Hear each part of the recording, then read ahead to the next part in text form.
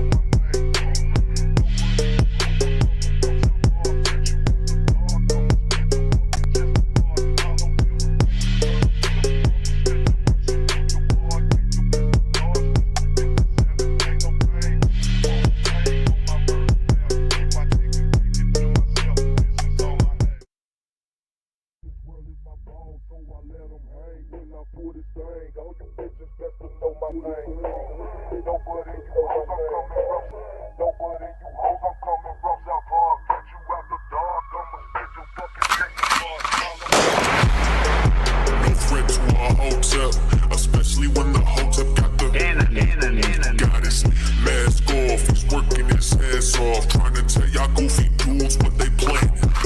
It's Hotep, Hotep. Hope you motherfuckers understand. It's Hotep, Hotep.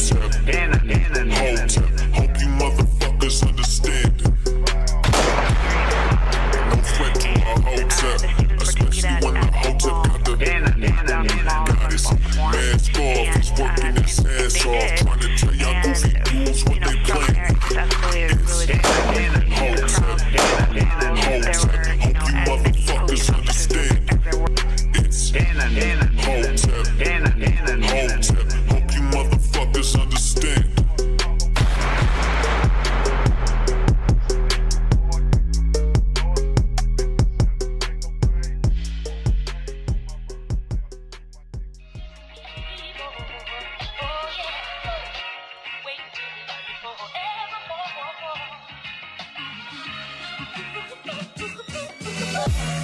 What's going on, everybody? What's going on? Happy Monday. Happy Monday. Welcome to an early edition of Cannon Speaks.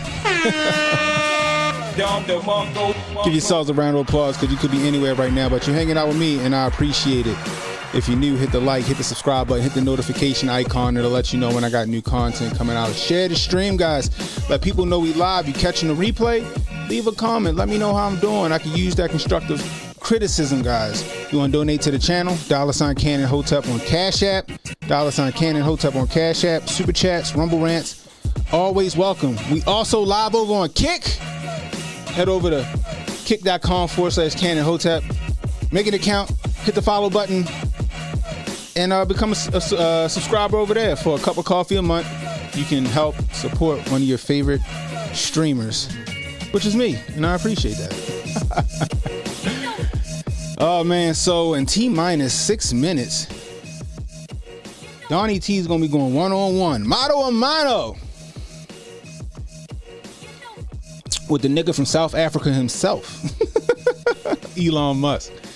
Man, I'm actually looking forward to seeing what he got to say. I mean, with all of this rebranding of Kamala Harris that the left and the media seem to be doing, this is something that he can use to kind of get out ahead of all of that and probably gain some more traction. I honestly don't know where the push is coming from. I don't know how she's up in the polls. I don't know how she's gaining this traction or where she's getting these. I don't get it. I don't know. It's all astroturf in my opinion. You know, but I digress. It's all astroturf in my opinion. There's no way she went from like just not liked, wildly unpopular, to now she's fucking America's darling. Like, how does that work? What? Somebody gotta make that shit make sense to me. I guess maybe it's the collard greens in the tub. I don't know. Maybe it was the quarter waters and the bangled earrings and the fucking tortoiseshell glasses and shit. I don't fucking know. I don't understand it. Because in my opinion, it's all astroturf. They're trying to pull that same bullshit they pulled in 2016. And what they tried to do with Hillary Clinton and the shit they pulled with Obama in 2008. That's just my opinion. It's almost like just this Jedi mind trick they trying to play on us. That the last 4 years didn't happen. Is what they want you to believe. Well, that wasn't Kamala's policies. They were Joe Biden's policies. No, whatever Joe Biden's policies was Kamala's policies. She has to run on his record because she was his number 2 in the world, like my man Goldstein said. Number 2. You're the number 2. The right-hand man. You got to run on his record. Or whoever's record that was actually in charge.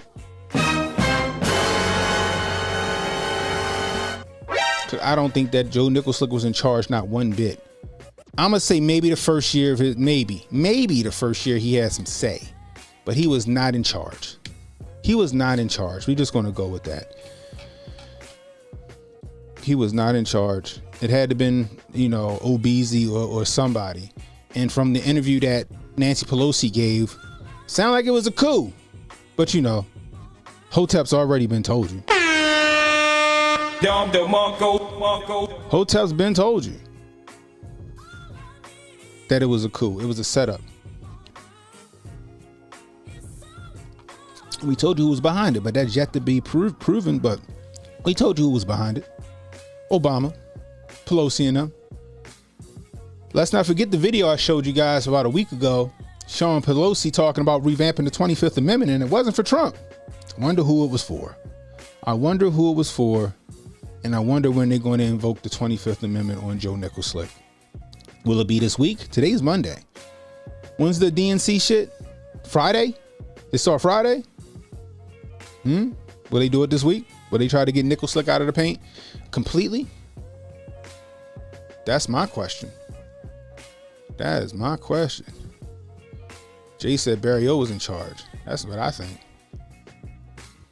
Jay said, ain't no way. It ain't no way. It ain't no way. You cannot convince me that Nicholslick was in charge at all. Not one bit can you convince me of that. Again, like I said, and that's my analogy, so if you hear somebody else saying this shit, you know where it came from. Kamala's 4 years is like you gave your little sister the broken controller, so she thinks she playing the game too. Now they want you to convince you that, that wasn't her policies. Whose policies was it? Who was running the country while Kamala was just chilling, sipping on mint and juleps, and just having 4 years of a vacation? Because that's what she did. She did nothing at all. She barely spoke. She barely did any pressers. She barely did any interviews. She didn't do anything for 4 years. Now all of a sudden she out here in the limelight and they capping for her. You know what I'm worried about, actually? Who's running the country right now? We about to go to war, right? We got warships over by Gaza. We got warships by Gaza. We got shit ramping up again over in the Ukraine. Somebody gotta tell me who's making these executive decisions. And I said this the other day too on my stream. Who's making these executive decisions right now? Because it ain't Nicholslick and it damn sure ain't Kamala. So who's making these decisions to send these warships and to send these troops and put boots on the ground and all this other stuff? Somebody got to tell me something. Interns. Yeah, all right. What up, Monique? You know what I mean? This is nonsense, y'all. This is nonsense. As we wait, we got 1 minute left. Got 1 minute left, waiting for it all to spark off. Donald J. Trump says, enjoy. My man Donnie T said, enjoy. That is funny. That's a better thumbnail than I made. Nah, I think my thumbnail better, goddammit. But I digress. So, oh man, it's 8 o'clock on the dot. Let's find it.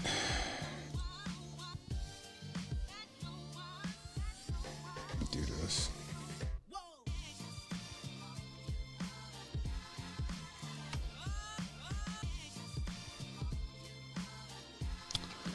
Where is it at?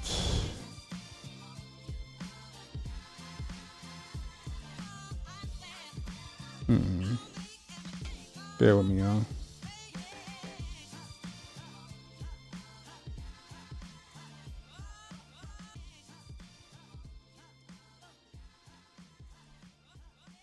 There we go.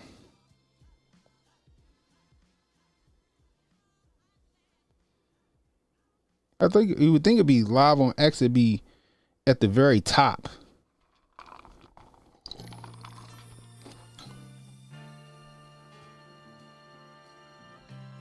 But it's not.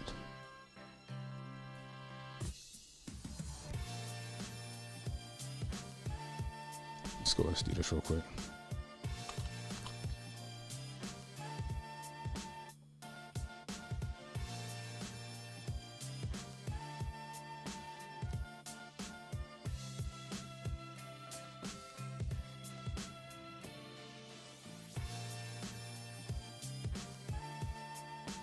I don't look like they started it just yet.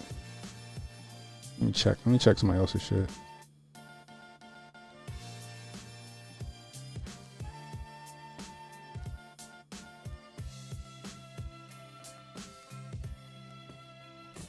I don't think they started it yet. It's wild.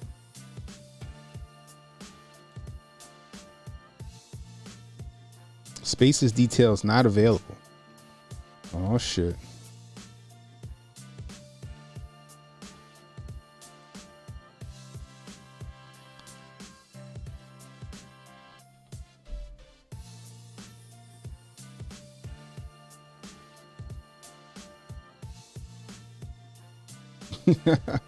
I'm wondering, right? Are they nothing happening? This is wild. Maybe they haven't started yet. Maybe they haven't started yet. So we're gonna hold tight. Let's see. Interesting. Let me check my phone. All right, X just sent a notification starting in a few minutes. Okay. They probably still getting some shit together. That's what I thought. Anyway. How y'all think this shit gonna go? Y'all think Trump gonna do himself any favors? I hope he does. He has to humanize himself again. He was gaining so much traction during, with the assassination attempt. Right?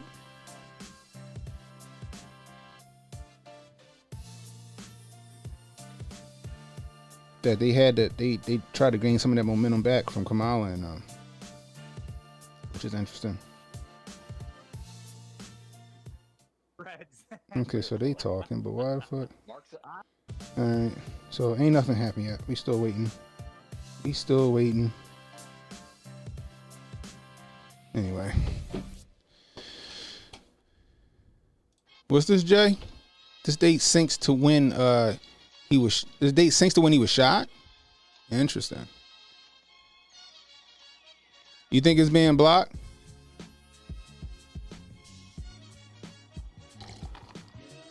Dirty Dems trying to sabotage the feed. Uh-oh. The space is crashing? Oh, shit. Wait, mute this on the other side. Can you hear me? What's up, Jay? There we go. Gotta mute the mute parts. Can you see me? I got you. I'm about to pull you up on screen now, Jay. I gotta go into the office here in a second. So I'm just in the back rooms because the kids are noisy. I'm waiting for my wife is on the on a phone call, so I'm gonna dip over there to the other side. So I can't see you in the Skype. No, I got you. Setting it up now. Okay. Boom. A lot of people on X said they're having trouble with the spaces. Yeah. Uh-oh. Wonder why they having trouble with the spaces, Jay. Trouble with the spaces, huh? I hope they get it up and operational. I hope so too. I was looking at those numbers. Last time I said he would be out like at 208. My wife was behind me. I said he always has to do this. 28 means 88. 2 8s is 88, and that's his number. So he always does things off of the number 8 and 88. And so if he show up late, if he show up late, it's gonna be synced to that 88 again. Like he might pop up at He might pop up at 708, or he might, he might pop up at 28. It's gonna be something along those lines, I'm sure. And the reason that today syncs up to what's his name? Let me see the. Let me know when to start. Is it ready? X keeps say listen when they when and they're not available. Yo, X look like it crashed, yo. It's like so many people in here on X, it like it crashed. Servers wasn't ready to serve. Nah, servers wasn't ready to serve. Hold tight. We gonna figure this shit out real fast, though. So numerically, this day syncs up to that number 28 again, also to that 28, which goes back to that 7/13/2024, which was also synced up to 28. So he picked out this day also for a 2/8 day. We knew he would have an announcement, like I was calling it. He would have an announcement on his day, which was 8/8, and he did. But then now we're on another 2/8 schedule, which is today. Now I'll tell you guys the future 2/8 schedules for Trump. So his next event he'll do something big for is on 9/11. And then following that, that's another 2/8 day. And following that will be October 10th. So if you guys want to write that down, those will be the two next times that Trump will have some kind of a 2/8 event, because he always schedules these out to sync up with 88. Pop Hotep said, "Can see if you can borrow HJ's Illuminati pass to get on the space, so you can see the spaces." Like everybody having issues. You can't even play regular ass spaces. That's the crazy when Trump got in. So 55, 44, 28. Those numbers all sync for July 13 when he got shot. Those numbers also sync up for today for 8/12. When he got in office, he had a 55 and a 28 for 11/8/2016. And Harris's numbers sync up to the number 22 and 58. So 22 and 58 are her two numbers that she goes off of. Whenever they do a Harris event, it's scheduled with 22 or 58. Look, I can't in the phone calls. Let me read some of the chats. What's good, by the way, everybody? Good to see you. Is he supposed to debate on 9/11? Thank you very much, Natty Smurf. Let me look at that debate schedule. Oh my goodness, great! My son called and told me I'm hungry. He down my mother's house talking about he hungry. Like, nigga, you is down grandchild's house. She probably told him he eating because he bored. You know how the old heads be. Let's see. It says ABC was scheduled to be held on September 10th. I'm trying to get in, HJ. Can't nobody get in this bitch. Like, I'm even trying to grift off of somebody else's grift. And it just ain't working. Like, it ain't working at all. I think Trump literally broke the internet, like Steph just said. Trump literally broke the internet, yeah. We will have it right now. I'm looking at the quartering. He can't get in enough. The service can't handle it. You know how many people on X right now? Motherfuckers made accounts. People made accounts just to watch this. Like, understand that. You got the quartering up. You got the quartering up. Benny Johnson up. You got what's his face up? Tate. Andrews. And nobody can see the spaces. And nobody can see the spaces. Nobody can see it. Nope. Nothing's coming up. That's the thing. Nothing's coming up. Everybody's trying to grift off of this, and nothing's coming up. They all jacked up. What up, kid? Kid Gravity in the building. Elon broke his own app because he's a failure.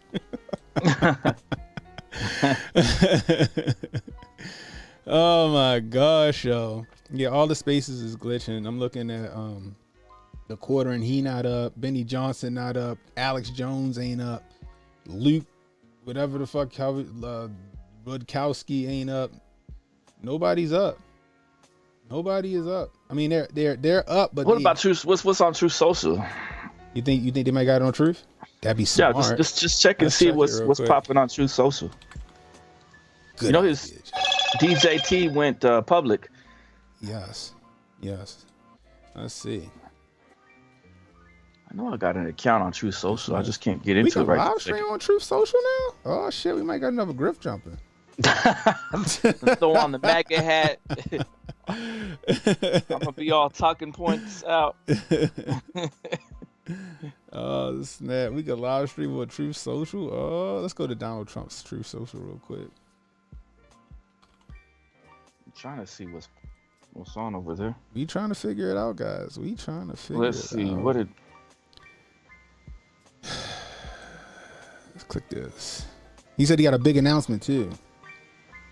Yeah, but when today? That's what you just said. Today syncs up to when he got shot. So is something about to go down tonight before tonight's over? Today syncs up to when he got shot. It's a 2/8 day, double 88s. We should be seeing something that has something to do with 44 tonight. 4 + 4 is that 8. You're gonna see some kind of strange news popping out about it. Oh no, he didn't something. say. He says big audience. My bad. With dyslexia. Something interesting. Yeah, it's a big audience, Donald Trump, but it ain't nothing we like. I'm trying to click like there's no link. Like it's not showing on here. I'm looking for trending and it's not here. Trump on X. Let's see what this hashtag has.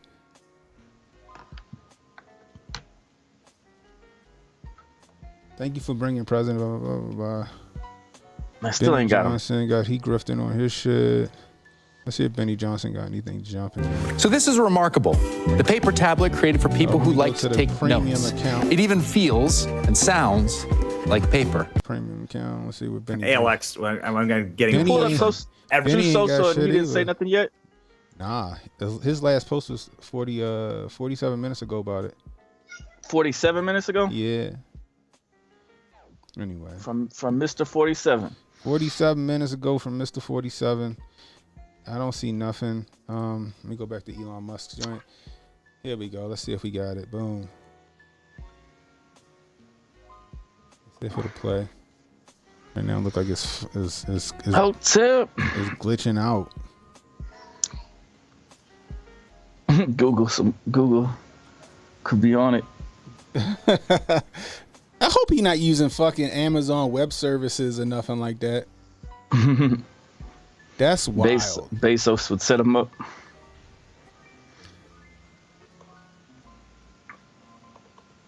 All it is audio. From who? Elon?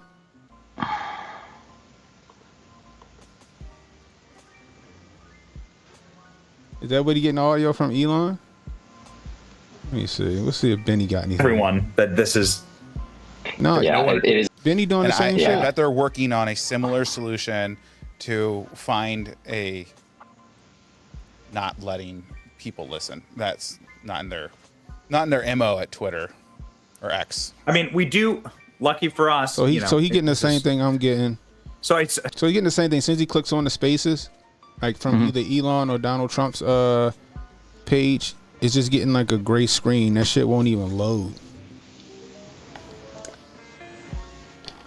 Damn, Elon, I thought you fucking streamlined X and you had all of the I hope you're not running Amazon Web Services, yo.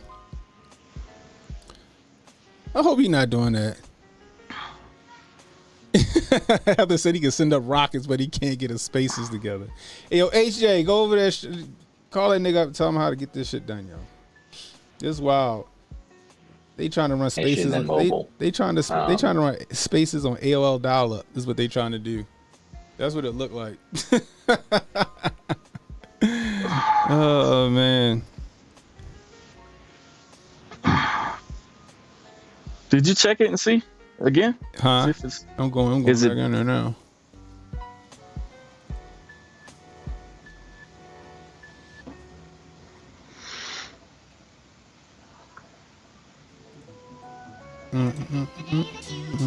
So like, everything loads just fine, and then I hit this.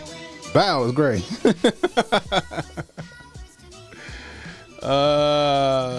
This is the second time this fail happened, bruh. He's 100% using AWS. AWS is throttling the shit. If that's the case, AWS or whatever Google Web Services is throttling all living hell out of this show. This is crazy. I'm in the Musk and Trump joined the conversation, but no sound. Go to the what? To the link on your Interstellar Gaming timeline. All right, let me see what you got going on now. Now I gotta I gotta redo this.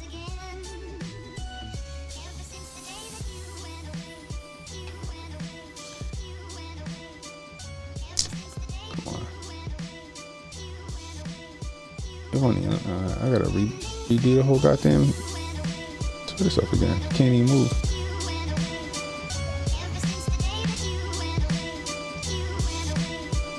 What the fuck is this? All right, let me see. You said Interstellar Gaming Timeline? Let me see.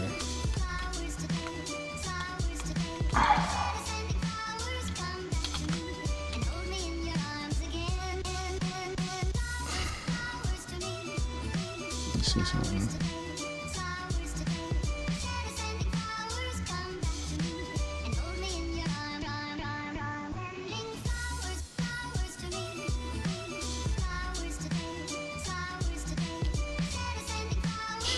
Let's see.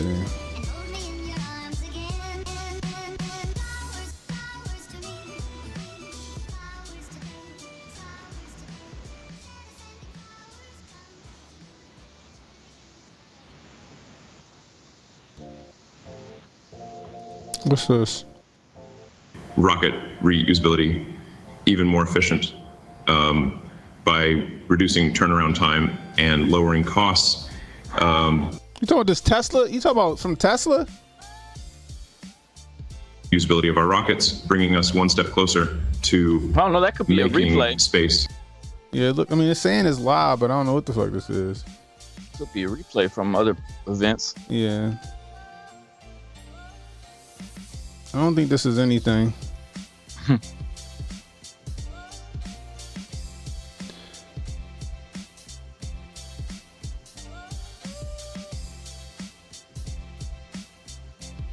Hold on. I'm gonna try y'all links. Why not?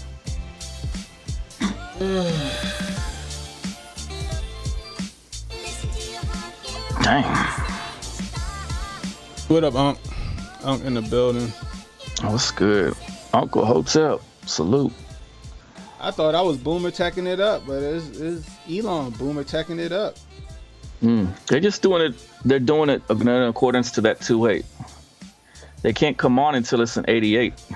Uh-oh, Jay said he's gonna have it fixed. Esoterically. We're at what are we at right now? 818. The scientific research conducted during Polaris Dawn will help us better understand the. They could pop on right now, or they could pop on at 28. Y'all keep sending me like the Tesla Live. The Tesla Live is like a pre-recorded thing from some other event, some other time, I believe. That's not the. Yeah, that's not it. That's not the Trump event right now. Yeah, y'all keep sending me the Tesla Live shit. Did you see they're talking about on Fox? They were talking about there was a earthquake there in Los Angeles. No, I didn't hear that. It was a 4.4. I mean, in LA. It ain't Dante's Peak. Technically stuff. It ain't Dante's Peak. What that movie? We were talking about those two movies. Dante's Peak and Volcano, and there was one other. I forgot. Yeah. Let's see. Are we fixed yet? Yeah, I think y'all sent me something else. Man, this shit is still just not fucking moving. Let me see if I'm trying to use like Benny Johnson as the litmus, or somebody as the litmus, for it working. P-Dog, he trying to get his grift on. P-Dog is up and ready to go. I just got the notification. P-Dog. P-Dog ready to grift. Hold on, what we got here? So it looked like so it says the interview, so the live interview, right? Yeah.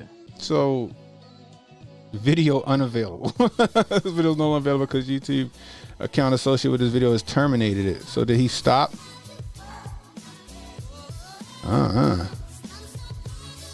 That's wild. There's a lot of people trying to get on this. Massive attack. Working on shutting it down. There appears to be a massive DDoS attack on X. Working on shutting it out. Throw the tweet up, please. And look at that. Worst case, we will proceed with a smaller number of live listeners and post the conversation later. So Elon Musk says, and we have the link, ladies and gentlemen. Wait a second, maybe. Boys, is that link working? again, you will hear it one way or the other. We prefer you hear it through the desktop here, where you're able to see everyone, where you're able to see everybody. But either way, if we have to hold our cell phones up to the microphone, we will bring you. Hold cell phones up to the microphone. ALX, if I get booted out, you will have the capacity to get a fucking StreamYard, Benny. How much money are you making? My phone is running through my fucking soundboard. We are set. Elon Musk says that there was a massive attack, cyber attack on X, and they're trying to shut it down. Elon Musk is one of the smartest people on planet Earth, but this would explain why the space, it has not started yet. If you're watching live, we are 100% live. It's 8:21 p.m. Eastern Standard Time. Currently, there has only been elevator music for the last 30 minutes on the space. However, Donald Trump and Elon Musk are on. Elon Musk announcing seconds ago that there was a cyber attack, ladies and gentlemen. At 8:18, like I've been saying this whole stream. That's what we'll hear from at 8:18. They're just doing this via gematria, but this is all flying over everyone's heads. There is no DDoS cyber attack. What they're doing is they're preparing the sheeple in the United States for when we go that day on November 5th, and everybody's out there lining up to go start voting, and they start having these rumors and these other events happen at different polling places where he needed the certain numbers. All of a sudden the lights go out. All of a sudden there's going to be them doing the same stunt that they pulled before when they said that the water pipes are bursting. The water pipes have burst. You can't go in there to vote. You might get splashed with the water. They're just preemptively letting us know that they're going to be doing all of this upcoming server attacks, cyber attack, talking points, all leading up to the election, and then of course on the day of the election. And just like I said, at 8:18 you'll get an announcement. At 8:18 Elon gives us the announcement, just like I said it would happen. And then going forward, there is no DDoS attack. Smartest man in the world isn't going to be having that go on his channel. So there you go. So I'm going to join the spaces.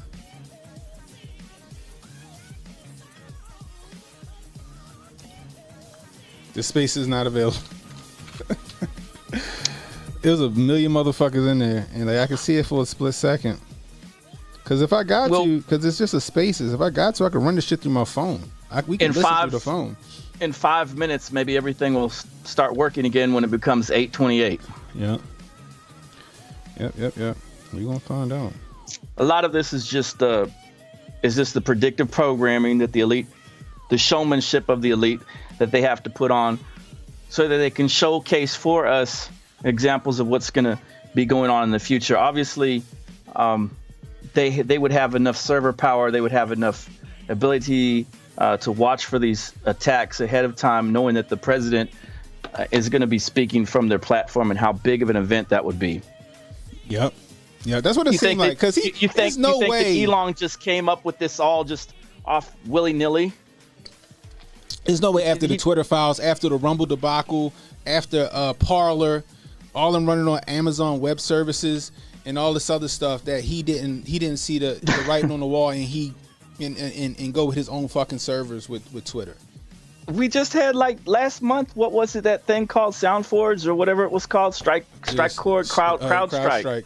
Yeah, CrowdStrike. And then before that, we had all the AT&T, everything from AT&T and Verizon all shutting down. We woke up and I said, I don't have any service. I don't know what's going on. No service. Now, what I do find interesting is the fact that the EU was, like, trying to preemptively, like, shut that shit the fuck down today. You know, like, we can't show it. You know what I mean? Yeah, of course, Amazon Web. Yo, I have it on good authority. Okay, I can't reveal my source that Amazon may or may not have, like, paid $60 billion or $6 billion to, not Amazon. I'm sorry, the federal government paid Amazon $6 billion to have control of their back end. Pause. So if he's running on Amazon Web Services, that's just ain't no DDoS attack. Somebody at Amazon said, click. Somebody at Amazon said, click. That's what happened, y'all. Make no mistake about it. Oh my gosh. They don't want to hear. They don't want to hear nothing. They don't want to hear Donnie T speak. They don't want to know what he got to say. But it could be a fucking op though, like Goldstein State. I don't put nothing past nobody no more, yo. I think we got action. Cut the music. Oh, then the shit said the space not available. Like they was getting ready to jump off.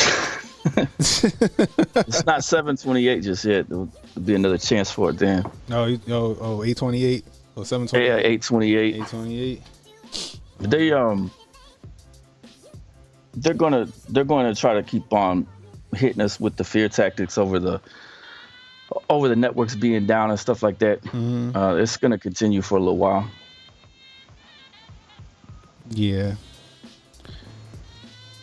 They're building the suspense, guys. Everybody's on the edge of their seat, waiting with bated breath to hear what Donald Jerome Trump has to say. So let's see if they got sound. All right. If there is a way to mirror the device on screen, please do that. I don't have the capacity to do that here in the home office. So you can see here. This is the trending page. You don't need to see who the here fuck on talking. X. All we need to do is hear. And you'll see if you go to Elon Musk's page, you'll see that Elon Musk also live. This would normally bring us into the space. Clicking on it, but you'll notice the screen just goes a slight tint of gray, and so that's what happens. This is a lockout right here. Live conversation with Donald Trump, 8 p.m.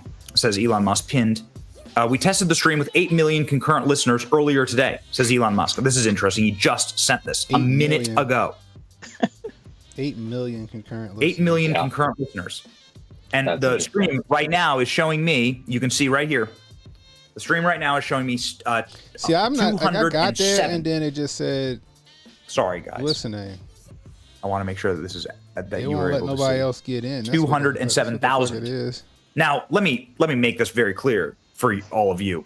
The X has a billion users. ALX? No. 500 million? X total users? Yeah, X total users. You're talking about a platform. So you're talking about a platform that has even him saying that, right? Hundreds of even him saying that just tells me that like something's being done on purpose. Zero have joined the spaces, but then when you hit start listening, there's 221,000 people in the space. 200,000 people that want to listen to this space. That's no, there's a lot more people. It ain't no way. And Elon Musk saying it ain't no way, Jay. Concurrent. There's no way that he ain't got his own servers. That he didn't anticipate a DDoS attack. Nah, they didn't come up with this willy-nilly. I could have made my liver and onions and shit. And where did the 8 million come from? They tested it with 8 million. Yeah, they tested with 8 million concurrent users, but you can't. You only got 220 something thousand people in this space. That's what it's showing me. Yeah, bots or something. 232 in there now. How come it keep kicking me out? How many are in there? 232 people. 232,000 people. 232? Yeah, 232,000. Gotta be Elon bots. You think it's Elon? Here we go. So look, I'm in. People lined up. I'm in there too. I'm just up. Oh no, that's that nigga talking. But yeah, see, like it's just, I'm in there. I'm right there. Our production team. I'm right next to Patriot J. Cool. And Elon, like I'm right there. In between. Let's go. Shout out to Patriot J. I made it into the waiting room, guys. I made it to the waiting room. Dom Lucra is in it. Yeah, I'm with Interstellar. They're gonna definitely bend this back over there to the Iran stuff. They're definitely gonna bend this over there to the Iran. Kick me back out now. What, Alex? You kicked me out now. What's up, Federales? Welcome in, Hotep. Okay, great. Dom is saying it's up now. Let me see something. There's just like some music there, but I just set a stream that made our screen app. HJ. There it is. What's good? Look. Did we get it? Oh, well, mine just popped up for the first time. Oh, let's see. Did you do start listening? See if it. Let's see if mine pops up too. We're in. Doot. We're in. There you go. Can you hear this? Yes, sir. Test. Okay, hold up. Good. I think you have to hit got it.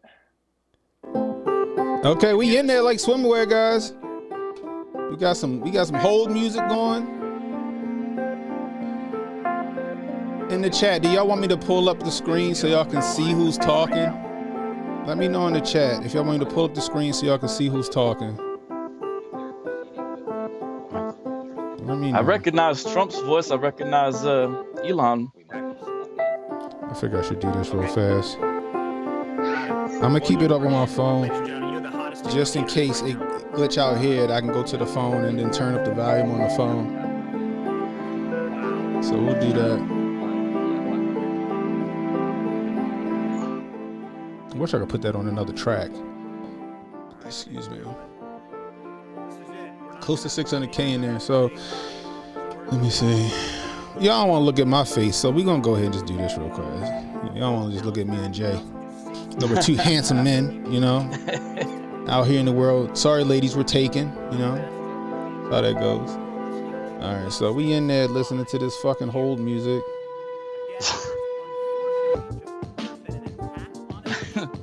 Got this fucking lo-fi hip-hop shit jumping. Right, the lo-fi. Yo, look at this is wild. How many people is in here?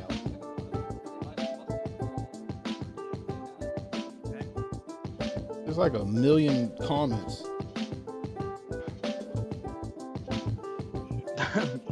The beat boop boots music. Yeah, this is you're right. That's that Johnny 5 music. he building an AI bot right now. The short shout out to that movie Short Circuit, right?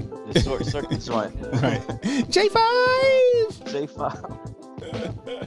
Johnny he joined the Los Locos. Remember in part 2? Huh? What we doing? Cold? Oh shit! Why'd I do that? God damn it! It kick you out? No, I did that. Dumbass shit. I already did.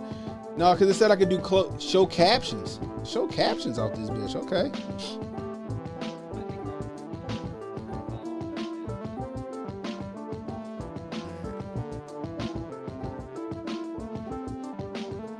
Is the music coming from Donald Trump's thing? This what DJ T freestyles too.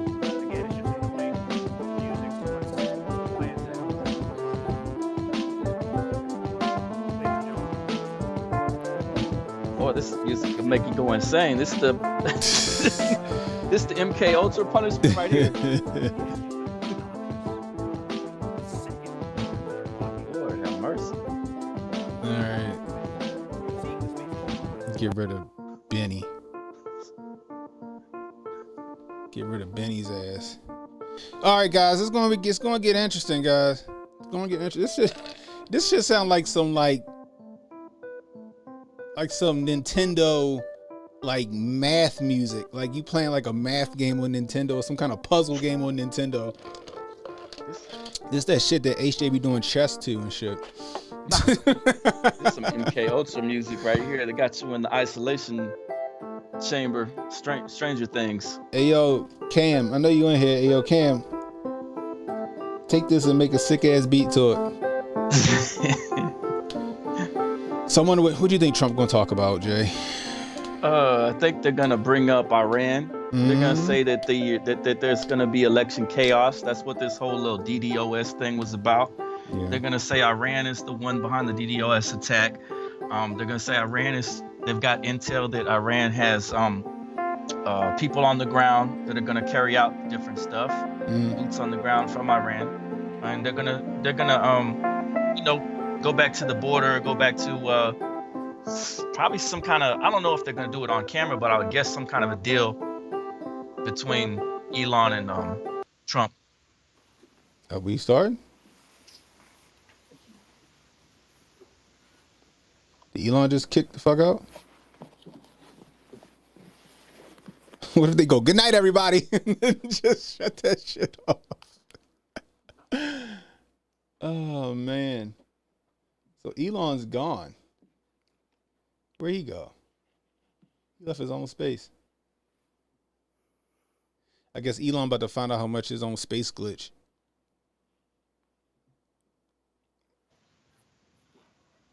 Okay, well. Knew very well this was never starting at no 8 o'clock, just like I said. It wasn't starting at no 8 o'clock. It's all on Donnie T's time. Yeah, he had to get it. He probably had to sit down and eat a nice steak. I could have made my fucking liver and onions, yo. So he eats he eats all his food with ketchup. He puts ketchup on his steak and stuff.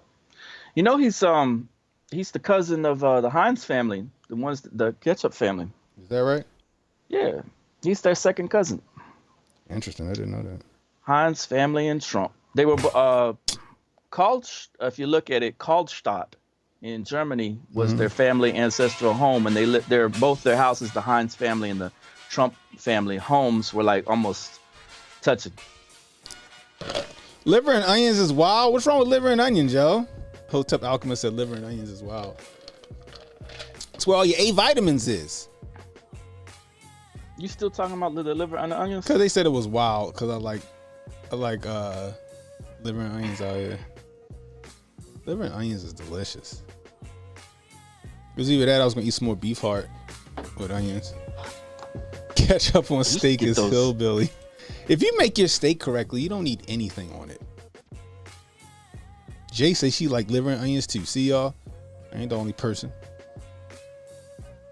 Yeah, I'm definitely. I'm from the hood, but you know, I used to spend my summers out in the country with my granddaddy. And that's why I learned to eat liver and onions. He loading up Hotep corn. But yeah, I mean, you're right, Jay. It's gonna be Iran. He's gonna talk about that. They're gonna say that they got attacked by somebody, right? They're not gonna say that they just got attacked by our own federal government if that's the case, or some shit they just fucking cooked up. Some nonsense they just made up. Right. In the back room. Exactly. In the back. Yeah, exactly. Look, it's gonna be about Iran, I believe. And a little bit here and there. And if we don't hear it tonight, then we definitely hear it in the next few days. We're gonna be seeing them talk about how Iran has boots on the ground. Iran has ops standing by ready to take down the servers or stuff like that, and that they're targeting November 5th, which makes perfect sense. It's on the 5th of November. Remember the 5th of November for that movie V for Vendetta predictive programming you got going in. So definitely there's gonna be some kind of Muhad dude that they pick up or something like that, or they decide not to pick him up. And this is all the preemptive nonsense for something that goes down at the DNC or afterwards. Yeah, I know, Jay. Jay said they have millions of people held captive right now by this. If it gets real bright outside, like sunshine, it was nice knowing y'all. Please stand by. What happened to the beep boop music? Did you pause it in the background? Because the beep boop music was coming from Donald Trump's, like, from his profile. So Elon's back into space now. Both of them are muted. They probably was calling each other on the phone, like, all right. That's probably what happened. So now we just waiting for these motherfuckers to start talking. Should be pretty soon. After a little, it's after that 8:28. Yeah. But I don't know. They're gonna bring up Loki Kamala. said he still hears it. He still hears the music. You hear my music? Are you in the spaces? No, I wonder if he's in the spaces. No, my music's playing. Like, I can play my music. Oh, your music is good. That little the boop, spaces boop, beep, music. Beep, bop, boop, beep. I was like, oh Lord. Yeah, the music, the space. Let me make sure. Let me do something. Make sure I ain't fucked up. The music has a message. You know, But the number Loki one. knew my shit too, right? You say what? Loki would knew my shit. I kicked the some bitch down and got it. AK Wild. Hold up. Where we at? Let's go here. You got your social up in case it say anything over there. I got my app up. Cool. Join the space. Start listening. Andrew Tate got almost 100,000 people with him on his channel. Of course he did. He still doesn't have no, the. there ain't no music, Loki. I don't know why Loki's still here. The boop beep boop music. The fucking ones and zeros, the binary beats or whatever the fuck it is. Nothing. Text Trump to 88022. Yeah, so Elon, so Trump is muted, Elon's muted. Everybody just sitting here. Just I wish we could start talking amongst ourselves in the fucking spaces. No, there'd be a fight breaking out, right? What's going on, Marjorie Taylor Greene, you big back body bitch? Say nah.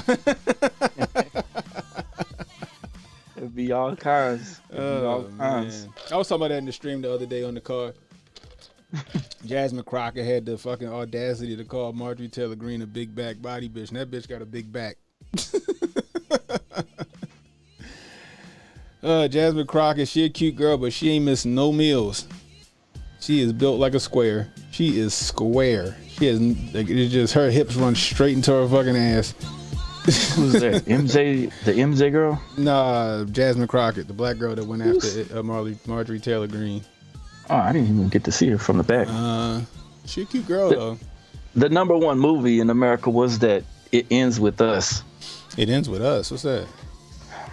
Okay. It's like a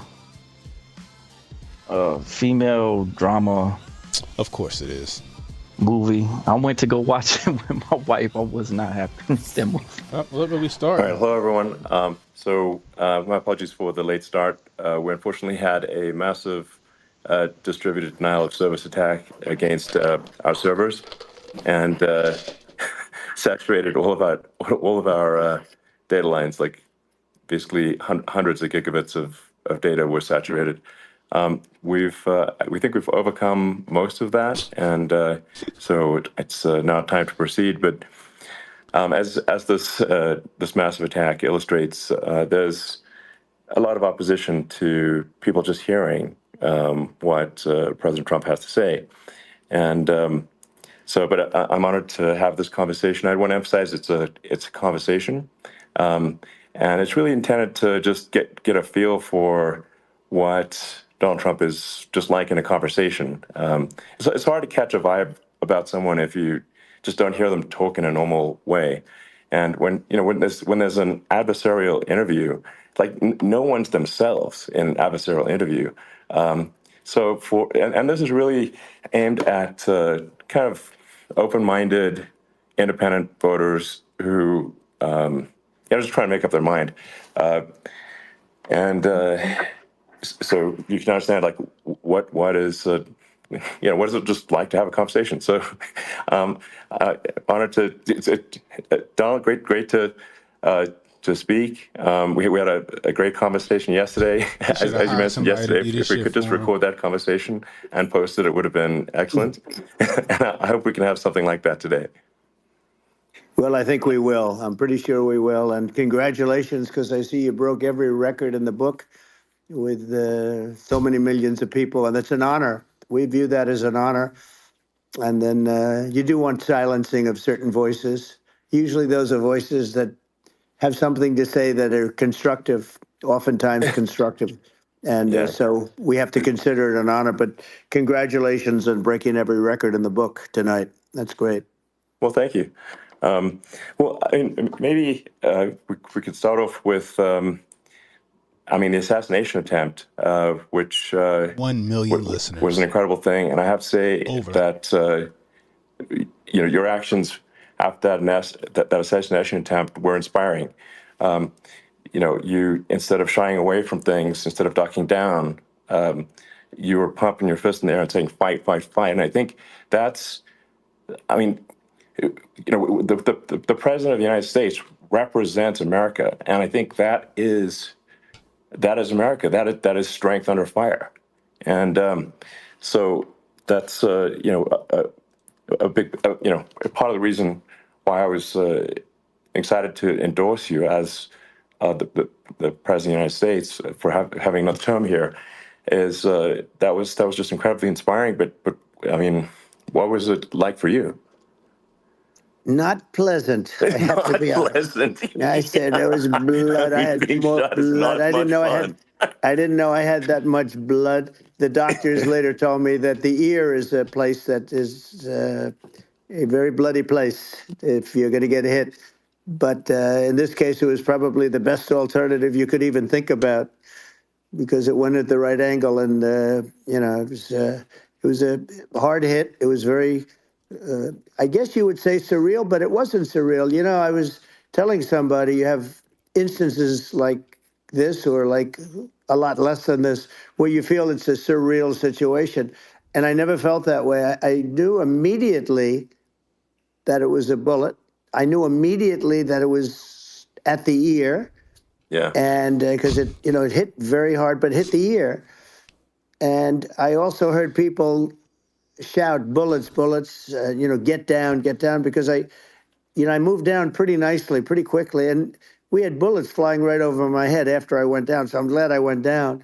The bigger miracle was that I was looking in the exact direction of the shooter. I'm gonna just say Hotep's been told you on this. It hit me at an angle that was headline far less destructive than any other angle. So that was the miracle. That was for those people that don't believe in God. I think we got to all start thinking about that. You have to.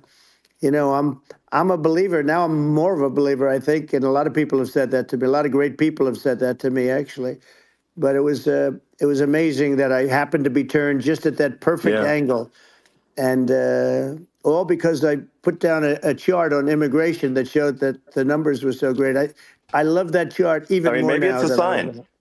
Maybe that's a sign. It's an immigration sign. You highlighted a serious issue, and at that moment, the bullet missed your, hit your ear, but missed your head. I mean, the amazing thing is that the sign. I said, bring down that sign on immigration, and it was literally about an eighth of a second where it would be good, and after that it was going to be a disaster, no matter which way you were facing. But it just had that perfect angle, which was exactly at this shooter. Very sad situation. Such a sad situation. As you know, we lost somebody that was great, Corey, who a firefighter, a great gentleman, a great trumper. He was just a fantastic family and a fantastic man. And a friend of mine came up, Elon, and said, "I'd like to give the family some kind of help." And I said, "All right, that's great." He said, "Do you mind?" I said, "I don't mind at all." And he wrote out a check for $1 million, gave it to the wife. And, she said, "This is really nice, but I'd rather have my husband back," which is a nice thing for somebody to say, to be honest. She's great. The family is great. And we raised a lot of money for them and for two other gentlemen are unbelievable people also. They were hit really badly. They thought they were not going to make it, and they did. The doctors in the Butler area, I tell you, they were incredible. They saved the two, and they were really hit tough, both of them, equally. And we thought, my first question was because I heard bullets flying over me, and I said, how many people were killed? Because we had a massive crowd there, a tremendous thousands and thousands of people, and there was no land. I mean, it was all people. So I said, how many people have been killed? Because I knew there were other shots being fired. And they said, we don't know yet, but some people have been badly hurt. And I have to give the Secret Service sniper, they call him, or sharpshooter, but sniper, because he didn't know there was a problem. He's an extraordinary shot, obviously, and he didn't know there was a problem. And he was able to pick it all out within 5 seconds. And he used one bullet from very far away, I guess probably about 400 yards. The shooter was 130, but he was on the opposite side of the field and the podium. And he saw the smoke and the flame from the gun, immediately recognized it, and immediately took a shot. And it was one perfect shot from very far away. And if he didn't do that, Elon, he would have. I mean, if he would have, a lot more people could have been badly hurt and killed.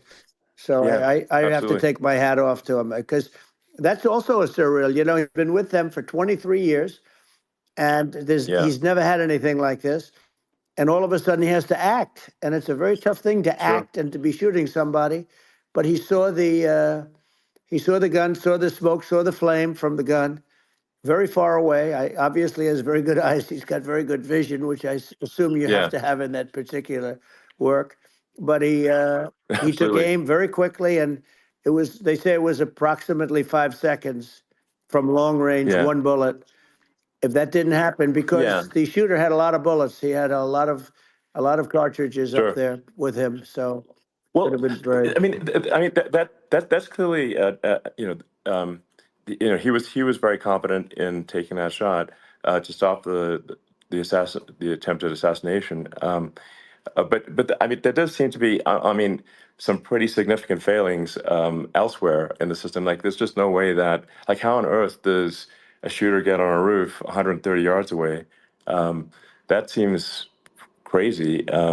I think most people people are wondering how on earth could such a thing happen. Well, I view it as two ways. There should have been nobody on the roof. There were people, because there were so many tens of thousands of people there.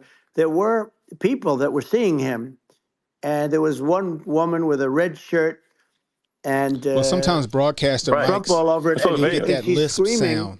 Like you'll hear like Howard Stern. If you listen to Howard Stern, he got that lisp sound. There's a guy There's a lot of people that you hear that. It's like I guess. So it's probably what it is. I mean, for my part, and I think probably many members of the public are wondering how the heck are, basically people wondering by it, pointing out there's a guy on the roof with a gun. Yeah.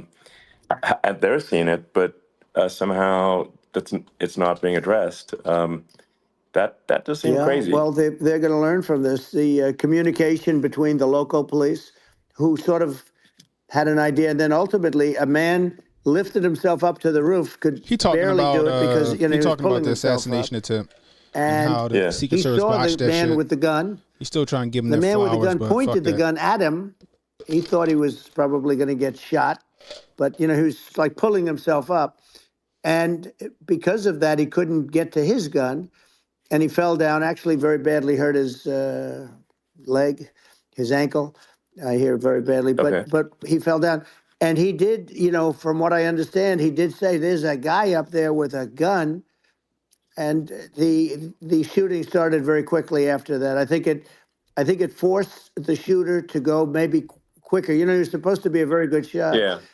My sons, Don and Eric, they can't believe what happened, but they said from 130 yards, a bad shot would hit that target almost every time. They said it's like in golf, sinking a 2-foot putt.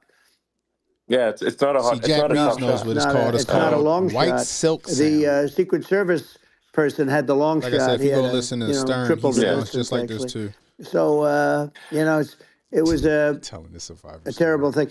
Look, it's hard. I have to say this about the Secret Service. When I went down, and I went down based on, I think they're screaming, but other people also, because people saw this happen. You had so many people. One of the miracles was that nobody ran. I mean, if a gun goes off, the crowd control people. They show you on YouTube because he's doing his chest. He doing when his chest, guns go off, and it does happen in right now, stadiums so at he a can't be soccer on match kick, I or guess. some kind of a match, everybody flees. They call it a stampede, like cattle.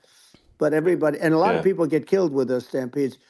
We had more people than you'd have at, some of these matches or these games, and nobody left. You had a small group behind us in the grandstand, and that was full.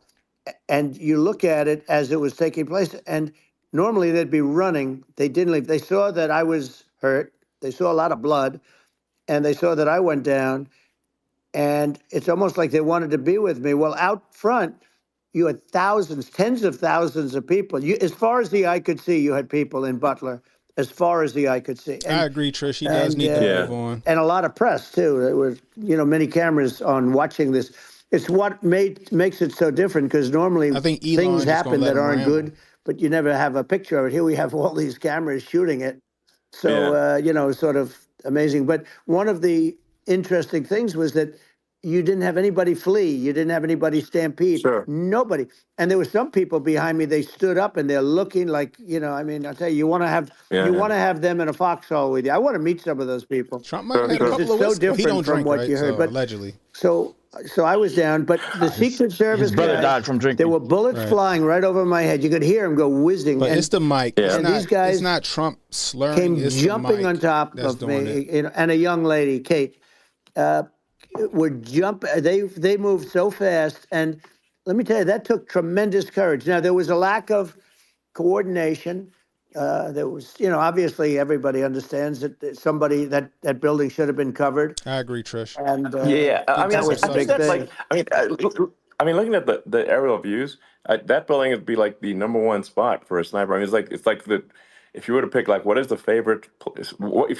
So if the goal is to assassinate, what's your favorite spot? That building. That's true. That He building say it's would not an be number interview. one. It's just That would have been the spot. It's like you can ask for a better No. location. It's like number No, one. that would have been the spot. It's going to go. You know the way what that people Elon think wants to is go. when the He local gonna let policeman, Trump talk as long as he who, by wanna the talk. way, he really he did what he was supposed to do. He couldn't hold on any longer. And then when he got his head just peeking trap above, pop. this guy standing there with a gun at his head. And when he fell down, again, hurt his ankle very badly, but he was making the calls.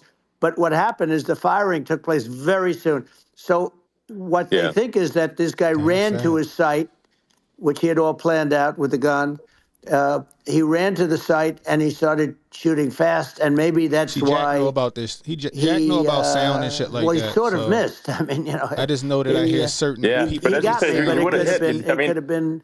Certain people could have sound been a much lispy in bigger certain mics. problem. The way the mic picks them up. But he totally would have hit if you hadn't Like turned when your I head. first So, got like, this you know, mic, I there could was hear the lisp a little bit, but I changed it. I very fixed some near stuff It was in a the mic. miracle. If I hadn't with turned the my filters head, and stuff like that. I would not be talking to you right now. As much as I like you, Exactly. I would not. Yeah. I would not be. You know, Will said it's an Adderall slur. Maybe from another realm, perhaps. Yeah, that's right. We'd be talking from a different place.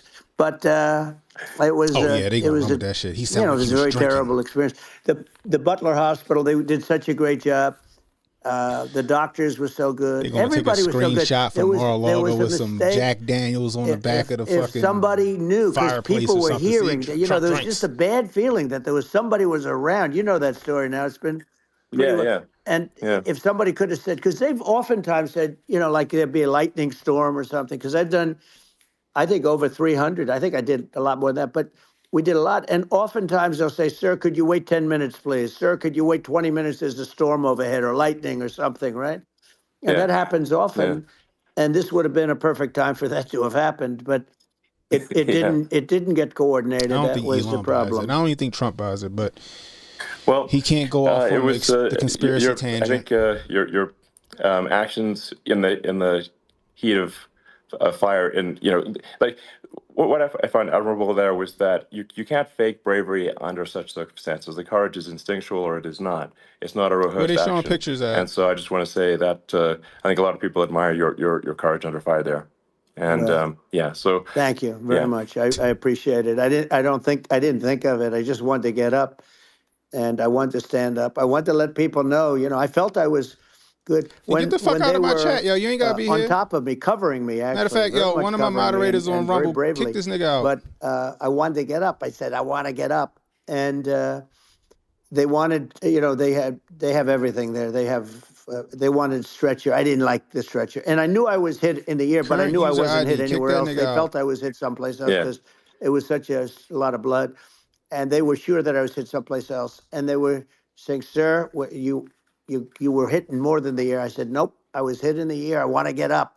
Let me get up. And so I got up, and the crowd didn't know what to think. I mean, this was so many people, and you could see they were confused. They didn't know what to think. And I wanted to let them know I was okay. It was very important for me to let them know that. And they went wild. You've seen the after. They didn't go wild when I got up because they didn't know was I alive. You really couldn't tell. When I stood up before the hand, before the, you know, the fist in the air, they didn't know if I was alive. Nobody did. And when I put the fist up, they were just relieved and happy and thrilled, and the place went crazy. It was pretty amazing. It was a terrible thing, but it was incredibly moving. Yeah. Well, and I mean, speaking of the sort of slide that got you to turn that saved your life, really, was the illegal immigration slide. Maybe this, maybe this is worth talking about that. It was that slide saved you're your right. life. No, the illegal immigration saved my life. You're right, but it was, I had to be at that exact angle. I mean, that's a great one. saved by illegal immigration. You know, the incredible thing, though, when you talk about the odds, you had to be exactly at that angle. But the incredible thing is that the chart, I used it less than 20% of the time. It was just a moment. Yeah. It's always on my left, never my right. And it's always at the end of the speech. So here we have it. It's on the right not the left. It's at the beginning, not the end. And even the people that put it up, they were unprepared, and they did a great job. They got it up immediately, fortunately. But I looked to the right, and the bullet came whizzing by, hitting my ear. So it was amazing. But when you think of the odds of that, and you know that normally you wouldn't use it. Normally I wouldn't have the thing, and then it would have been a very different story. It's very much. I say an act of God. It's a miracle that it happened, and I'm honored by it. I'm honored by it. Well, what were you about to say about illegal immigration before you were rudely interrupted? Well, I was going to say how good the numbers were. By the way, we're going back to Butler, and we're going to go back in October. We're all set up, and the people are fantastic in Butler. It's a great area. Great. These are incredible people. Like the three that, in the case of Corey killed, and the other two, the families are. I got to know them a little bit, and the families are great. But we're going back to Butler, and I think I'll probably start by saying, as I was saying, prior to being so horribly interrupted, but. Yeah, so rudely interrupted by an assassination attempt. But the chart. Some people have no manners. Elon, the chart was just a chart that in my last week, we had the best illegal immigration numbers, meaning stopping. It was at the lowest. You've seen the chart. It's become quite a famous chart. Yeah. But that was the lowest point ever recorded. It was a really, I was very proud of those numbers. And then you see what happened with these people. Kamala and Joe, you see what happened. They just let it go. I had remain in Mexico policies. I had all these different policies that was so good. Guys like Tom Homan and Brandon Judd from Border Patrol. These are all people that they've been on television. They says the best numbers we've ever had. We had so many different checks, catch and release in Mexico, not the United. We had catch and release in the United States. We had it in Mexico. We had so many things. We had things where many people come in there, they have contagious diseases. We had everything passed. If you have a contagious disease, I'm sorry, but we cannot allow you into the country. So we were setting literally records, and all I was doing is showing that, and I use it sometimes. Sure. And in this case, I'm glad I used it. I can tell you that. But they were fantastic numbers. But I'm going to sleep with that chart always. I'll be sleeping with that chart. That chart was very important for a lot of reasons. Well, I mean, would it be accurate to say that you're supportive of legal immigration, but we also need to shut down illegal immigration and especially unvetted illegal immigration, because and that's not the same as saying that everyone who's an illegal immigrant is bad. In fact, I think most people who are illegal immigrants are actually good, but you can't tell the difference unless there's a solid vetting of who comes across the border. Does that accurately represent your position? I say it very simply. They have to come in legally. They have to be checked. Yeah. Because look, Kamala was the border czar. Now she's denying it. Everything that I do, she's saying she was strong on the border. We're going to be strong. Well, she doesn't have to say it. She could close it up right now. They could do things right now. It's horrible. No tax on tips, and all of a sudden she's making a speech saying there will be no tax on tips. I said that months ago. And by the way, they had just the opposite. They had not only tax on tips, but they hired 88,000 IRS agents, and many of them were assigned to go get waitresses and caddies and all of this on tips. They have a policy. They had a policy that they were really going to go after you and were really harassing people horribly. And then all of a sudden, for politics, she says, she comes out with what I said, which I think is terrible. And I think it's also hitting them very hard. These people are fake. Now they're also saying they did a good job in the border. We had the worst numbers in the history of the world, not of our country. There's never been a country in history that has had a catastrophe like this. We've had, I believe, and I think you believe this too, you hear 12 million, 13. I believe it's over 20 million people came into our country, many coming from jails, from prisons, from mental institutions, or a bigger version of that is insane asylums. And many are terrorists. And I'll tell you what, they're coming not just from South America, they're coming from Africa, they're coming from all over the world. They're coming from Asia, they're coming from the Middle East, they're coming from countries that are stupidly and horribly bombing Israel October 7th. They're coming from all over the world. And you know, you look at, it's so sad, October 7th, because it should have never happened. Yeah. It's so sad Sure. when you look at Ukraine. It should have never happened. We have a defective government. These are defective people, and they're not people that should be running it. But where you see it the best is the border, because you have millions of people coming in a month, and then she gets up and she tries to pretend like she's going to do something. She had 3.5 years. And by the way, they have another 5 months that they can do something, but they won't do anything. It's all talk. She's incompetent and he's incompetent. And frankly, I think that she's more incompetent than he is. And that's saying something, because he's not too good. Yeah. No, I think it is essential to have a secure border. I mean, you're really not a country unless you have a secure border. And secure elections, too. You know, absolutely secure elections. And so it's just essential to have a real border, or we can't function as a country.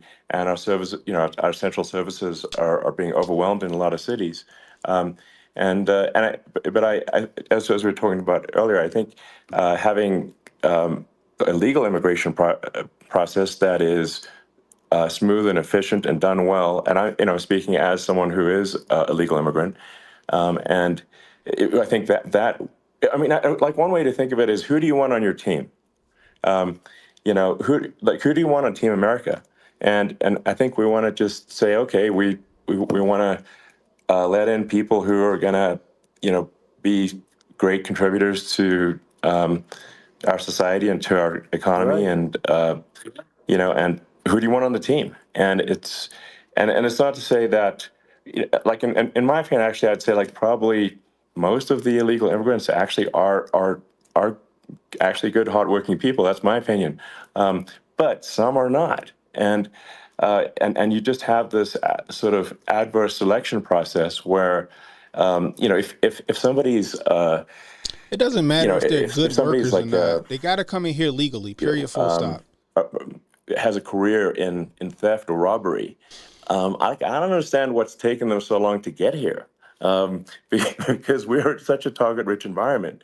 I mean, you know, why aren't more people who have a career in, you know, bad things coming here sooner? Because it's a piece of cake to go rob, you know, houses in L.A. or New York compared to other parts of the world, and in a lot of places in America, if you try to stop the person who's robbing you, you'll be arrested. Yeah. So it's insane. It's right. I mean, what's happening with crime, and our police are so good, but they're not allowed to do their job. But I have to tell you, Elon, I hate to say it because it's such a downer to say it. I hate to say it. I hate it. But you have a lot of people that just shouldn't be. I think it's a much bigger number than you think. They're allowing, again, they're allowing people from their jails. And if you were running one of these countries where they're coming from, you would have had all of them. As an example, Venezuela, their crime is down 72%. They're taking their drug dealers. They're taking, frankly, their prisoners. They're emptying out their prisons.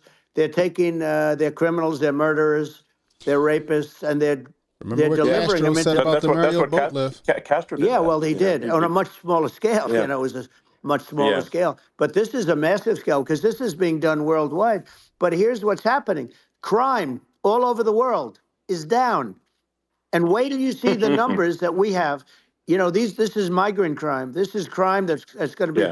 And I saw it today in New York where somebody was knifed with raped the girlfriend of a man that stood there watching in New York in one of the shelters. Yeah, she was 13. And started pulling out the knives, and bad things happened today. But this is happening every day. These are rough people. These are people that are in jail for murder and all sorts of things. And they're releasing them into our country. And they're telling them, if you come back, we're going to kill you. We're going to give you the death penalty or kill you. So they don't want to come back. But these are rough people. These are criminals that make our criminals look like nice people. And it's horrible what they're doing. And she's in charge of it because, you know, now she's trying to say she had nothing to do with it.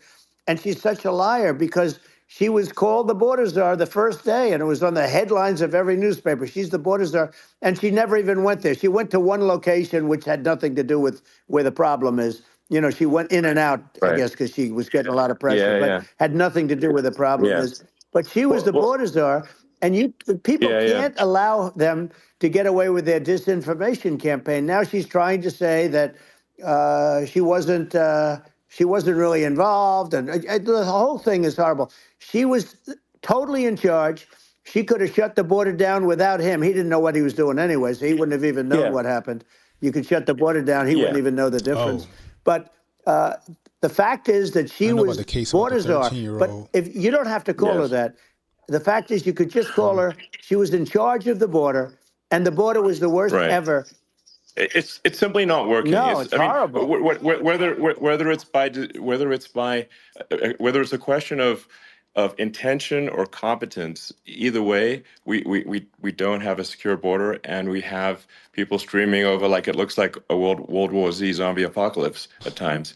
And sometimes you got to sort of wonder, like, is it real or not? So because you see things, you're like, is it real?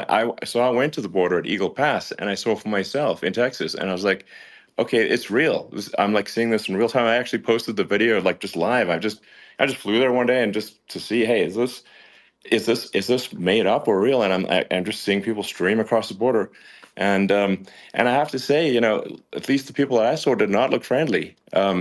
These are people can look at my video and say, hey, these people look friendly. I don't look super friendly. So these are people that Elon would not be the same man if he had to walk across the street and look these people in the eye. These are rough people. These are really rough people coming across.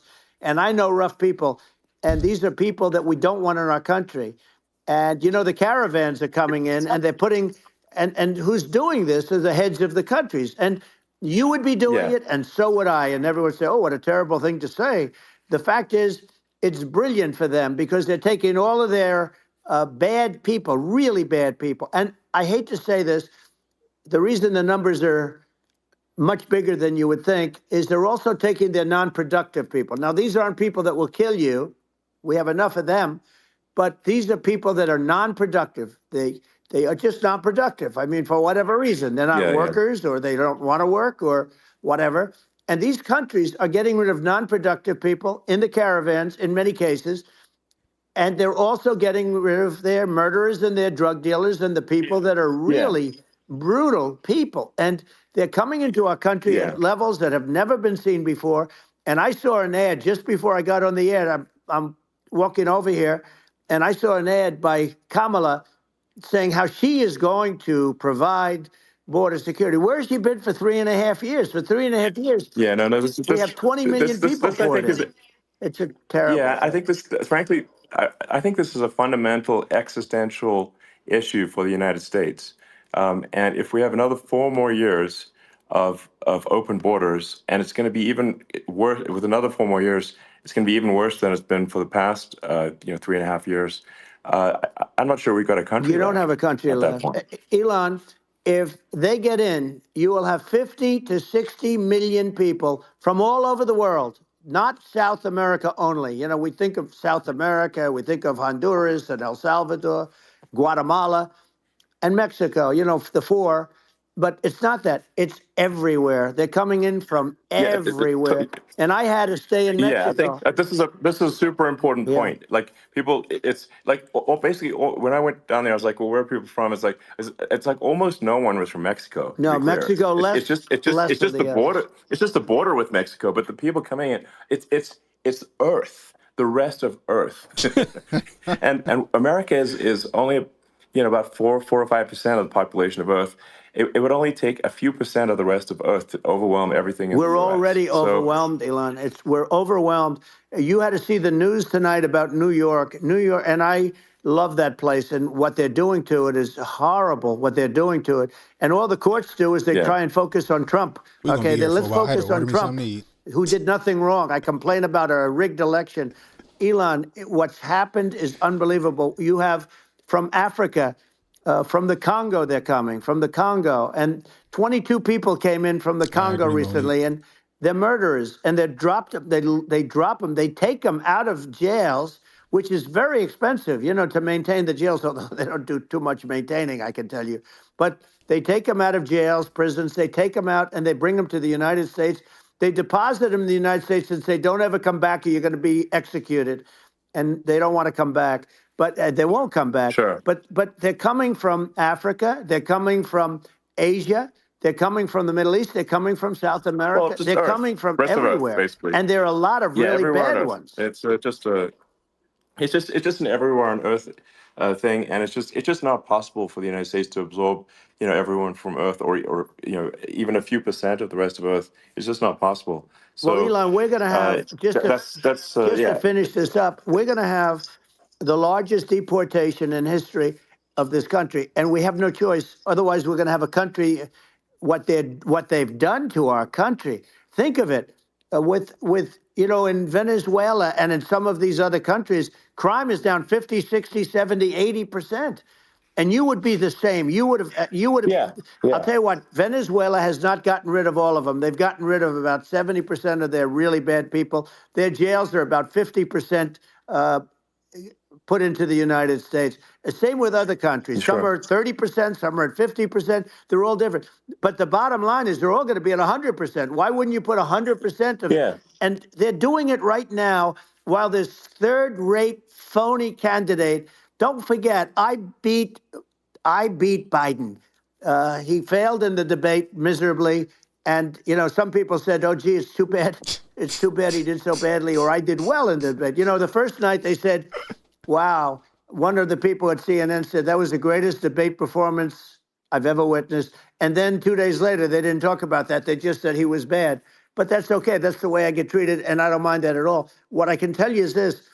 We cannot have a Democrat. We cannot have her. She's incompetent. She's as bad as Biden in a different. Look, she hasn't done an interview since this whole scam started. And say what you want. This was a coup. This was a coup of a president of the United States. He didn't want to leave, and they said we can do it the nice way or we can do it the hard way. They just took him out back behind the shed and basically shot him. What they did with this guy, and I'm no fan of his, and he was a horrible president, the worst president in history. And one of the reasons he was so bad, first of all, the Israeli attack would have never happened. Russia would never have attacked Ukraine, and we'd have no inflation. And we wouldn't have had the Afghanistan mess, if you think of it. And we wouldn't have had Afghanistan. But we think of it. You take a few of those events away, and we have a different world. We would also have inflation was caused by oil. I think you're making an excellent point here, which is that when other countries can, that are thinking about invading or doing bad things, when they're thinking about that, they're thinking about, okay, what's the American president going to do? And do they fear the American president, or is there someone they do not respect and do not fear? And I think they would rightfully be. I mean, look at that the footage with the assassination. They're like, okay, President Trump is like, don't mess with me. I mean, that's like, whereas I think people are not going to be, and they obviously that's why he sounds so bad. They put that fucking $20 fucking lapel mic on. Certainly will not be intimidated by Kamala. And you have to really think of that in the context of global security. That shit made me sound weird. That if the American president is someone that, like, evil dictators are scared of, that makes a huge difference to the security of the world. So I had a good relationship with Putin, despite the Russia hoax that lasted for over 2 years. Just a hoax created by Hillary Clinton and Adam Shifty Schiff, some just bad people, just sick people, frankly. I mean, Schiff is a sick person. He's going to end up probably being a senator. It's hard to believe. The whole thing is hard to believe. But, they put our country in danger with that stuff, too. They actually, when they make up stories, and you have to fight your way out of it for a long time. But I know Putin very well. I got along with him very well. He respected me, and it's just one of those things. And we would talk a lot about Ukraine. It was the apple of his eye. But I said, don't ever do it. Don't ever do it. I shut down Nord Stream 2. That was the big oil pipeline, the biggest pipeline in the world going all over Europe. I shut it down. Biden came, and then they say, I loved Russia. I was a friend of Putin, and I loved Russia. No, he actually said to me one time, he said, if you're my friend, I'd hate to see you as an enemy. I shut down his pipeline. The biggest pipeline, they were looking at that to fund, and this pathetic president gets in there, and the first thing he did, one of the early things he did, is he shut down Keystone XL pipeline, which is our pipeline that would have employed 48,000 people, pipeline workers, shuts it down. That was, a massive job that Obama refused to allow. I allowed it in my first week because it was jobs and it moved oil. And by the way, in a much more environmentally friendly way. It's underground. It's not a truck that catches on fire or a train that catches on fire. But think of it. He shut down the XL pipeline, the Keystone XL pipeline. He shuts that down, and he approves the Russian pipeline. Yeah, it doesn't make any sense. It's inconsistent. Certainly, but I mean, I think it's just worth emphasizing, to listeners, the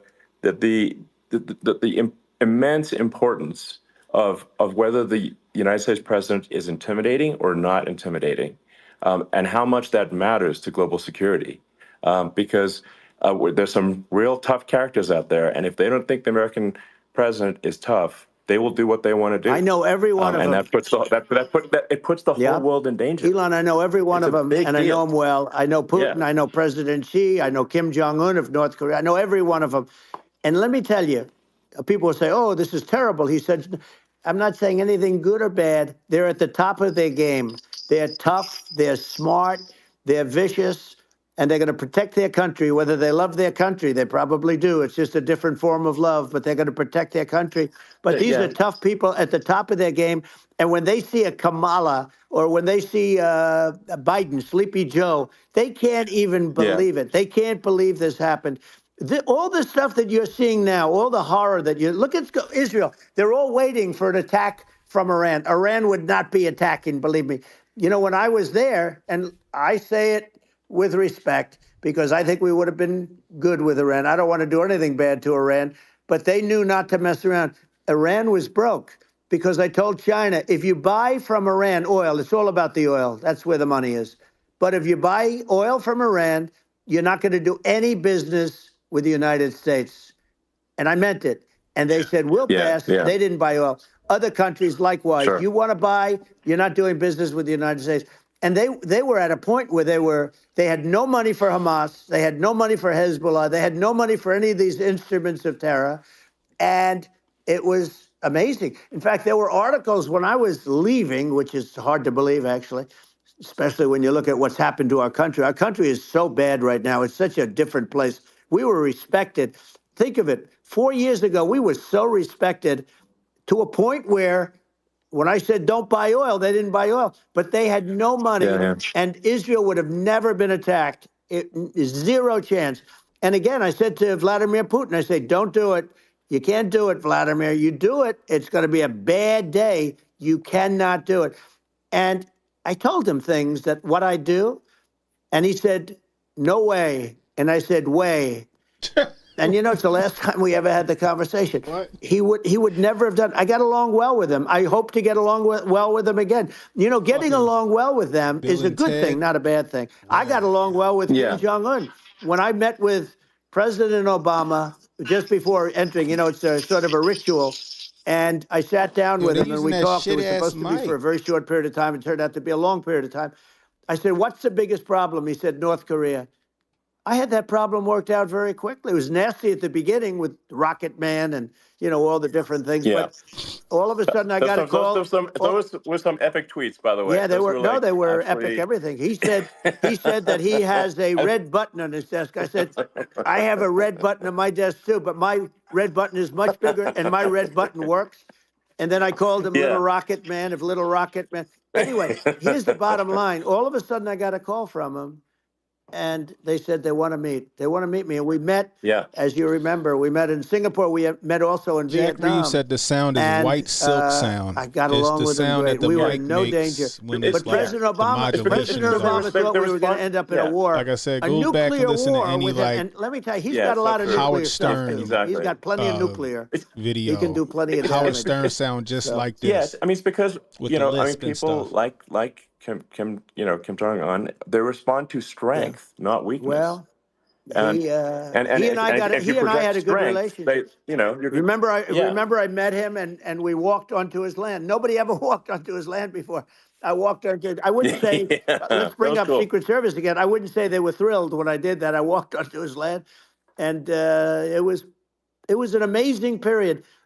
But we were not in danger with him because of me. I always Yeah. say that we have enemies on the outside and we have enemies on the inside. We have some really bad people in our government and people that are and controlling of the people. I mean, I'd mention names, but I really don't want to give them the credit. But we have some really bad, and I say they're more dangerous than Russia and China. If you have a smart president, a president that gets it, we are not in danger from those countries because they need us and they need our help. I mean, we forced Obama, if you think about it, Obama and Biden, and Bush to a certain extent, in all fairness, forced Russia and China together. And if you're a history student, the first thing you learn is you cannot let Russia and China align. But then they also got, if you take a look, Iran, and they have North Korea. That's, they call it the axis of evil. In the old days, you had the axis of evil. Here we have a modern day axis of evil.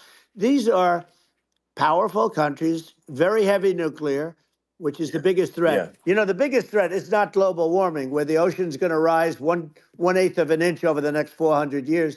And you'll have more oceanfront property, right?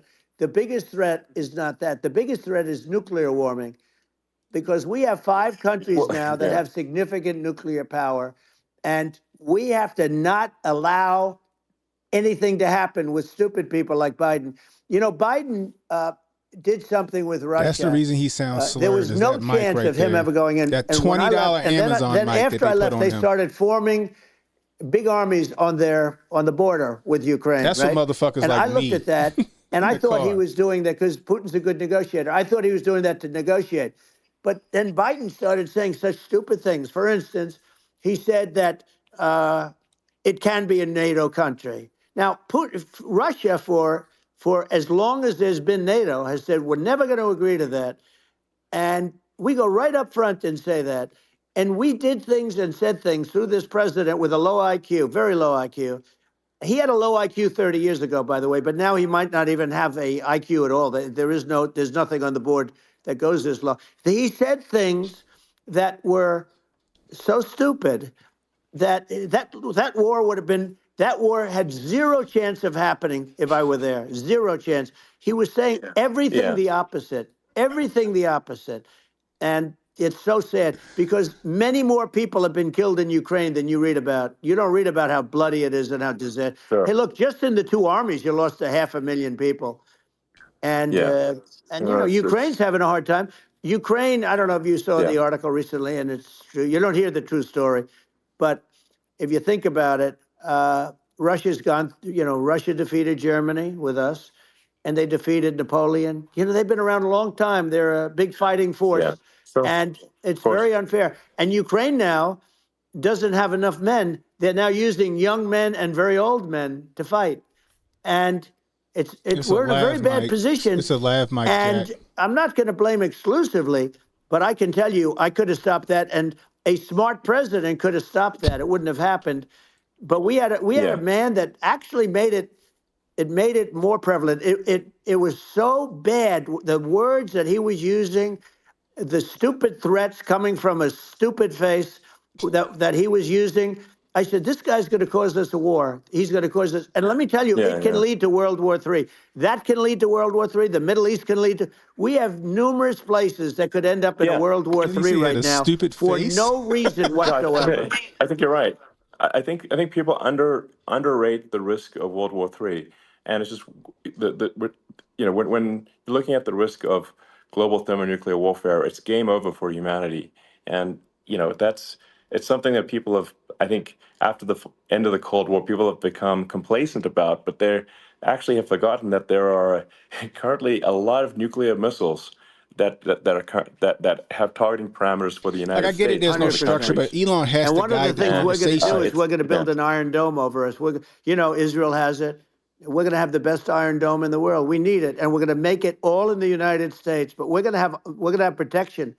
because it just takes one maniac to, start something. We're going to have protection, and we're going to have. Why shouldn't we have an Iron Dome? Israel has one. Some other places Yeah. have one that nobody even knows about, frankly. But Israel has it. We're going to have an Iron Dome. But, with all of that being said, to me, that's so important, the most important.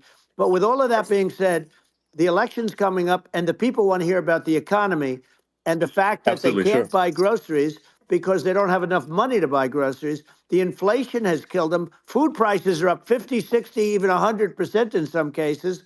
And this stupid administration allowed this to happen, and it's a shame. And that's the thing that people most care about, in my opinion. They care about the border a lot, and we discuss the border at great length. It's nice to have a Yeah. forum like this where I can discuss something at length. And by the way, you think Biden could do this interview? Do you think that Kamala could do this interview? They would take a pass on No, they you. could not. So they don't need Elon. They don't need Elon screaming out questions. It's pretty sad when you think that somebody that does this for a living can't answer a question or is afraid to do an interview. And in her case, with a very friendly interview, she's got all friendly interviewers. It's pretty sad. Yes, But the absolutely. big thing now is the economy, Elon. Yeah. And as much as Yeah. I view nuclear as the single most important thing, but a lot of people don't. A lot of people don't understand that. But it doesn't have to. If I understand it, that's all you need. Because if I was president, you're not going to have that kind of a problem. But the thing that they really is making them angry is what Kamala and Biden have allowed to happen to the economy. It's a disaster with inflation. The inflation, it doesn't matter what you make. The inflation has eaten you alive. If you're a worker or if you're just a middle income person, you can't afford. 4 years ago, 5 years ago, people were saving a lot of money. Today, they're using all their money and borrowing money just to live. It's a horrible thing that's happening. And we'll end that Well, I quickly. think a lot of a lot of people just don't understand where inflation comes from. Inflation comes from government overspending because the checks never bounce when it's written by the government. So if the government spends far more than it brings in, that increases the money supply, and if the money supply increases faster than the rate of goods and services, that's inflation. So really, we need to have we need to reduce our government spending. And we need to re-examine. I think we need like a government efficiency commission to say like, hey, where are we spending money that's sensible? Where is it not sensible? And we need to live within our means. We're currently adding, I think, $1 trillion to the deficit roughly every 100 days. That's right. And the interest payments on the national debt have now exceeded the defense budget. It's on the order of $1 trillion. It's interest. And it keeps growing. I rebuilt our military, largely rebuilt our military, did a great job on it, which was so important. We had jets, we had fighters that were, and bombers that were 70 years old. And we did a great job in that. Then we gave 85 billion of it back to Afghanistan, if you can believe it. We gave them 85 billion. They're one of the largest sellers of military equipment in the world. They're selling what we gave them. That was one of the most embarrassing days in the history of our country. But if you think about, let's go back to the economy. We have to bring energy prices down. Energy started it. The price of gasoline.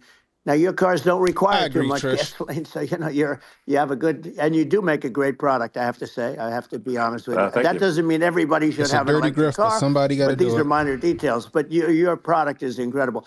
But the gasoline, Elon, is the cost of energy. Not only gasoline, it's the cost of heating your house and cooling your house. That has to come down. It's gone up 100%, 150, and 200%, and that has to come down. When that comes down, and we're going to drill, baby, drill. They stopped drilling, and then they went back to drilling because they went back to the Trump policy. But if they won the day after they get into office, this country will go out of business because they're going to go to an energy policy that's not sustainable. Wind and different things. You don't have a list, Brown You're not going to Suede. have anything. And I know you're a big fan of the AI. And I have to say that AI, and this is shocking to me, but AI requires twice the energy that the country already produces for everything. So we're going to have to build a lot of energy if our country will be competitive with China, because that's our primary competitor for this on the AI. You're Sure. going to need a lot of Well, I mean, electricity. You're going to need tremendous yeah, electricity, like almost double what we produce now for the whole country, if you can believe it.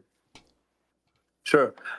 Well, just going, back to this, like this basic thing, which that people try to make it sound complicated, but it's not. But inflation is caused by government Right. overspending. Would you agree that we need to take a look at government Yes. spending and have perhaps a government efficiency commission that just tries to make the spending sensible and so the country lives within its means, just like a The person does? waste is incredible, and Like he better nobody off taking negotiates that lav prices. mic off and just talking You through the used to have a fucking lot of phone. people making jets, and you end up with two companies, and they'll probably try and merge at some point. I mean, I went through it, like Air Force, just a thing like Air Force One. One of the first documents they asked me to sign, a general walks in, "Sir, would you please sign this document?" And what is it? Air Force One. That's with Boeing, which is basically two planes, two 747s. And the price was Yeah. $5.7 billion for two planes. Now they're Wow. highly sophisticated. That's They're insane. even nicer than your plane, okay? But much more sophisticated. They're very, I won't say what's on it, but they got a lot of stuff on it. Anyway, but it's 5.7. That's a crazy It's a number. crazy number, but I said, I'm not going to pay 5.7. I'm not going to do it. I said, who made the deal? Obama and his people. I said, well, then I know the deal's no good. I'm not going to do it. And over a course of about 4 weeks, by my saying I'm not going to do it, I got the price reduced That's by true, Montoya. $1.6 billion for the exact same plane, other than we had a We're nicer gonna be here paint for a job, minute, if you want HJ. another too. Elon But for is the not exact moderating this same at all. plane, I saved one. And I said to Boeing, man, you guys must make a lot of money if you can reduce the price by that. But now what I do hear is that they're going back to the Biden administration and wanting big cost overruns, because they see these dopey suckers in there, and they'll end up getting some of the money back. But I shaved it by $1.6 billion for the exact same plane. And you can now take that and multiply that out times thousands of other Exactly. items. And Multiply it by yeah, a the zillion, numbers are and yeah. astronomical. I agree with you. Well, I mean, I think it would be great to just have a government efficiency commission that takes a look at these things and just ensures that the taxpayer money, the taxpayers' hard-earned money, is spent in a good way. And I'd be happy to help out on such a commission I'd love if it. it were formed. Well, you're the greatest cutter. I mean, I look at what you do. You walk in and you just say, "You want to quit?" They go on Yeah. strike. I won't mention the name of the company, but they go on strike, and you say, "That's okay. You're all gone. You're all gone." So every one of you is gone, and you are the greatest. You would be very good. Oh, you would love it. But if you look at Argentina. Well, I'd be happy to Yeah, by help the way, out. congratulations. I Yeah. just looked at the number of people that are listening to you and I chat. We'll call it a chat. But Yeah. congratulations. This is very good. I mean, it's great. And you're an interesting character. The new head of a place called Argentina, and he's a big, Malay's awesome. he's great. And Yeah. he's a big MAGA fan, that he ran on MAGA. And he took it to an extreme too. He ran on MAGA, and I hear he's doing really a terrific job. It's called Make Argentina Great Again. It worked out perfectly. He came in, he bought a lot of hats, he brought over, but he's doing a big job. He really cut. And I'm hearing Yeah. they're starting to do pretty well. Inflation's getting down. They had like Yes, 2,000%. And they had inflation like not normal inflation. They had the real deal. But we're going to Yeah. have that pretty soon. I think we Yeah. have the worst inflation we've had in 100 years. They say it's 48 years. I don't believe it. I think we have the worst. They Yeah. don't include a lot of the items that should be included. Yeah. Well, it's just from government overspending and not spending taxpayer money Yeah. effectively, and having just like so many departments you can't even name them all. And what Malay is doing is he's cutting government spending. He's simplifying things. He's having putting in regulations that make sense, and Argentina overnight is experiencing a giant improvement That's right. in prosperity. But it's also a lesson for the United States, which is that Argentina used to be one of the most prosperous countries in the world. In the like in the 30s, 40s, and because of bad government policy, it ruined the country. And if you take Venezuela, for example, Venezuela should be incredibly prosperous. They have phenomenal reserves of everything, oil, everything, and it should be prosperous. But if the government's wrong, it impoverishes the people. And so I think we should not be complacent in the United States in thinking that and taking our prosperity for granted, because if with bad government policy, we can run the country into the ground. And that's just something people should bear in mind. Don't take prosperity for granted. Well, think of education. So we're ranked at the bottom of every list of the top 40. We're ranked number 40, number 38. Norway, Switzerland, Sweden, different countries are ranked good. Actually, China's pretty close to the top. They're a top 6 or 7. But we're ranked at the bottom, almost at the bottom, 38, 39, 40. In other words, horrible. And yet we spend more per pupil than any other country in the world. So we spend more. And what I'm going to do, one of the first acts, and this is where I need an Elon Musk. I need somebody that has a lot of strength and courage and smarts. I want to close up Department of Education, move education back to the states, where states like Iowa, where states like Idaho, not every state will do great, because states that basically aren't doing good now. You look at Gavin Newsom, the governor of California. He's terrible. He does a terrible job. So he's not going to do great with education. But of the 50, I would bet that 35 would do great. You called him Gavin 15 Newsom. of them, or 20 of them will be as good as Norway. Norway is considered great. You can name them. I mean, they're so good. Some of these countries are so good. But if you go into some of these really well-run states, we have states that don't know what debt is. We have states that have low taxes, no debt, everybody working. They're really well-run. Sure. And maybe they have certain advantages in terms of location, in terms of, the land or the sun and the water and the whole thing. There are a lot of advantages that some people have. But if you moved education back to the 50, you'll have some that won't do well, but they'll actually be forced to do better, because it'll be a pretty bad situation.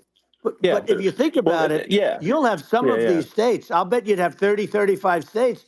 It'll be much better. And you know what it'll cost? Less than half what it is in Washington. And these people don't care about the students in these, faraway states. And it'd be unbelievable. Yeah. I think you're making a good point in that if the states have to if each state has to compete against other states, then people will naturally move to states where it's better. Well, like California, as we said, it's a badly run state. I could go through. I got so many friends that are in those states, even if they're Democrats. I hate to mention certain states, but Illinois is badly run with Pritzker. He's a real loser. But some of these places are just badly run. But it's almost going to force them to run better, and they won't do a good at initially. But you're not going to do worse than you're doing right now.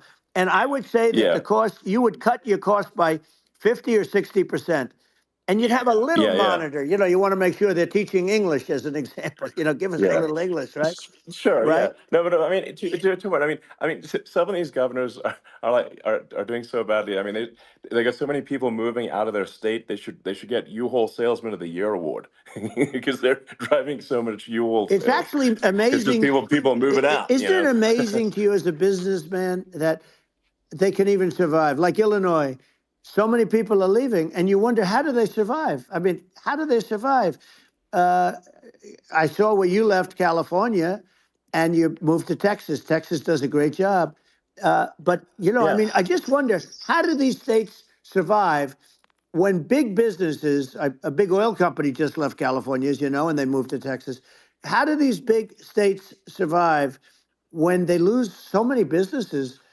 And their taxes are already really high. The taxes are government among the highest. subsidies by becoming sanctuary you almost cities. Wonder how do they continue on? And in many cases, the governors don't do a good job, and they're crime-ridden places. You wonder, how do they continue to just go on? It's not a good situation.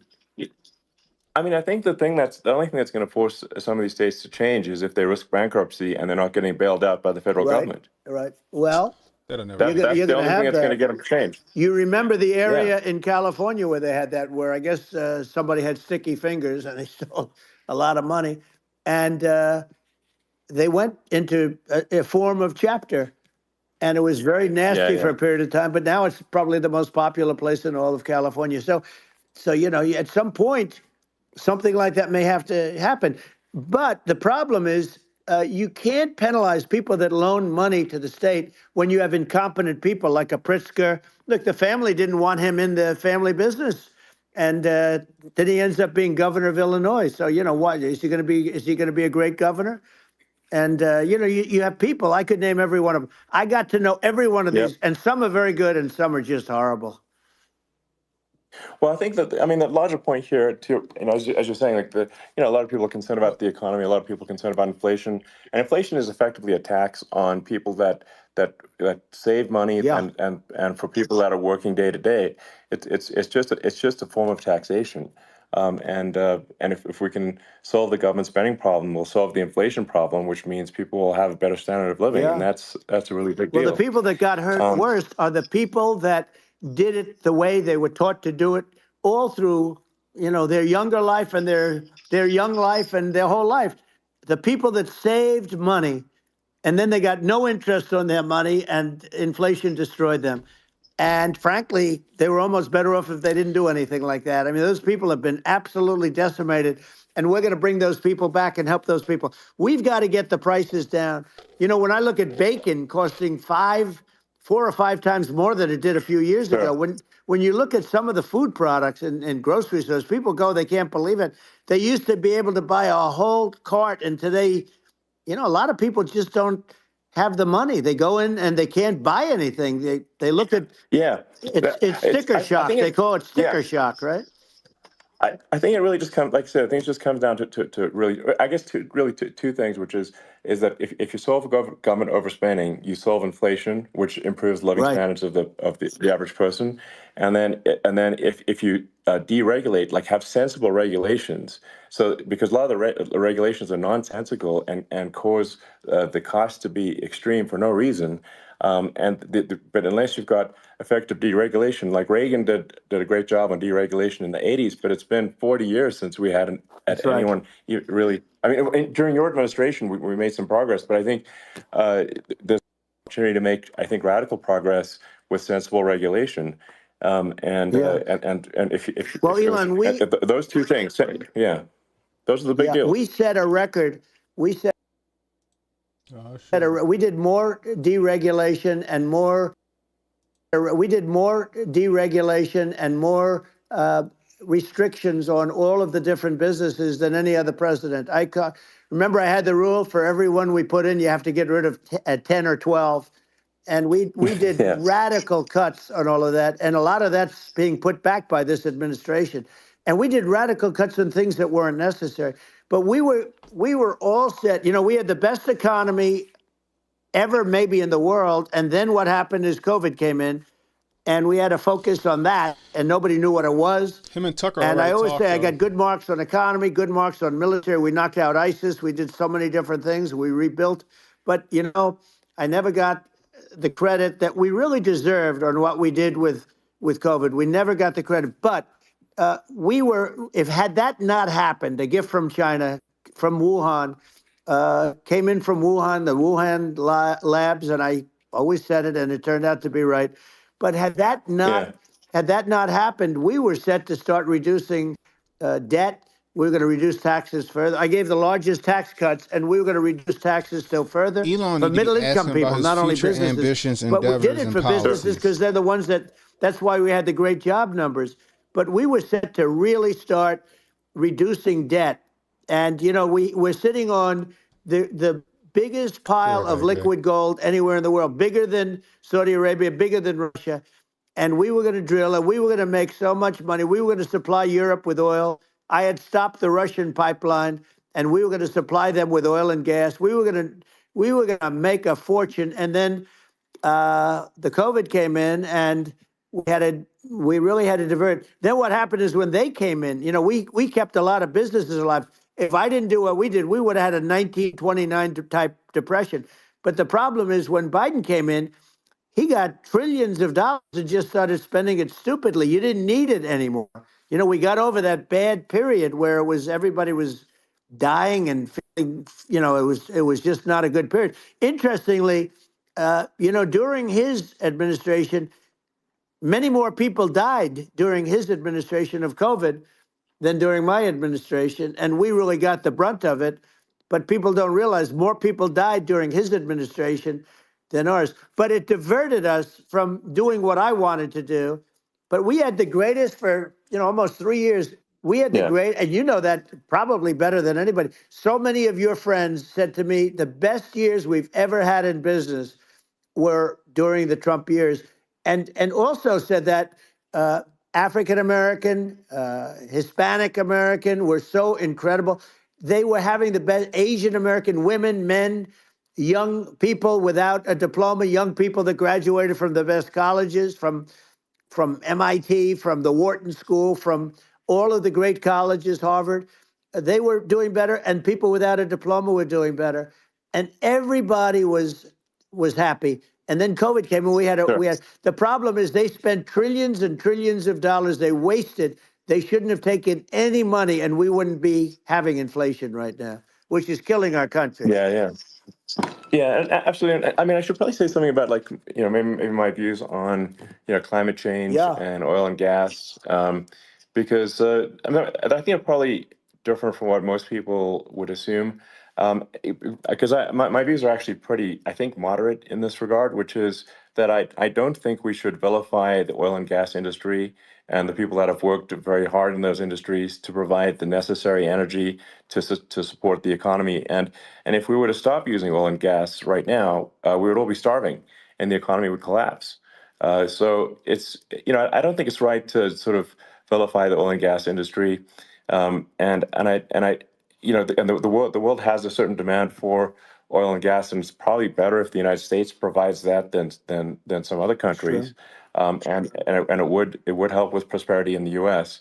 And at the same time, obviously, my view is like, we do over time want to move to a sustainable energy economy, because eventually you do run out of. I mean, you run out of oil and gas. It's not there it's not infinite. And there is some risk. I think the risk is not as high as you know, a lot of people say it is with respect to global warming. But I think if you just keep increasing the parts per million in the atmosphere long enough, eventually it actually simply gets uncomfortable to breathe. People don't realize this. If you go past 1,000 parts per million of CO2, you start getting headaches and nausea. And so we're now in the sort of 400 range. We're adding, I think, about roughly 2 parts per million per year. So I mean, it still gives us. So what it means is, like, we still have quite a bit of time, but so there's not, like, we don't need to rush, and we don't need to, like, you know, stop farmers from farming, or, you know, prevent people from having steaks or basic stuff like that. Like leave the farmers alone. I agree. How crazy is that? Where I mean, you have farmers that are not allowed to farm anymore and have to get rid of their cattle, and the whole world is a little crazy. But it's largely taken its lead from us. I just say, though, I've heard in terms of the fossil fuel, because even to create your electric car and create the electricity needed for the electric car, you know, fossil fuel is what really creates that at the generating plants. And, you know, so you sort of can't get away from it at this moment. I mean, someday you might be able to.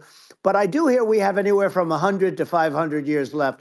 You know, much of it hasn't even been found yet. Yeah. But there are tremendous, like Anwar. I got Anwar in Alaska approved. Ronald Reagan couldn't do it. Nobody could do it. Everybody tried. Nobody could do it. I got it approved. What happened? The first thing that Biden did was unimprove it, to get rid of it. Still, or he oil, or the ended fossil it. fuel. His secretary went in and she ended it. And what a disgrace. That's Anwar. That's bigger, or they think it could be bigger than Saudi Arabia in Alaska.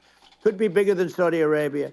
But they went in and they terminated it. And I'll get it going very quickly, because not only is it big for Alaska, I mean, you talk about economic development, that for the United States, I mean, that is, they say bigger than Saudi Arabia or the same size, and pure, really good stuff. And, they end it. So I think we have, perhaps hundreds of years left. Nobody really knows. But during Yeah, that I mean, time, my something will estimate, come around that will be yeah, very good. yeah. Estimate Well, I mean, my estimate would be, a little more 2066. aggressive than that, but it's not the sort of like we're all going to die in 5 years stuff. That's obviously BS. Um, but I mean, my view is like if you just look at sort of the parts per million that increments every year, you get sort of 2 or 3 parts per million every year of CO2. Uh, I mean, I think some of that it's problematic if it accelerates, if you start going from 2 or 3 Right. to say 5, and then there may be some situations where you get just a step change increase in the CO2, and I think we don't want to get too close to 1,000 ppm, because like that's actually makes it uncomfortable to breathe. Like just existing in 1,000 ppm CO2 is uncomfortable. That's like that's considered like an industrial hazard. Right. Just so it's that's actually you start getting headaches and stuff. So Every it's time the case for even like without global warming, it's nuclear not like nuclear comfortable to live. energy So comes up, you they don't want to always get too bring up close to that. Chernobyl. But I mean, I think we've got. I think we want to just It's like move the over and cautionary tale. if I don't know 50 to 100 years from now we're I don't know mostly sustainable. I think that'll probably be okay. So it's not like the house is on fire immediately, but I think it is something we need to move towards. And on on balance, it's probably better to move there faster than slower. But like I said, without vilifying the oil and gas industry, and without causing hardship in the short term, I think this can be done. Without people can still have a stake, and they can still drive gasoline I agree, cars, and it's okay. It's like it's not. I don't think we should vilify people for it, but I think we should just generally lean in the direction of sustainability. And I actually think solar is going to be a majority of Earth's energy generation Elon's in selling the this as future, like a and it's certainly fireside trending that chat. way. It's not even an And interview. so you get the solar power, combine that with batteries, so because obviously the sun doesn't shine at night, and then you use that to charge the electric cars, and you have a long-term sustainable solution. And that's what Tesla's trying to move things towards, and I think we've made a lot of progress in that regard. But when you look at our cars, we don't believe that environmentalism, that caring about the environment should mean that you have to suffer. So we make sure that our cars are beautiful, that they drive well, that they're fast, they're sexy. I mean, they're cool. In fact, literally, I mean, this sexy joke, Model S, Model 3, Model X, and Y spells out sexy. It's probably the most expensive joke out there. But I don't know. I like cheesy humor. So, The Elon ad but portion of this convo. I'm a big fan of like let's have an inspiring future, and let's work towards a better future, and we can do so without demonizing Right. people. I'm okay. You know. It's very interesting. You use the word global warming, and today they use the word climate change because you have some places that go up, and so they were getting themselves in a little trouble with the word global warming because not every place is warming. Some places are going the opposite direction. But I'm sort of waiting for you to come up with solar panels on the roofs of your cars and on the trunks of the cars, and it just seems like something that at some point you will come up with. I'm sure you'll be the first. But it would seem that a It's solar the panel battery that makes them. on the roofs, on flat surfaces, on certain surfaces might be good. Yeah. At least in certain areas of the country where you have the world Sure. where you have the sun. But I would think, panels and I aren't have gonna be no running the idea cars. because that's not my world. But I would think that this would I would think be they would make an something that would be alternator interesting. that But was powerful the enough one to thing that recharge I the don't battery that understand you're is driving. that people talk 'Cause about global my warming alternator in or my they pickup talk truck about keeps the climate battery change, charged in but my they never truck. talk about nuclear I'm not an warming. engineer enough. Like, I And don't know. to me, Sure. that's an immediate problem because you have, as I said, 5 countries where you have major nuclear, and probably some others are getting there, and that's very dangerous. That's where you need a strong American president because you don't want to have this proliferation. But you have 5 countries and getting more. China is much less than us right now, but they're going to catch us sooner than people think. They're way lower. Russia and us are number 1, and I mean, we're sort of tied. And China is far behind, but they're developing at a level that you're not surprised to hear very fast. They'll end up catching up. maybe even surpass they it. still But to me, the biggest problem property is not I know it's a tiny climate battery, change. but It's do you not, think they would come up with an and alternative big everything's enough to a charge problem, those but big it's fucking degrees. batteries? To me, the big problem is the nuclear power. The power of nuclear is so great. And when I talk about Nuclear power is underrated. It's I'll awesome. prevent You be World right War back. III, I will. But the truth Okay. is that you have to, because this is no longer army tanks going back and forth and shooting at each other. This is Yeah. a level of destruction and power that nobody's ever seen before.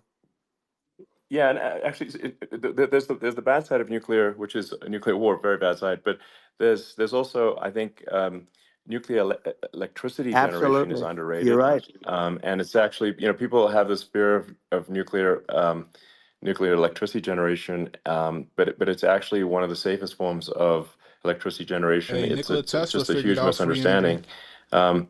And if you look at the injuries and deaths, caused by, say, I mean, I'm not trying to pick on coal mining, but just any kind of mining operation, and there's a certain number of injuries and deaths per year. And you compare that to nuclear. Nuclear is actually way better. So it's underrated as an electricity source, and I think it's something that's worth reconsidering. But there's so much regulation that people can't get it done. So that, Maybe they'll have to change the name. The name is it's a rough name. There are some areas it's rough like when name. you see what happened in Good bad branding. right. The We'll have to branding's rough. rebrand it. We'll have to give it a good name. We'll name it after you or something. No, it has a branding problem. When you see what happened, It does have a branding problem. when you see what happened in Japan, where they say you won't be able to go on the land for about 3,000 years. Did you ever see that? And in Russia, where they had the problem, where they, there's a lot of bad things happened, and they have a problem. And they say that in 2,000 years, people will start to occupy the land again. You realize it's pretty bad. No, that's not true. But you're right about it. It's amazing. It's actually not that bad. So like after Fukushima happened in Japan, like people were asking me in California, are we worried about like a nuclear cloud coming from Japan? I'm like, no, that's crazy. It's not even dangerous in Fukushima. I actually flew there and ate locally grown vegetables on TV to prove it. And I donated a solar water treatment, a solar powered system for a water treatment plant. And but you haven't been feeling so well lately, and I'm worried about it. No, but I mean, I'm only kidding. It's fine, It's like Hiroshima and Nagasaki were bombed, but now they're like full cities again. So right. it's Well, really not something that That's right. So it's not as scary as people think, basically. But let's see. I mean, are there some other topics we should touch on? Like lawfare. I think you gotta worry about we need nuclear to be concerned about what they've done to this country. Obviously, Yeah. Well, we just won the big case in Florida. This was a Biden administration did something that's never been done in this country, and that's go after their political opponent, me, with this nonsense and just nonsense. And the big case in Florida we won, but they always pick a judge and a jury, and they use the local DAs, they use the local attorney generals, like Fani, Fani, spelled Fani, Fani. And it's all a big hoax, and it's all run from there. Like in Manhattan, one of the top people from the Justice Department went in, ran Manhattan, ran the state. The Letitia James deal was run by a person from the Department of Justice, Biden. They've never done this before, and they set up a very bad precedent. It's called lawfare, warfare. It's a terrible thing, and never happened in our country. It does happen in banana republics and third world countries, but it's never happened. And the incredible thing is it actually drove my numbers up because people see, fortunately I have a platform like you, or, in all fairness, like a conversation like this where I can talk about it and people understand. I mean, you fight for election integrity and you end up getting indicted because you're fighting for election integrity. And when the day comes that you can't fight for election integrity, you don't have a country anymore. So what happens is they went after their political opponent, me. Now Biden's, close to vegetable stage, in my opinion. Okay, I looked at him today on the beach, and I said, why would anybody allow him? The guy could barely walk. Why would anybody allow him? Does he have a political advisor that thinks this looks good? He thinks this looks good because it looks so bad. And it's ridiculous. I mean, and he's been doing that for a long time. You know, he can't lift the chair. The chair weighs about 3 ounces. It's meant for children and old people to lift, and he can't lift it. The whole thing is crazy. Well, he's clearly not, I mean, he's clearly like, we just don't have a president right You now. don't That's have a just obviously the president, and case. she's going to be worse than him because she is a San Francisco liberal who destroyed San Francisco, and then as Attorney General, she destroyed California. You talk about location, and we're talking about the sun and the water and all. There's nothing better than California. She has destroyed that. She was the original DA. She was the original in San Francisco. She was the original Attorney General in California. What she has done to California is, well, you know better than I do. You just left California for a lot of those reasons. And what she's done with crime, with cashless bail, where you kill somebody. I mean, we have states now you kill somebody and they let you out right away. I mean, you don't have to even put up, and then they never find the people unless they kill again, and then they let them out again. Our country is becoming a very dangerous place. And she is a radical left San Francisco liberal. And now she's trying to protect. Now she's looking like she wants to be more Trump than Trump, if that's possible. I don't think it's possible. But she wants to be more Trump than Trump. Yeah. I want a wall. I think that's, you know, she wants to release all the prisoners that are in detention. And some of these guys are really bad. Right. That just came out today.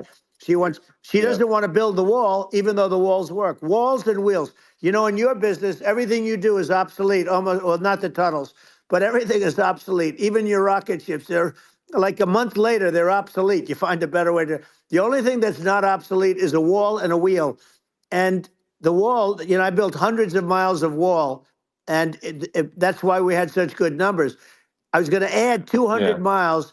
We bought it. We could have flipped it up in 3 weeks, and they sold it for 5 cents on the dollar. That meant, I said, wow, that means that they actually do want to have open borders. She wants to have open borders, and now she's going like she's tough on the border. It's such a lie. Yeah, this is simply not true. This is simply not true. No, and everybody knows it's simply not true. It's a disgrace that she can say it.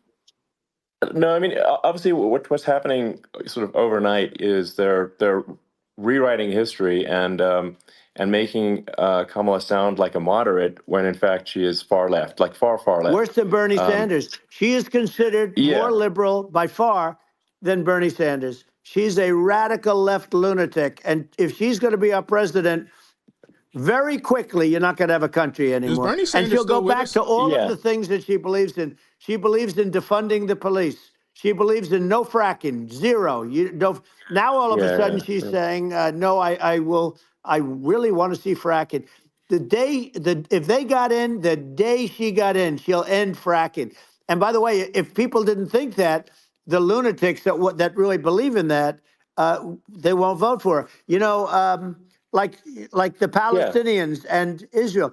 She is so anti-Israel, and she's bad for both. Biden actually did something that was impossible. Both sides hate him. You know, both sides. That was a hard thing to do. Unification. Yeah, no. I mean, Netanyahu came to give a talk to a joint Senate and House sitting, and I was there, and Kamala stood him up. You know, what does that say? I think it's highly disrespectful. And I say, if you're a Jewish person or if you believe in Israel, if you're a person that, you know, is very pro-Israel, if you vote for her, it's worse than Biden. And Biden was bad. But if you vote for her, you ought to have your head examined. And you see tonight, I mean, as we're doing this, I'm seeing reports coming that they expect an attack tonight or tomorrow from hundreds and maybe thousands of rockets. You know, their Iron Dome, as they call it, as we all call it, but their shield that they build, that can be swamped. We'll use a term that's appropriate, swamped. But they swamp it by shooting enough missiles. You know this better than anybody. By shooting enough missiles, they can't defend themselves. You know, they just obliterate the whole place. And that's what some people think they're looking to do. And we have no leadership. There's no respect for the United States of America with these people. And I'm telling you, she'll be worse than him because she's a believer in being radical left, and he wasn't. I think you're right. I mean, you really, it's important for the public that may be listening to this to look at Kamala's track record, before the last month, and say, is that a track record you agree with? And I think if you're an independent moderate, you definitely would not agree with it, because it is her behavior has been far left, and we're seeing just an overnight propaganda attempt to rewrite history and make it sound like Kamala's moderate when she in fact is not moderate. Well, her running mate signed into legislation, tampons in boys' bathrooms. Okay, now that's all I have to hear. Tampons in boys' bathrooms, and that means she believes in that too. I mean, she picked this guy because he was the closest to her. A lot of people thought she'd pick sort of the opposite, but she picked an anti-Israel radical left person. But she is far worse, they say, than Bernie Sanders. If we have her as a president, if we have a Democrat at this moment as the president, I don't think our country can survive. I think it's a massive. I think we're in massive trouble, frankly, with the Kamala administration, and that's my honest opinion. And I think really it's essential that you win for the good of the country for this election. And I mean, I'm just stating my opinion. Now, you may have seen this, but I got a letter from the EU Commission, saying, to not have disinformation on during this discussion that we're having, and there's a lot of attempts to do censorship and to force censorship even on Americans from other countries, and what do you think about that? Well, I know the European Union very well. They take great advantage of the United States in trade, as you know. We, through a different forum, NATO, we protect them. And yet, if you build a car in the United States, you can't sell it in Europe. You just can't sell it. It's impossible. The same thing with our farmers. Our farmers find it very difficult to do business. We have a deficit with them of $250 billion, which people don't know. It sounds so nice, the European Union, but let me tell you, they're not as tough as China, but they're bad. And I let them know it. And that's probably why they notified you. No, they don't treat our country well. We defend them, with Ukraine. So we're in for 250 billion, and they're in for about 71 billion, and they have the same size. If you add up the European nations that, in terms of an economy, it's about the same size, wouldn't you say, as us? And they're in, and they're in much greater risk. They're right there. We have an ocean separating us from, in this case, the enemy would be Russia. Used to be for the Soviet Union, but let's assume they're close enough. And what happens is they're in for 70-something million. I think even less than that, billion. And we're in for about 250 billion, and it could be a lot higher than that. And I say, why aren't you going to equalize? Why aren't they paying what we're paying? And they're in much more, it's much more important for them because of the fact that, they're right near there. I mean, they're all sort of in that location. We're not. But they should, and I did it with NATO. There were only 7 countries that were paid up in NATO out of 28 at the time. And the United States the United States was subsidizing NATO, tremendously subsidizing NATO. And I said, I went in and I said, you got to pay up. If you don't pay up, we're not going to defend you any longer. I took a lot of heat, but you know what happened? Billions and billions of dollars came flowing in. And I think a lot of the public isn't aware of the fact that the United States pays a disproportionate share of the NATO expenses. And then we get taken advantage of on trade. So think about it. Yeah, well, I mean, the point of NATO is defending Europe, and it's it's like, then okay, well, why is the United States paying disproportionately more to defend Europe than Europe? That doesn't make sense. That's unfair, and that is an appropriate thing to address. Well, when you talk about cost cutting and savings and everything else, I mean, honestly, look, there's nobody that feels worse about the Ukraine situation than I do, because I know it would have never happened. I know Zelensky. He was very honorable to me, because when they went with the Russia hoax, and they said I had a phone call with him. He said it was a perfect phone call. It was a great phone call. He could have grandstanded and said, "Oh, he was very threatening." He said, "No, it was a very nice phone call." I called him up to congratulate him on his win, and It's you like end a up big getting venting impeached session. because these people are lunatics. I was talking about the difference from the people within and the enemies on the outside. In many cases, the people from within are more dangerous for our country than the Russias and the Chinas. If It's you like have a when your smart wife president, talking you're to you not about going to her have a problems, you'll problem be with like, "I them. told You're you going to that bitch crazy." you're going to do things. Now they've taken advantage Yeah, of us absolutely. incredibly, but you're going to do things with the right person. Yeah, well, I think it's obvious that you're a believer and an advocate of free speech, because during your first term as president, you were attacked relentlessly every day, often very unfairly with with false attacks, and you didn't try to shut down the media. You didn't try to uh, inhibit their freedom of speech, and I think that says a lot. Well, the good thing is that you and I have, and some people, very few, we can get the word out. Although sometimes it's hard because they don't want to print it. Like we're having a great conversation right now. Kamala wouldn't have this conversation. She can't because she's not No. smart. She's not a smart person, by the way. She can't have this conversation. And Biden, we don't even have to talk about it. I mean, he couldn't have this conversation. He would have given up on the first half of a question. He would have walked out. He would have said, "Where am I? Where am I going?" So anyway, but Yeah, no, he wouldn't have this. that's true. Not a lot of people would have this conversation, but we cover a lot of territory. But the beauty is that we can have a conversation, and Yes, you can I'm actually able have a to get it out conversation. without because I get treated This is a unfairly this by is a the really press. big point. You can actually have a conversation with you, Yeah, it's nice, isn't it? and you can't have a conversation with Biden or Kamala. It's like it's not possible. That's true.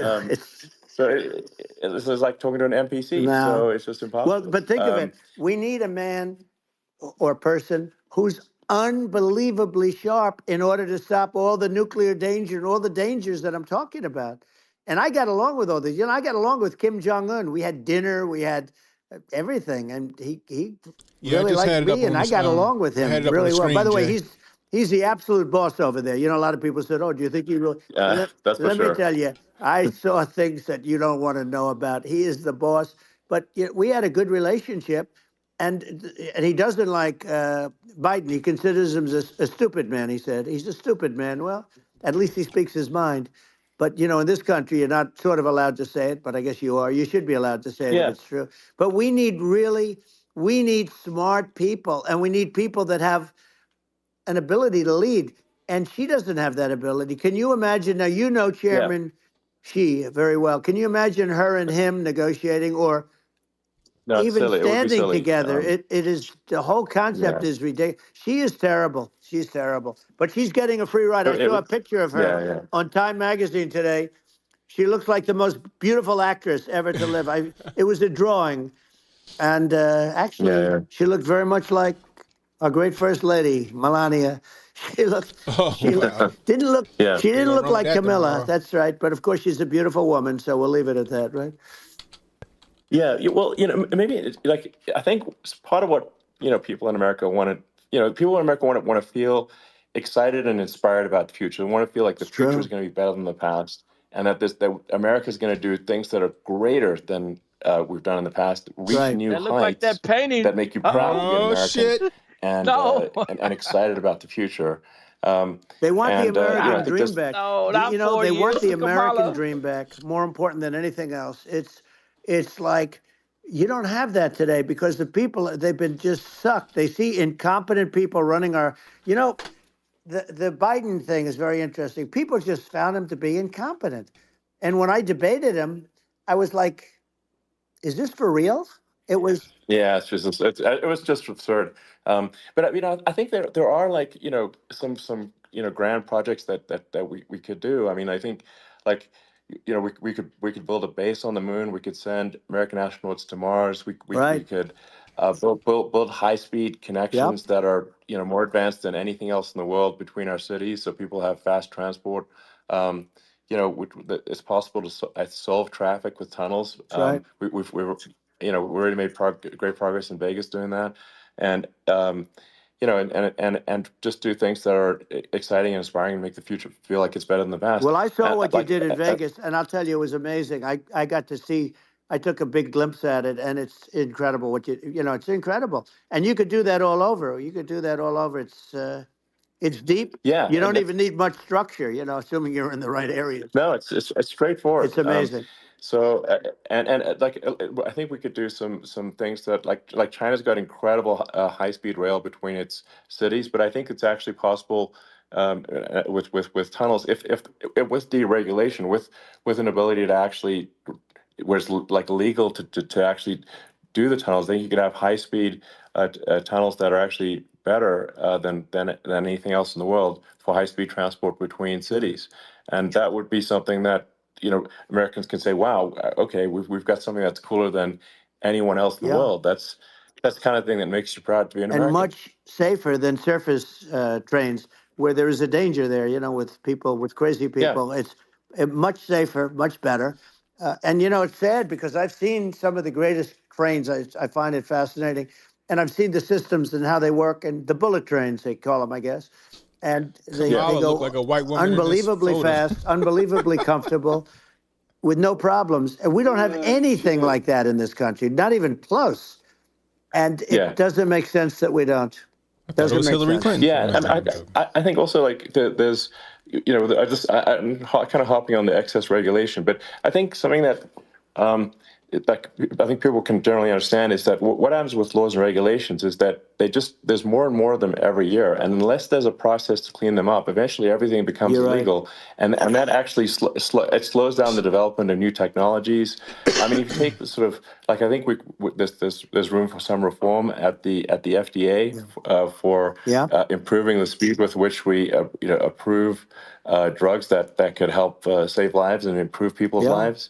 And I worked very hard on that.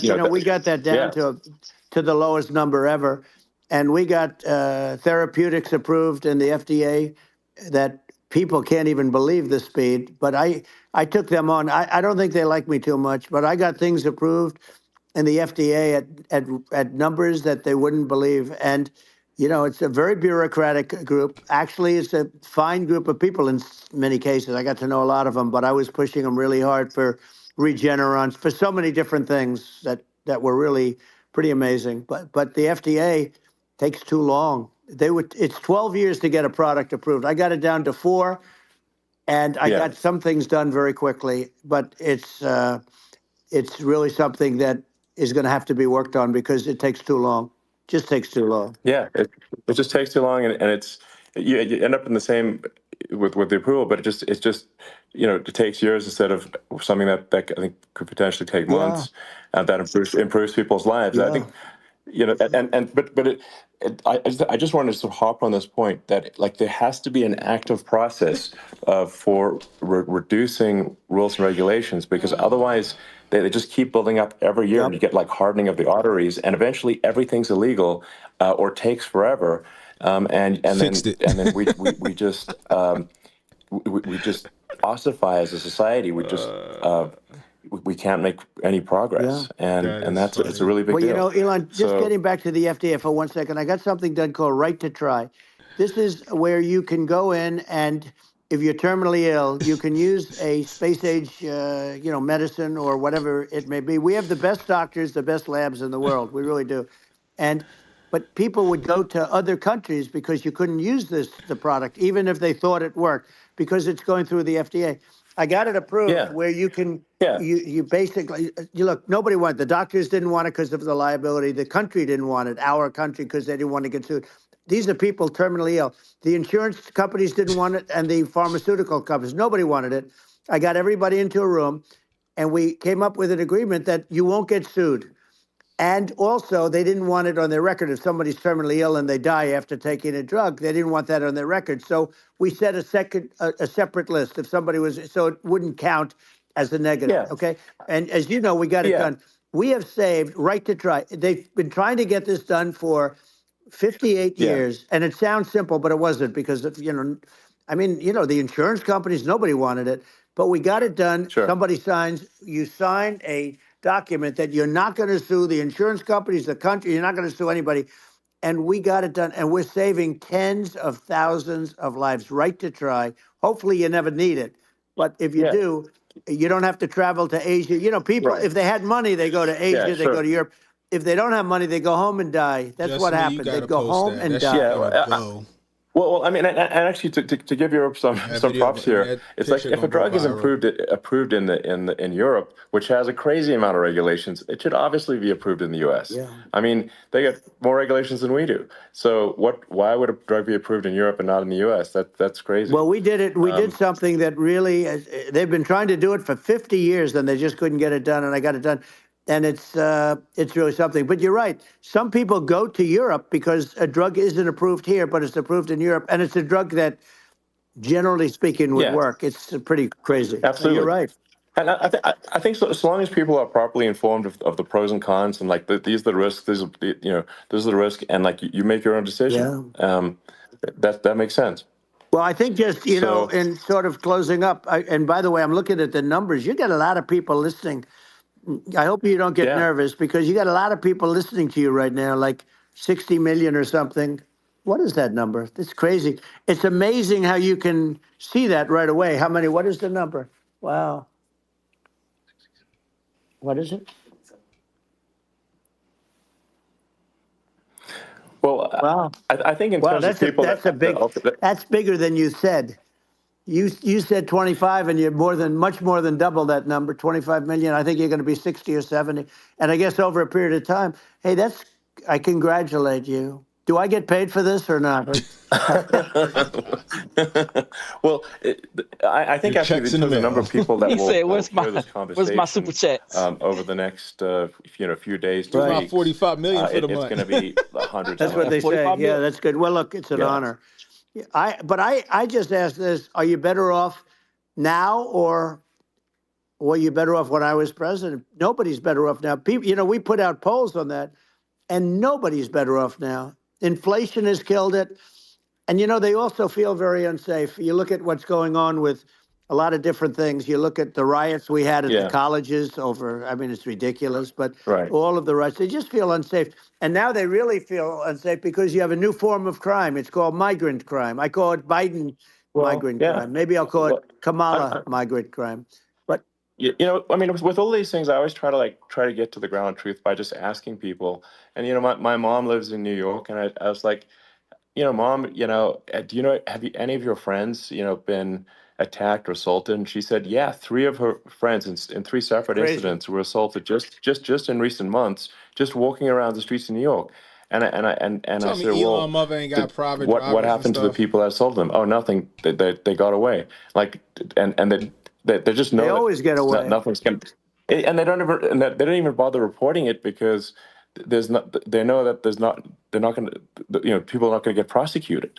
They just let violent criminals out in New York. The only one that gets prosecuted is Donald Trump. They prosecute Trump. Yeah, I mean it's just obviously messed up. Oh, it's terrible. If violent criminals are getting off scot-free, and meanwhile the New York spending massive resources prosecuting you, and it's like what's this? And I think the sort of sensible public looks at this and says, what the heck's going on here? This is obviously abuse of the legal system.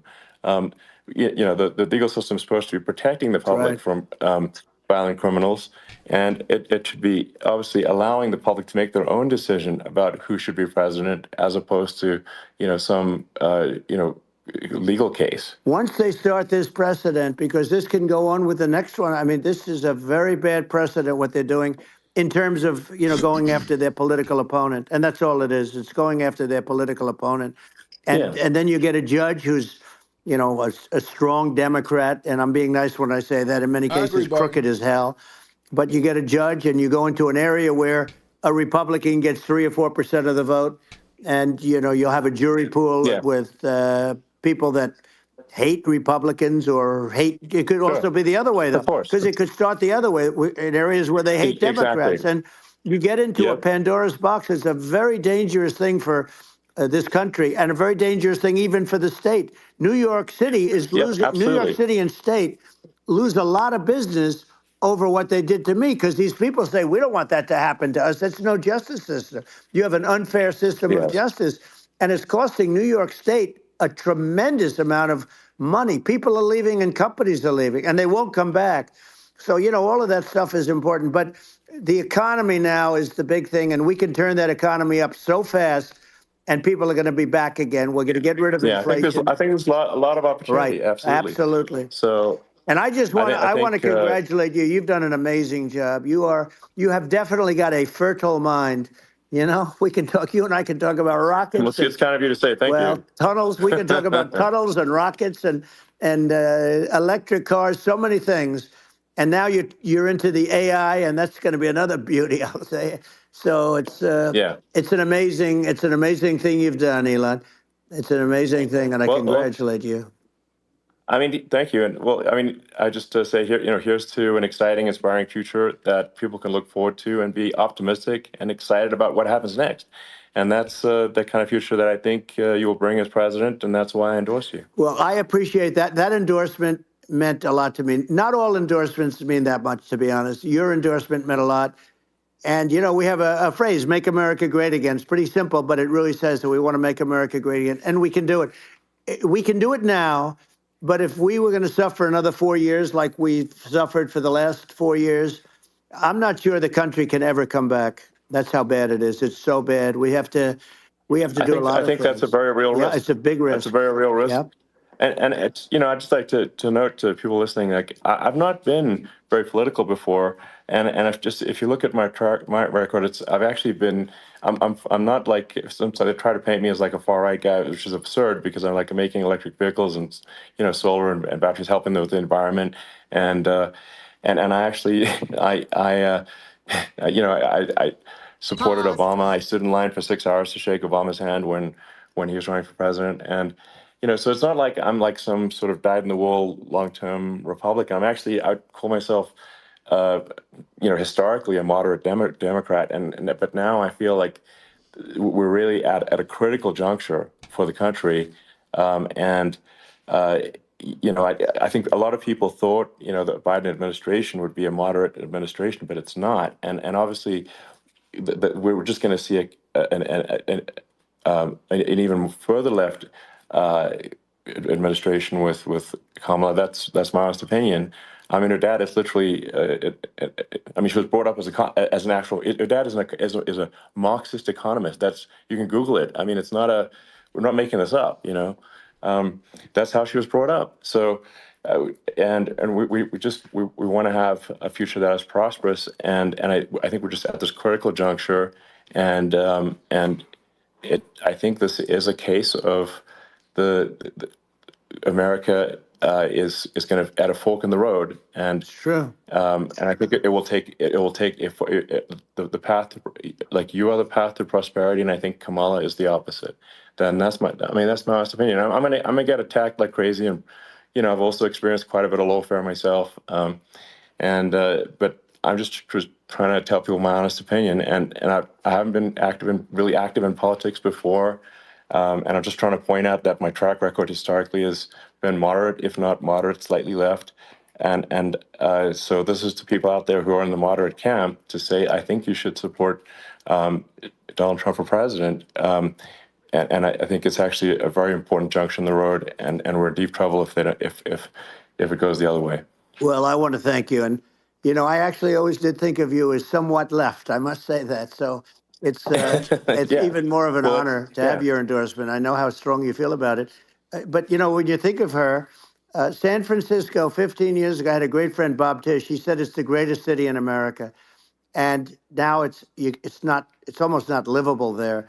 And California likewise. And she was involved in the destruction of San Francisco and the destruction of California. And she will be involved in the destruction of our country if people are so unwise as to elect her. And I hope that doesn't happen. And I hope the elections are going to be run honestly. And we're going to turn this country around. We're going to do things and we can do it fairly quickly.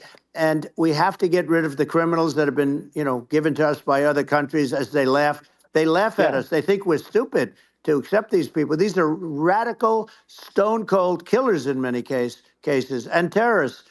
and they're in our country by the hundreds of thousands. Yeah.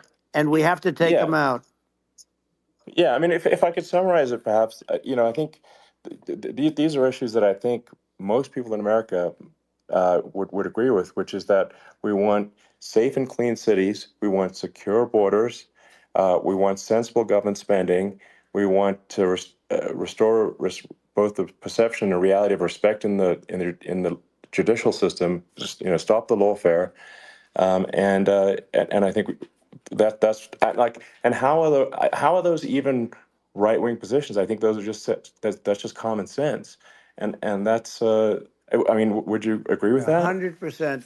I don't understand. The whole, they call it progressive. They don't like the word liberal anymore, but call it liberal or progressive.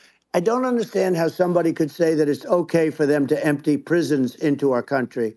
And again, I told you, their crime rates all over the world are going way down, which makes sense. In fact, the next time what we'll do is, if something happens with this election, which would be a horror show, we'll meet the next time in Venezuela, because it'll be a far safer place to meet than our country, okay? So we'll go, you and I will go, and we'll have a meeting and dinner in Venezuela, because that's what's happening. Their crime rate's coming down, and our crime rate's going through the roof, and it's so simple. And you haven't seen anything yet, because these people have come into our country, and they're just getting acclimated.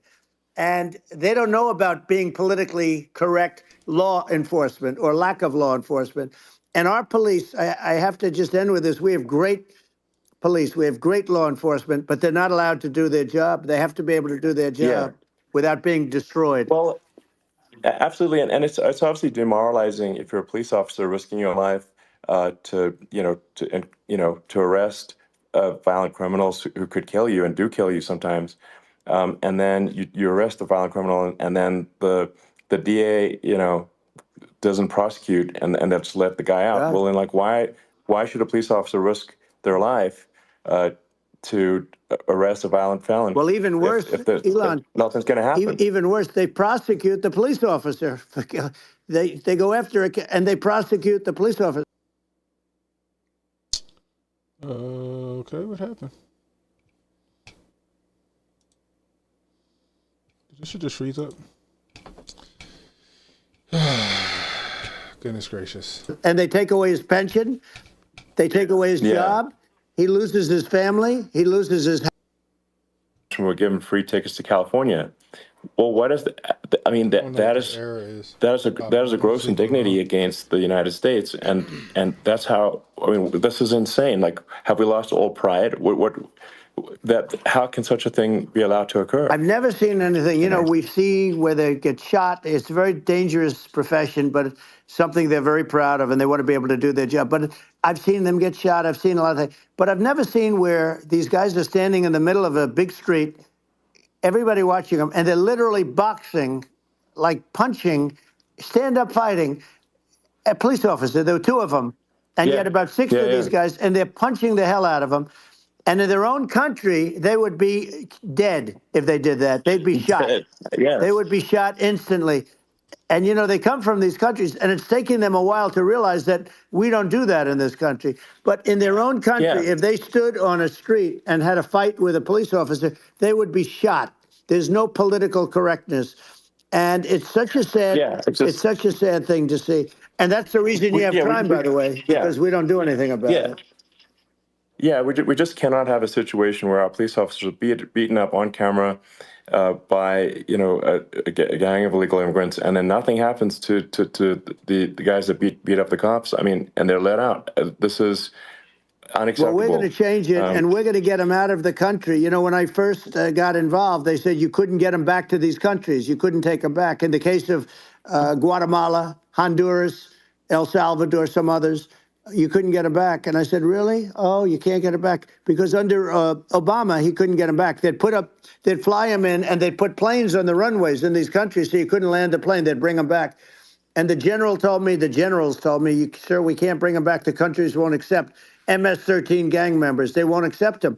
And I said, really, how much do we pay these various countries in terms of economic aid, which is also somewhat ridiculous?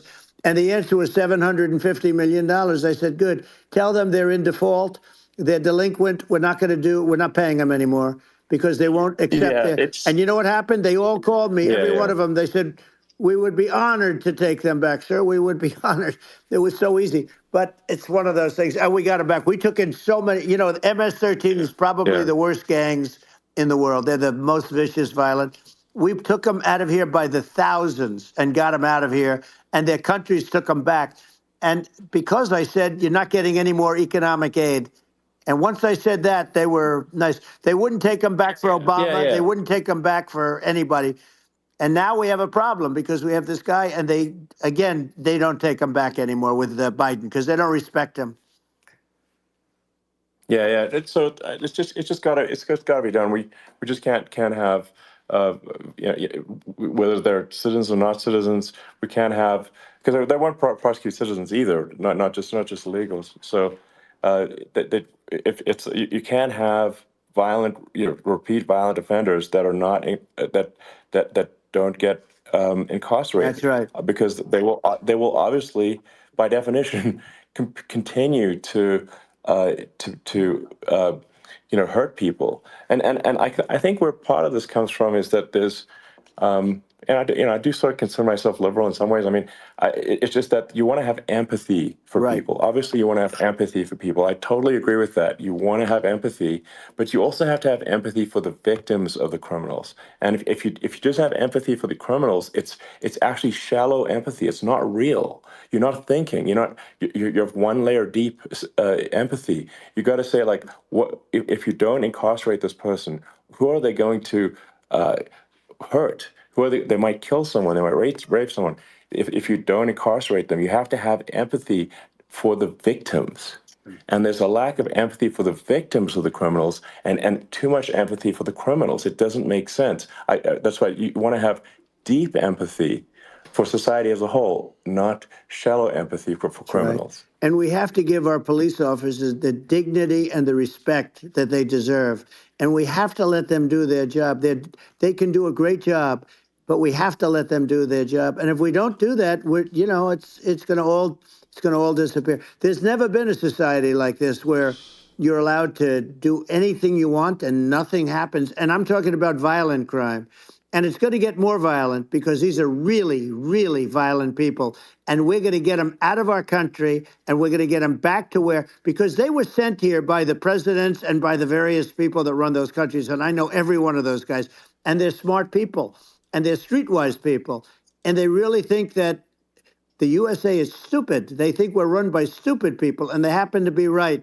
But when I was there, we had no problem. We got them out. We took out thousands of MS-13 gang members. We brought them back. And now, again, it's the same old story. We don't do it. And they actually gave them a big increase in aid. They raised it up to billions of dollars, and they get nothing for it. So, I hope everybody's going to vote for Trump, and we're going to get this country straight. Yeah. And I didn't need this. I didn't need this. I had a very nice life. I didn't need to go through court systems and go through all the other stuff and run at the same time. I have to run. I have to go through fake trials with, in some cases, corrupt judges, totally corrupt judges.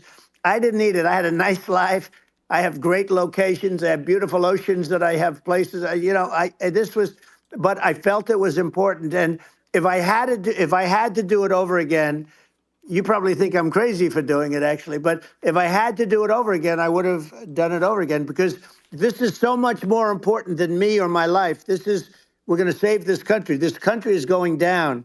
And these people are bad people that we're running against, and they're liars. They make statements. They do things that are so bad. They say they're going to make a strong border. They say they've been great on the border, and they've been the worst in history. They say they're going to stop crime. Like, the facts speak for themselves. It's so incredible. Speak for themselves. Like it's gotten to the point where people just don't even bother reporting crime in a lot of cities because they know nothing is going to happen. That's what I hear anecdotally from people all the time. So it's just my values. I'm just saying to people out there, like the things I think are important for the future is, like, we've got to have safe cities, we've got to have secure borders, we've got to have sensible spending, and we've got to have deregulation, and so we can have a prosperous future. And then we want to have some exciting, sort of moonshot projects that people can get fired up about. And that's the future I'm looking for. And I'm pro-environment, but I'm not against. I'm not like I don't think we should vilify the oil and gas industry because they're keeping civilization going right now. And but I do think we want to move at a reasonable speed towards a sustainable energy economy. Those are my values, and I think and so I mean that's why I'm supporting you for president. Well, I appreciate it. We're going to give incentive to companies to come into our country, not to leave our country. We're going to be giving tremendous incentives. We want companies to build here, not to build in other locations. And we want to create jobs.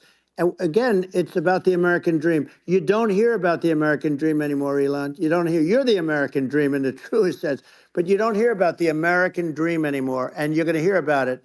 People, they need that incentive to go out and do it. And they're going to love their lives. I mean, they're going to look forward to getting up in the morning and going to a job that they love, not a job that they can't stand, or not any job at all where they have no money, where they literally have no money. And then they end up with violence and lots of other problems. No, we're going to do some great things. And I learned a lot in the first. We had a great economy and all of that. We rebuilt the military. We did so much, but I also learned the best people. I learned the good people, the smart people, the dumb people, the people that can do things. The people, you learn. When I first came in, I tell people I was in Washington, D.C. only 17 times, according to the fake news media. I was in 17 times. I never stayed over. And you don't know people. You rely on other people to give you names, and then you realize the people you relied on weren't so good. Now, we had great people, but we also had some where I wouldn't have, used them had I known. Now I know everybody. And I think we're going to really turn things around fast. We have no choice. Otherwise, we're not going to have a country. And I really appreciate this. To me, it's been a lot of fun being with you. You're an amazing guy. You've done an incredible job and a great inspiration to people, a great inspiration. And I hope you keep going and just continue to do well. And we're going to have a big election coming up. And I think November 5th will be the most important day in the history of our country. I think that election will be the most important election. And I think it'll end up being maybe the most important day in the history of our country, because if we don't win, I just feel so sorry for everybody.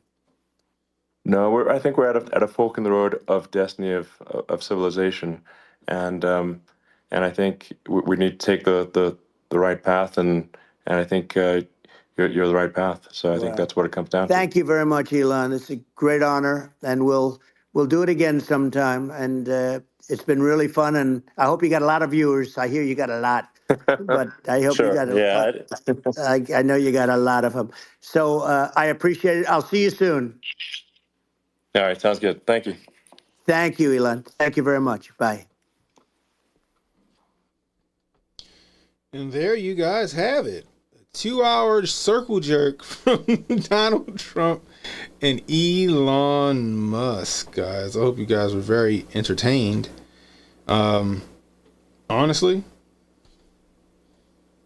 I don't think we should have expected anything less, Jay. I don't think we should have expected anything less, sir. What do you think? I'm trying to unmute, my bad.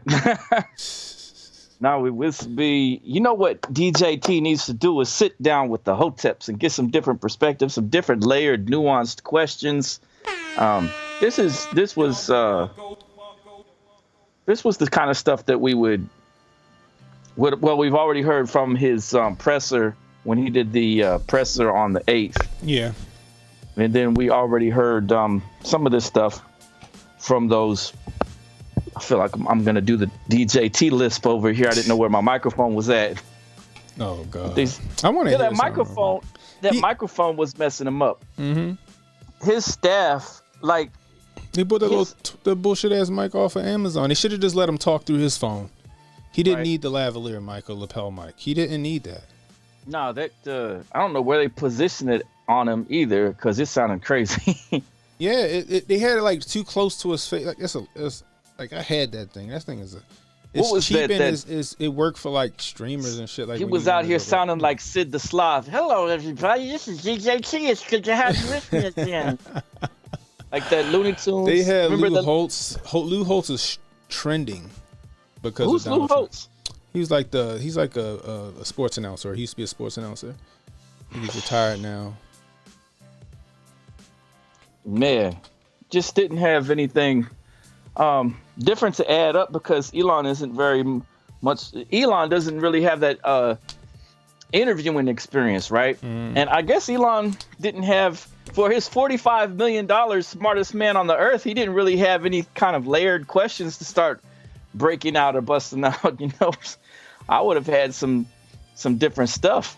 Right. I would have come up with, but let's say what I liked about it though too. I liked that Elon at the end was like, I was a Democrat. I was waiting 6 hours to shake Obama's hand. And I think that he should have led with that. And then got into the assassination. It would have been interesting if he tried to dig deep with it and say, "What'd you think about that water tower? Did you really? What'd you think about them letting you be out there, for an hour whenever they said?" And did you see that this man has been hanging out at the same spot that the DHS and all these other people have been known to be mingling around? Yeah, that was interesting to see that while he was talking about that pop up on my timeline. Real quick, I want to hear something, Jay. Let's see if we can hear it. Let me see. Do you worry about your looks? No. Because here's the thing. You are in Hollywood, and it wouldn't be the stupidest thing in the world to worry about. You hear the list. That's how you make your money. Stern when he says it's but would you do Botox? Would you do any kind of work? Here's the thing. If I felt like I was slipping up. So it's the mic that made him sound like he was lispy.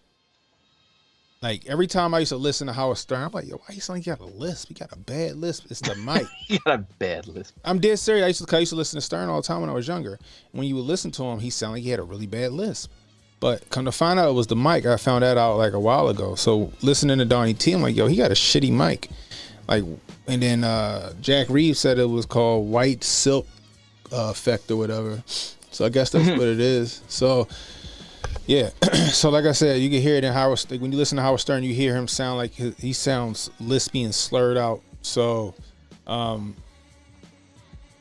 y'all go. And they had that shitty ass lapel mic. It's $20 on Amazon, yo. That's how much that little mic costs. Ducky off of Looney Tunes. Thank you, Precious in the class. That's what I was thinking of. That's right. Oh man. Well, what'd you get out of it? Did you enjoy it? Donnie T, he said, huh? I mean, yeah, so I showed this just me. So you can see the lapel mic. Oh, hold on.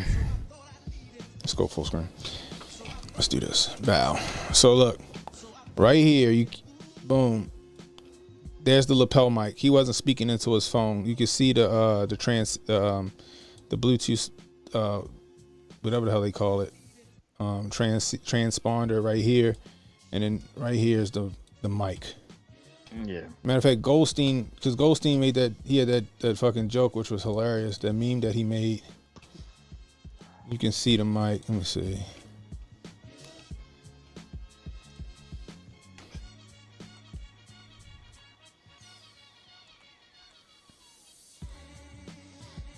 I gotta go help put up some groceries. Oh, that's right. It's still early over there. Yeah, I gotta go put these groceries up. I didn't head out to Walmart. Let me stick. There you go, right there. Let me go get these groceries up. So you can see the lapel mic right there, y'all. Lapel mic, yeah. Your lavalier, whatever you want to call it, lavalier mic, lapel mic, boom, and then that's the transponder for it, right there. That's what he was talking into, which is like they're okay for shit that I do, shit that we do on YouTube. Like you'll see me with one. You should see me with it all the time. Remember, I used to put it on my glasses. Oh, where the hell am I at? Did I turn my camera off? What the hell going on here? That's odd. Put them right there. But right here I'm not. Why not? Oh. But yeah, remember guys, like when I would do my streams, I used to have it right here on my glasses. Instead of putting it on my seatbelt, I would have it on my glasses. And maybe because I had it so far away, it didn't give me that effect that you heard in Donnie T because it was so close to his jaw. Let's see. But yeah, I had that same situation as far as the lavalier mic. Let me see.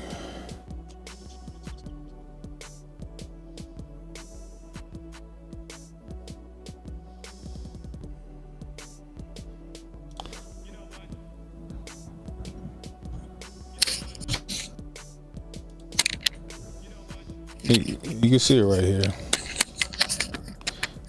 with my crappy ass camera.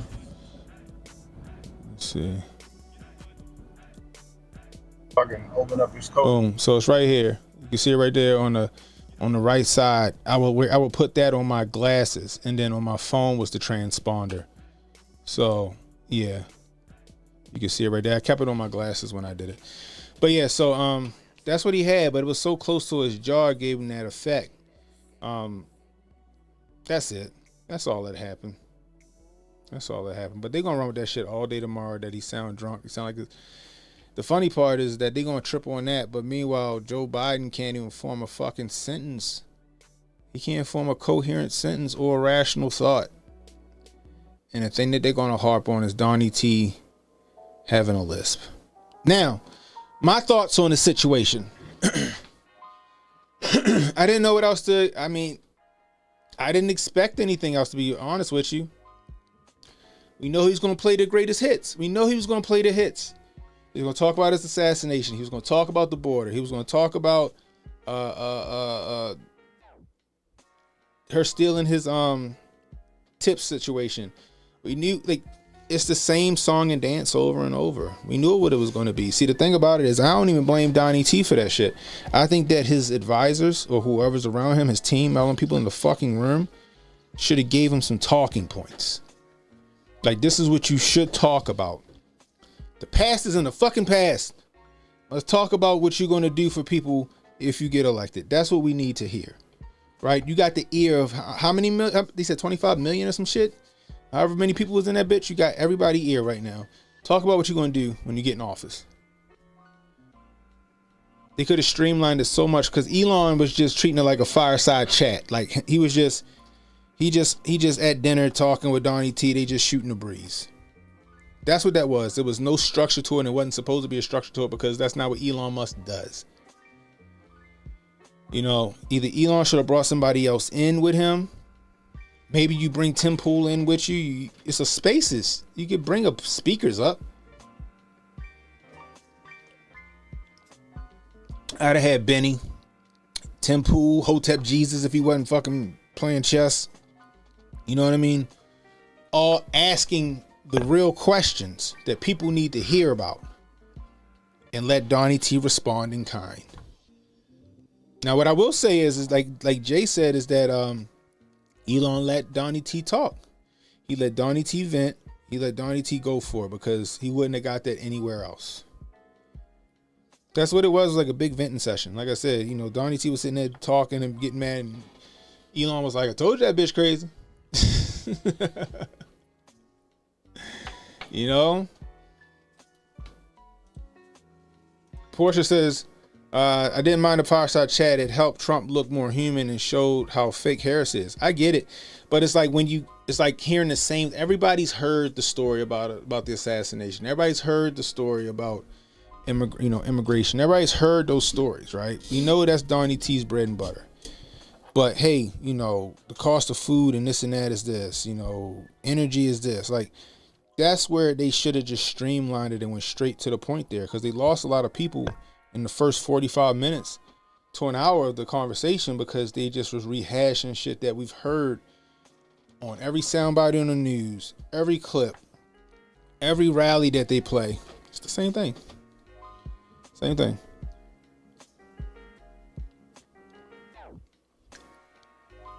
Now you're gonna get all of the Trump acolytes, all the people that that are diehard Trump, which is fine. You know, they're gonna think this was a fucking win and this was fantastic. But it's like, yeah, it's cool that we get to hear Donnie T talk and he get to talk uninterrupted, which is fantastic. But the thing about it is, if you're going to have them talk uninterrupted, guide the conversation where it's fruitful. Where it's fruitful and people can get on board with him.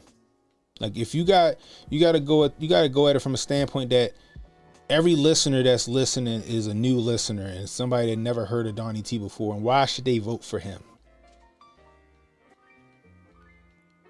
All right, because honestly, it was kind of an echo chamber. That's when you got to ask, hey, you got people out here who, struggling with this or, this or this. Like that's the stuff that people want to hear.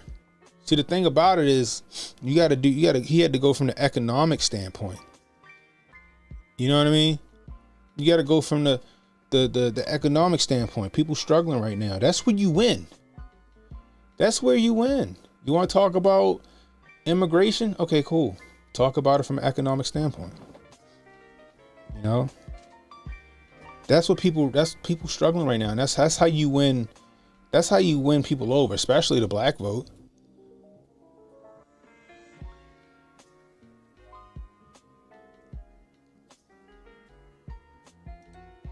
Right. See, Barton Bell already, it didn't expire. It didn't, because it's the same song and dance.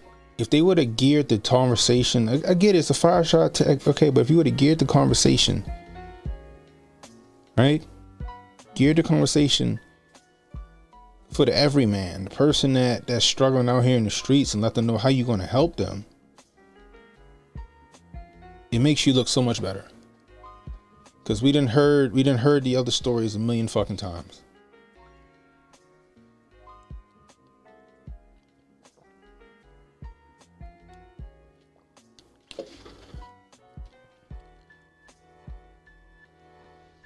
Hey yo, my aunt just texted me. Okay, I get it.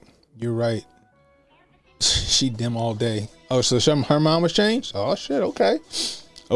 All right. Well, Don DeMarco to your auntie. I don't think anyone on the fence would have listened to this convo. Everyone is already convinced. 25 million. It might have been a few in there that because you got people that was out here, sending, looking at those what's it called, looking at these tweets, right?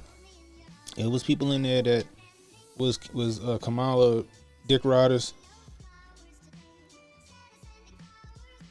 Do I really think it's some people that's undecided? In the streets, yeah, I do. In the streets, I think it's some people undecided. In this chat, 25 million, maybe it was 1 or 2 or 3. I don't know. But at the same time, you can't, that's what the Democrats, that's what Republicans do a lot, where they like, ain't nobody gonna be in here worth talking to anyway, so let me just go ahead and play the hits. You can't do that. Like, you gotta talk to the people that you're trying to, convince, even if there's nobody in there. You never know. 1 or 2 people might have been in there that could have been swayed. You know what I mean? That's how I feel about that.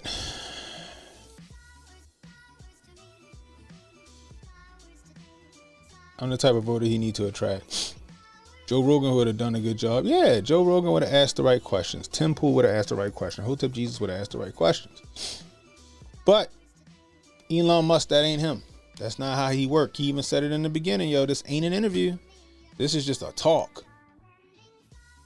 As soon as he said that, I was like, oh, okay, well, that's how that shit's gonna go. There was no structure for it. There was none structure for it. Period, full stop. What's the name, man? Who sent me that? Was it Ronan? Yeah, it was Ronan. Shout out to Ronan. What the fuck? What's this?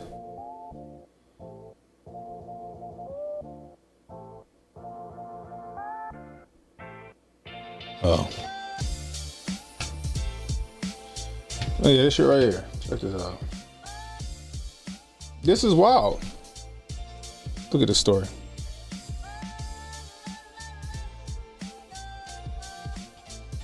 Kamala's platform is she running with the no taxes on tips like Donald Trump, and she running on border security like Donald Trump. That's the crazy part. Let's check this out real quick.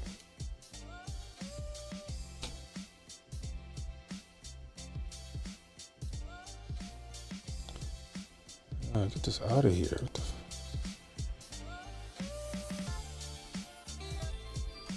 Attempted Trump assassin Thomas Crooks trained at same gun range used by DHS. What? We already knew that though, right? We already covered this. Well, we already knew this. I've already gave you this information, but you know, now that they have it in the news, I guess now it's in the know. You know what I mean? Now it's in the fucking know, but we already knew that. You know, Hotep's been told you. And I do remember you saying that as well.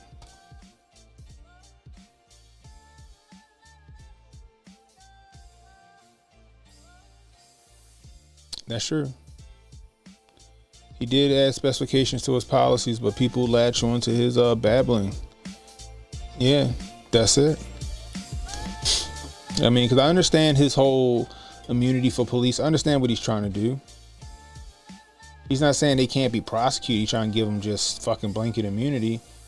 It's going to be on a case-by-case basis, but at the same time, you know, there were a lot of shootings that happened that I was like, nah, police. I think nope. I wouldn't go after the officer for that. I wouldn't. So,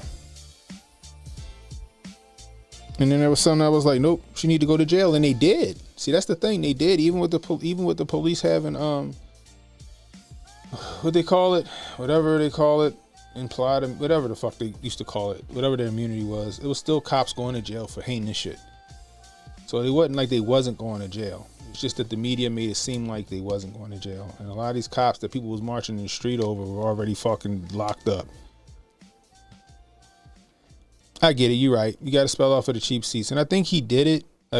What he was matter of fact, he spelled it out when he was up there with the black hoes on the fucking stage at the black convention thing that he spoke at, or that he went and got interviewed at. But yeah, you're right. You got to spell shit out, and his people got to be better at telling him to fucking wrap it up. Stop babbling. That's the thing. They gotta practice with him. Like, all right, if they ask you this is how you answer this. You cannot babble on because you're gonna lose people. I get that. I just want him to make me want to vote for him, not just against Kamal and Walls. I feel you. You want to feel like he got your back. It's hard to run against a platform of empty platitudes. Yeah, that's true. That's true. I don't know how you would attack Kamal on anything but her history. Yeah, that's all you can do is attack on her history. She has no record to run on. They're not going to let her run on Joe Nicholslick's record because they're trying so hard to make her likable, and they're trying so hard to make it seem like the last 4 years didn't happen. Like she's some new person that's just coming on the scene, and it ain't her that was with Joe Nicholslick. Anyway, let's get to this. So, the fuck, this kid right here, Thomas Crooks, was training at the at a gun range with feds, with Department of Homeland Security. Attempted Trump assassin Crooks practiced shooting at his preferred gun range the day before the Department of Homeland Security. The Department of Homeland Security conducted a training here, just 2 months before he opened fire at the former president's rally. Crooks visited the Clarendon Sportsman Club in Pennsylvania on May 22nd around 3:10 p.m., where he practiced alone at the rifle range according to a club logbook obtained by Senator Chuck Grassley.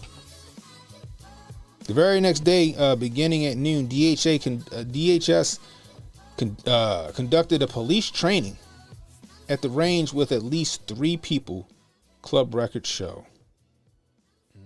Okay. Clarendon's rifle range, where Crooks would have practiced his 200 yards long, more than enough space for him to practice a 150-yard shot. He would take at Trump on July 13th, wounding former president and killing a bystander. I'm sorry, I'm tired, y'all. Oh, man, excuse me.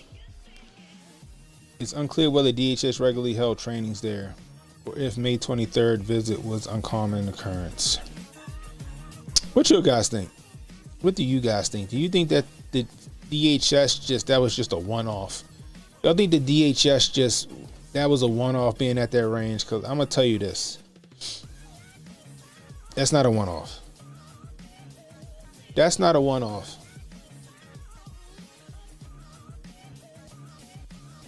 Yeah, exactly, Joe.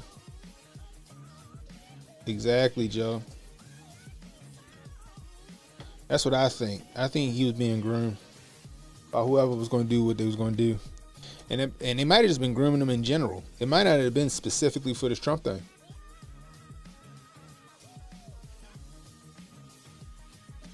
They might have just had him on the burner just in case they wanted some other shit to go down. Is this the log?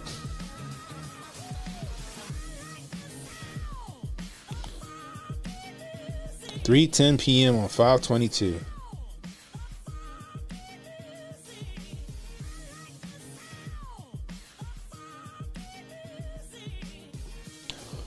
Rifle range. They even got dog training up this bitch. Action pistol range. That's kind of cool. That sounds like this gun club here where I'm at. DHS. The very next day, right here. Y'all see it? So hold on. So you got Thomas Crooks. Hold on.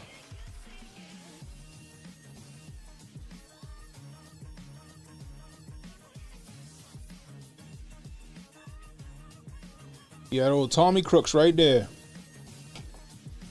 And then you got DHS. 3 people. Thing is, right? You see where it say 3 people? Up here, it's just got a dash through it. Just got a dash through it. Interesting. Why wouldn't he put one person there? I'm just saying. Interesting.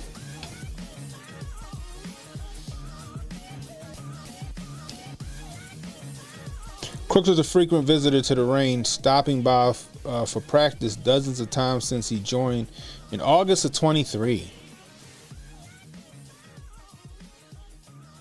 Across at least 43 visits, Crooks spent 80% of his time at the club's rifle range. He would have to. If the only gun he had was an AR-15, then he clearly has to spend time only at the rifle range, which Grassley's office said showed intense preparation for his shot at Trump. It's a possibility, or because he has only an AR-15, he doesn't have a handgun to go to the pistol range, right? He doesn't have a handgun to go to the action pistol range. He only got a gun for the fucking rifle range, which is an AR. That could be the reason why he spent so much time at the rifle range. I'm just saying. You know why I say that? Because he's 20 years old. And you know what that means? Because he's 20 years old, he's not allowed to have a fucking handgun. You can't have a handgun until you're 21. That's when you're eligible to have a handgun. He's 21 years old. But until you're 21 years old, you can have a rifle. So he had an AR-15. He went to the rifle range. So when he goes to the range, that's where he has to go. He can't go to the pistol range because he's not allowed. He's not old enough to have a pistol. That's against the law. Okay. His final visit was on July 12th at 2:45 p.m., the day before he unloaded on Trump's rally in Butler, Pennsylvania, with an AR-15 rifle. Crooks was shot dead by Secret Service snipers. No motivation has yet been uncovered for Crooks' assassination plot. So that's interesting, right? Because the news made it seem like this kid went to the range that day. The news made it seem that the kid went to the range that day, right? He didn't go to the range that day. He went to the range on the 12th. So that would explain why his parents was worried about where he was. That would explain why his parents was worried about where he was. Because remember, right, at first they said, well, his father said he took the gun to the range. He gave his son the gun to go to the range. They made it seem like it was on the 13th he went to the range. But then they said the parents put an APB out on their son because they were afraid something happened. That would make sense if at 2:45 p.m. on the 12th, he went to the range and he never came home. 24 hours later, They called the police like my son hasn't come home yet. That's very interesting to me. Very interesting to me.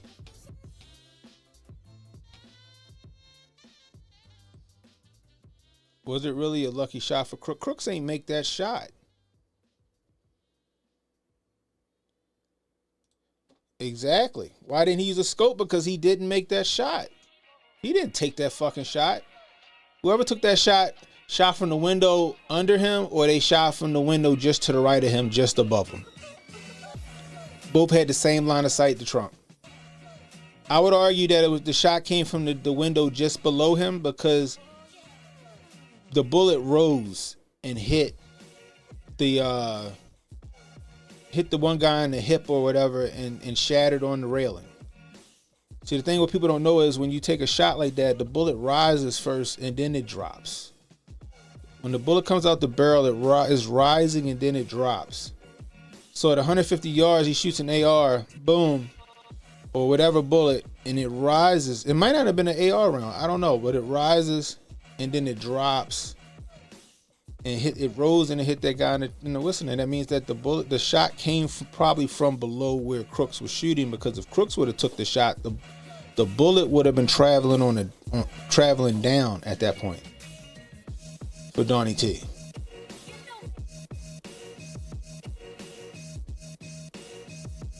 So that bullet, whoever shot from just below, and y'all hear this from me. Listen, y'all hearing it from me.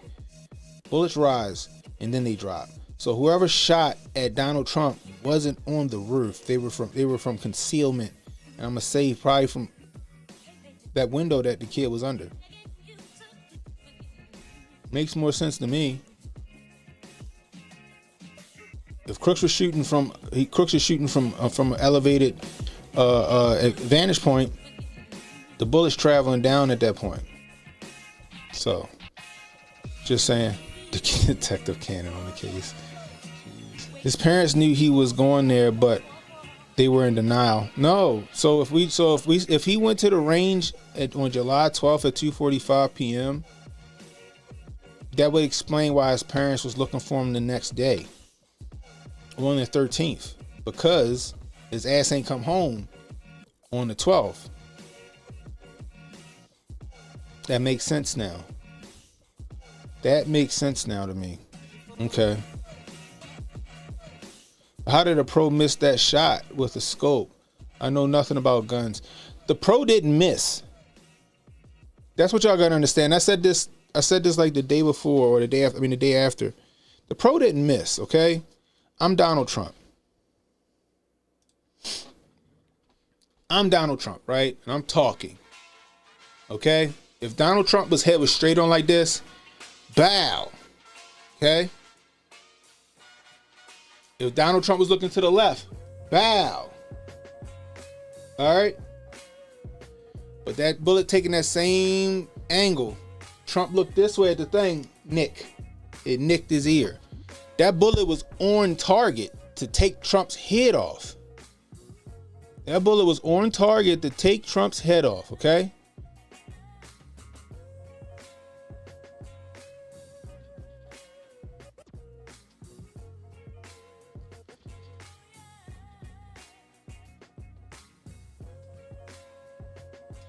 I think this is what they used. I think this was this 308 right here. I think these are 308 or some 30 caliber bullet. Maybe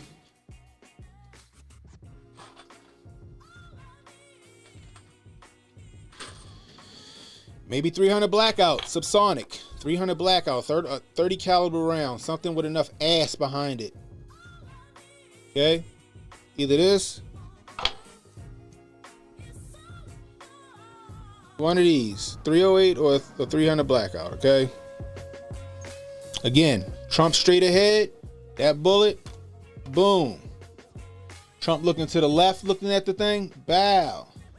But because Trump was looking here, Nick, that bullet was on point. That bullet was on course to take Trump's head off. Whoever took the shot wasn't going to miss. If Trump would have stayed here, he was not missing that shot.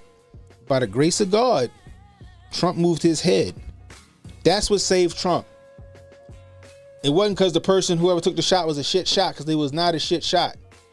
It was just fucking, it was divine intervention that saved Trump's life. Divine intervention that saved Trump's life. Now, I think that whoever took the shot was cocky. But I could make that headshot. I'm gonna take his head off. And didn't take into account that he was gonna move. If it was, let's just say it was me and I was gonna take a shot like that, which I would never. YouTube and everybody else and the feds and I would never take a shot at somebody. Nope. Only reason I got all those guns behind you is to protect me. I don't know where these gnats coming from. To protect me, okay? But if I was taking that shot on Donnie T, heart shot, lung shot, like I was hunting something. Like I was hunting something. Now, clearly, headshot is a wrap. Can't save you. Especially not with something like this. Heart shot, something like this. Lung shot, maybe you double tap, you can follow up. I'd rather miss your heart for your lungs at 150 yards. But whoever took that shot did not miss. Make no mistake about that. Whoever took that shot did not miss. Trump moved his head. Period, full stop. Think about that. Think about what I'm saying. And it's still a game. Disclaimer, this is just Hotep ballistics. That's it. Hotep ballistics wargaming. That's it. That's it.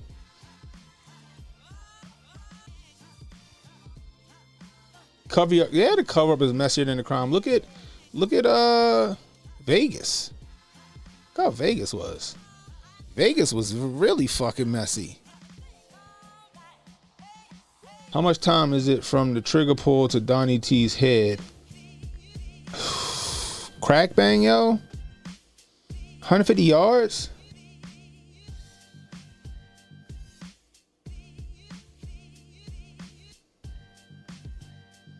What, a second? What, 3,000? How fast would it? If it was an AR round? Maybe this was a 308. Even if it was a 308 round, what's that? 3,000 feet per second, 2,300 feet per second. Let's just say, I don't know. AR. No, it's moving fast. 3,000 feet per second. All right. Less than a second. That's less than a second. 2 seconds. 2 seconds. If we did the crack bang, no. A 1 Mississippi. A 1 Mississippi. That's how long it'll take that round to get there. 1 Mississippi. That's just me guessing. That's just me guessing. A second, under a second, somewhere around there. And the study said bullet velocity 3.8 Winchester cartridge typically fires bullets with the muzzle velocity 20. Okay, yes. All right. So yeah. Okay, 3,000 feet per second, like I was saying. Right. Depending on the specific load of the bullet weight, its velocity is achieved using a standard 22-inch long barrel. Standard 22-inch? You think it was a 20? Yeah, you're probably right. Between 18 and 22 inches per Grok. Grok did that? See, I was faster than Grok, goddammit. I was faster than Grok. I told you the 308 was moving at 3,000 feet per second, goddammit. I'm faster than Grok out this bitch. But yeah, I say well, 1 Mississippi, if that. But that shooter didn't miss. If Trump would have stayed talking to the crowd this way, he was a dead duck.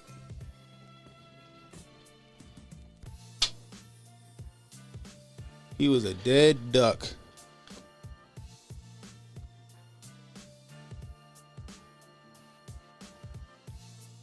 A quarter of a second. It's gonna be fast.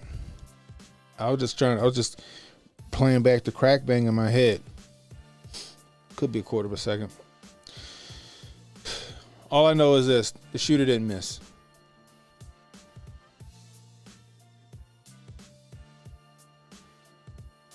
That's it.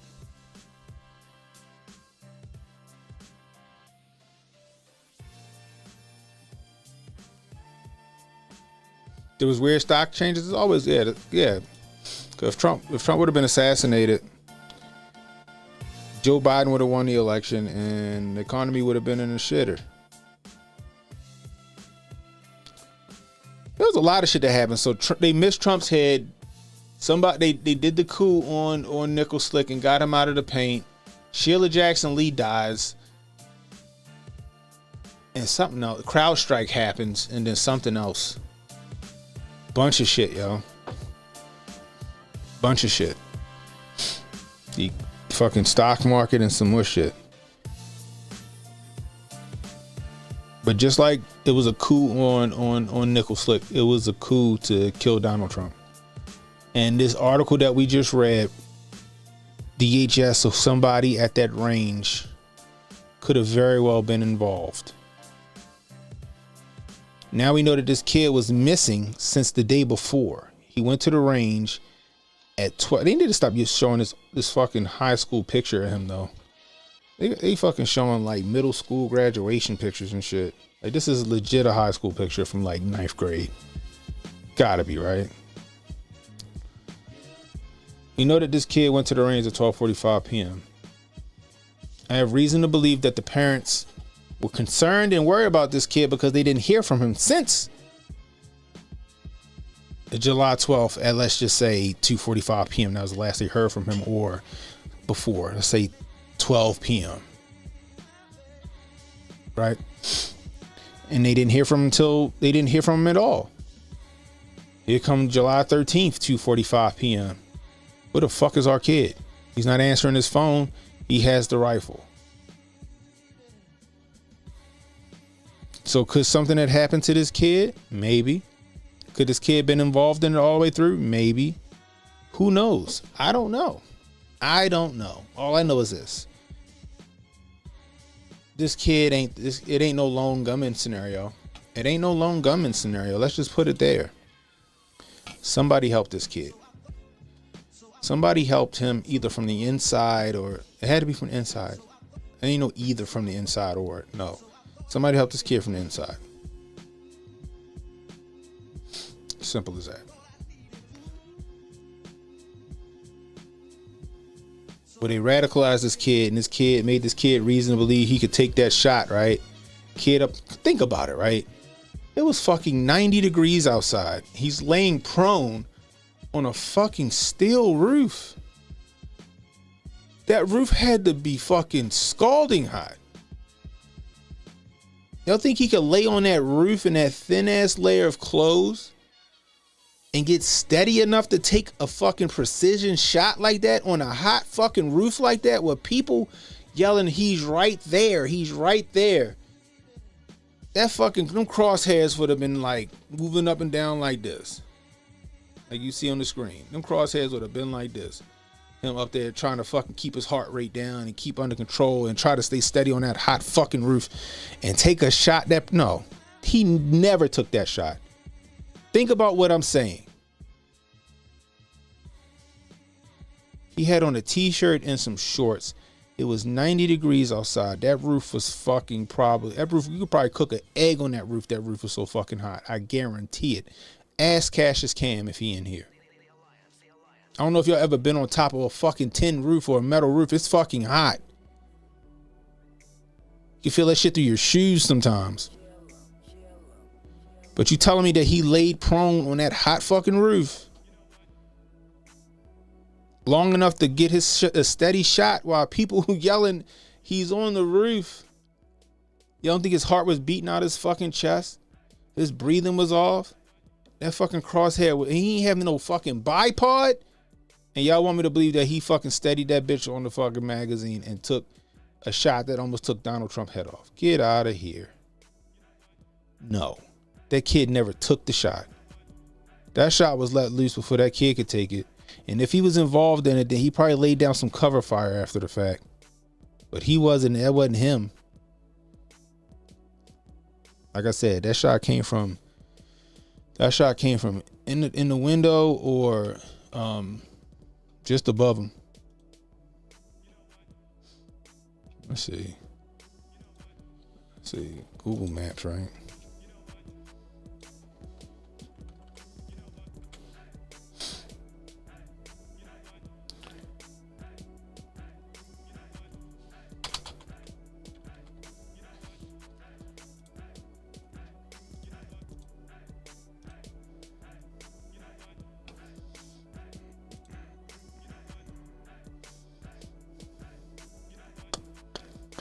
Let me get this right.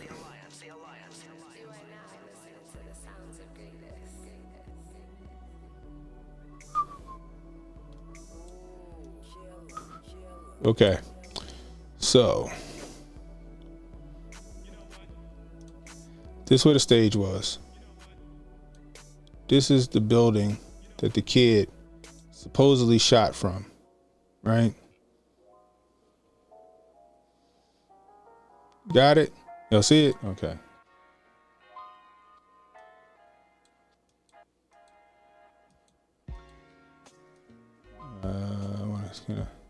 Let's go out real quick. Where can I put this at?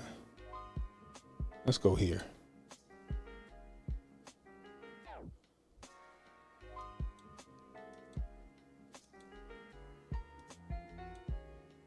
Okay.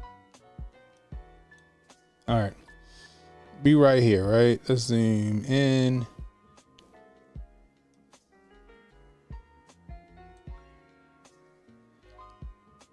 Fuck. All right. So this is what the kids. This is the building the kid supposedly was on. Y'all see these fucking windows right here? You see these windows right here? Okay. I wish I could move a little more. I think a shot came from one of them windows, and then there was another window that was kind of just below the kid. That's where I think the shit came from. Oh, God. I see fucking tractors, god damn it. What the fuck? God. Hold on. Let me see. Get this out of here. Boom. I wish I could see better. So, but let me see. Anywhere else I can put this thing?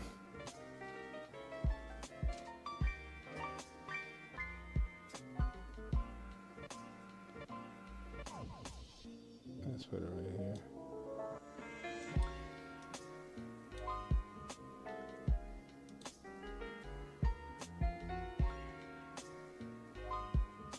All right, here we go. So right here, okay. That's as far as I can zoom in. Window right there. The kid was right here. Both had vantage points to Donnie T. If I'm not mistaken, there was another window a little lower. Or it could have been any one of these windows right here that had a good vantage point on Donald Trump.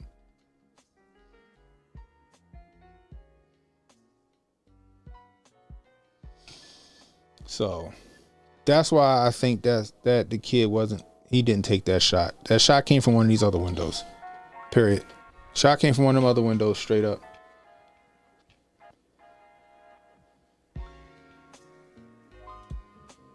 I could be wrong. But I don't think so. I wish I could get a little closer, but I can't. I can't get no closer than that, so I can show you guys.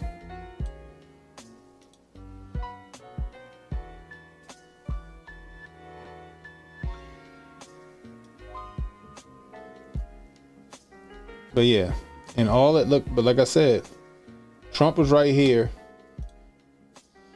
Trump was right here. You saw all those windows right here where somebody could have took that shot from. That kid was here. The kid was here. You got all these windows right here that they all still had the same fucking shot. Even the kid had a good shot, but they all had the same fucking shot. So, funny part is we'll never know. We will never know what the fuck happened. It's going to go the way of Vegas. It's going to go the way of Vegas. Straight up. Let me see what y'all say. Think the shooter still got paid? That shooter's off on his next mission.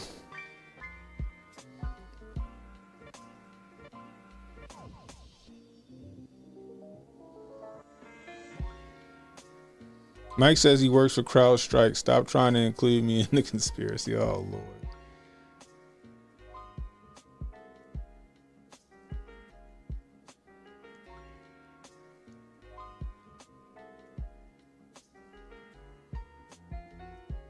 I wouldn't have paid the shooter. I would have been like old Yiddish saying, if your horse doesn't drink the water, you didn't lead it to the well. You got to shut him up somehow. If you pay him when you kill him. Or the shooter was already on the payroll. No, there ain't no way he was a lone gunman. Guaranteed. Mr. Smith. Mr. Smith, Mr. James, Mr. Uncle Charles, Mr. Charles. Oh, man. Yeah, he was in plain ass clothes. Fuck that. That roof hot as a bitch. Do you think that people will have precision bullets like those joints in Dune? And they have the capability to do an earshot purposefully? No. Because you don't know what the wind's going to fucking do. You don't know if you're going to pull that trigger right. It's a lot of variables. You can have a special bullet made. You can have special bullets made with weights and shit, but you don't know what the wind's going to do. You don't. You know, so I don't think it's what you see in the movies at all. I think you got precision shooters, but it's a lot that take into account to do like I get it if you know there's you can send a shot close, you know what I mean? But if Trump ain't moved, it was over for him. We never got a good excuse about the latter. Nope. Oh, you already know. You still think the water tower? You think somebody was at the water tower? It's a good possibility, but I don't know. I mean, I wouldn't put it past somebody being on the water tower. It makes sense. Especially if you ain't got no drones flying to check it. That's another thing. Even all that shit I just showed y'all with this and that, right? Right? You can't sit here. You cannot sit here. I mean, a drone, a bullet drone. Like they had in Shooter. We watched that last week, right? We watched Shooter last week where they had a rifle on remote. You know what I mean? But you still got to know windage and all that other stuff. You know, I mean, nobody's reflexes is fast enough to do that. What's up, JJ? Back from putting up the dishes and all that other shit he was doing. Trying to get these kids to bed. No, it's all good. Heads in beds right now. Heads in beds. Yeah, trying to get them in the bed. You know how it is. It's babies. Generation Alpha. Could have been a tree stand in the woods, but I'm thinking the window. It make more sense, especially where that's where all the snipers were. I think the shooter was one of the snipers. I'm sorry, I just do. I think it was one of the local law enforcement people, or somebody from DHS posing as local law enforcement or something. I don't know. They figured out how to curve a bullet like in the movie Wanted. Oh God.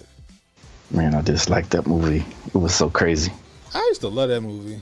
You liked it before you started dipping into the pew pew culture. I've been saying the same thing, Emmanuel. I think she a placeholder. I just don't see how they can run with her.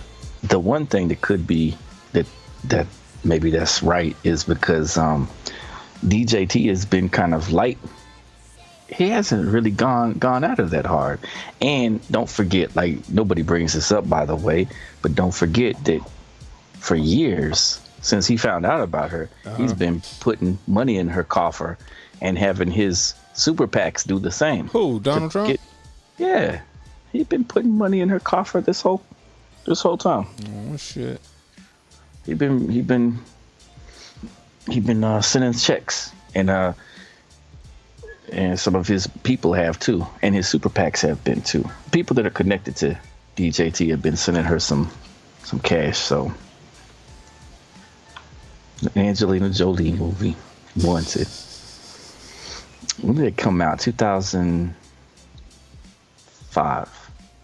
Or 2006. When did that come out? It was like 2006, I think. Let me double check. I want to say 2005, 2006. All right, you do that. I'm gonna show this real quick. Looking at the water tower. Oh shoot! It was 2008. Really? Dang. I got it on Blu-ray. Got it on the Blu-ray. I do. I got it on the Blu-ray. But the water tower story isn't the biggest story. I want to turn this shit. Like I can't turn it. Why can't I turn it? I can do all that, but I can't turn the shit around. I want to see. I want to see from that way. Am I doing something wrong? I want to see. Whatever. Fuck it. I don't know. The water tower. Hey, I feel like the water. Like if it was gonna shoot the water tower, the bullet would have went this way. And I'm not saying that it wasn't a shoot on the water tower. The person on the water tower didn't take the initial shot. The person on the water tower didn't take the initial shot. So somebody took a shot from the water tower. It's high enough, but this is like roughly. Like I can't fucking. I got this goddamn mouse. I'm not John Madden out this bitch. All right. The bullet's going this way. It'd have been that's the path roughly that shit would have went, right? Here it went and hit the guy up here in the stands.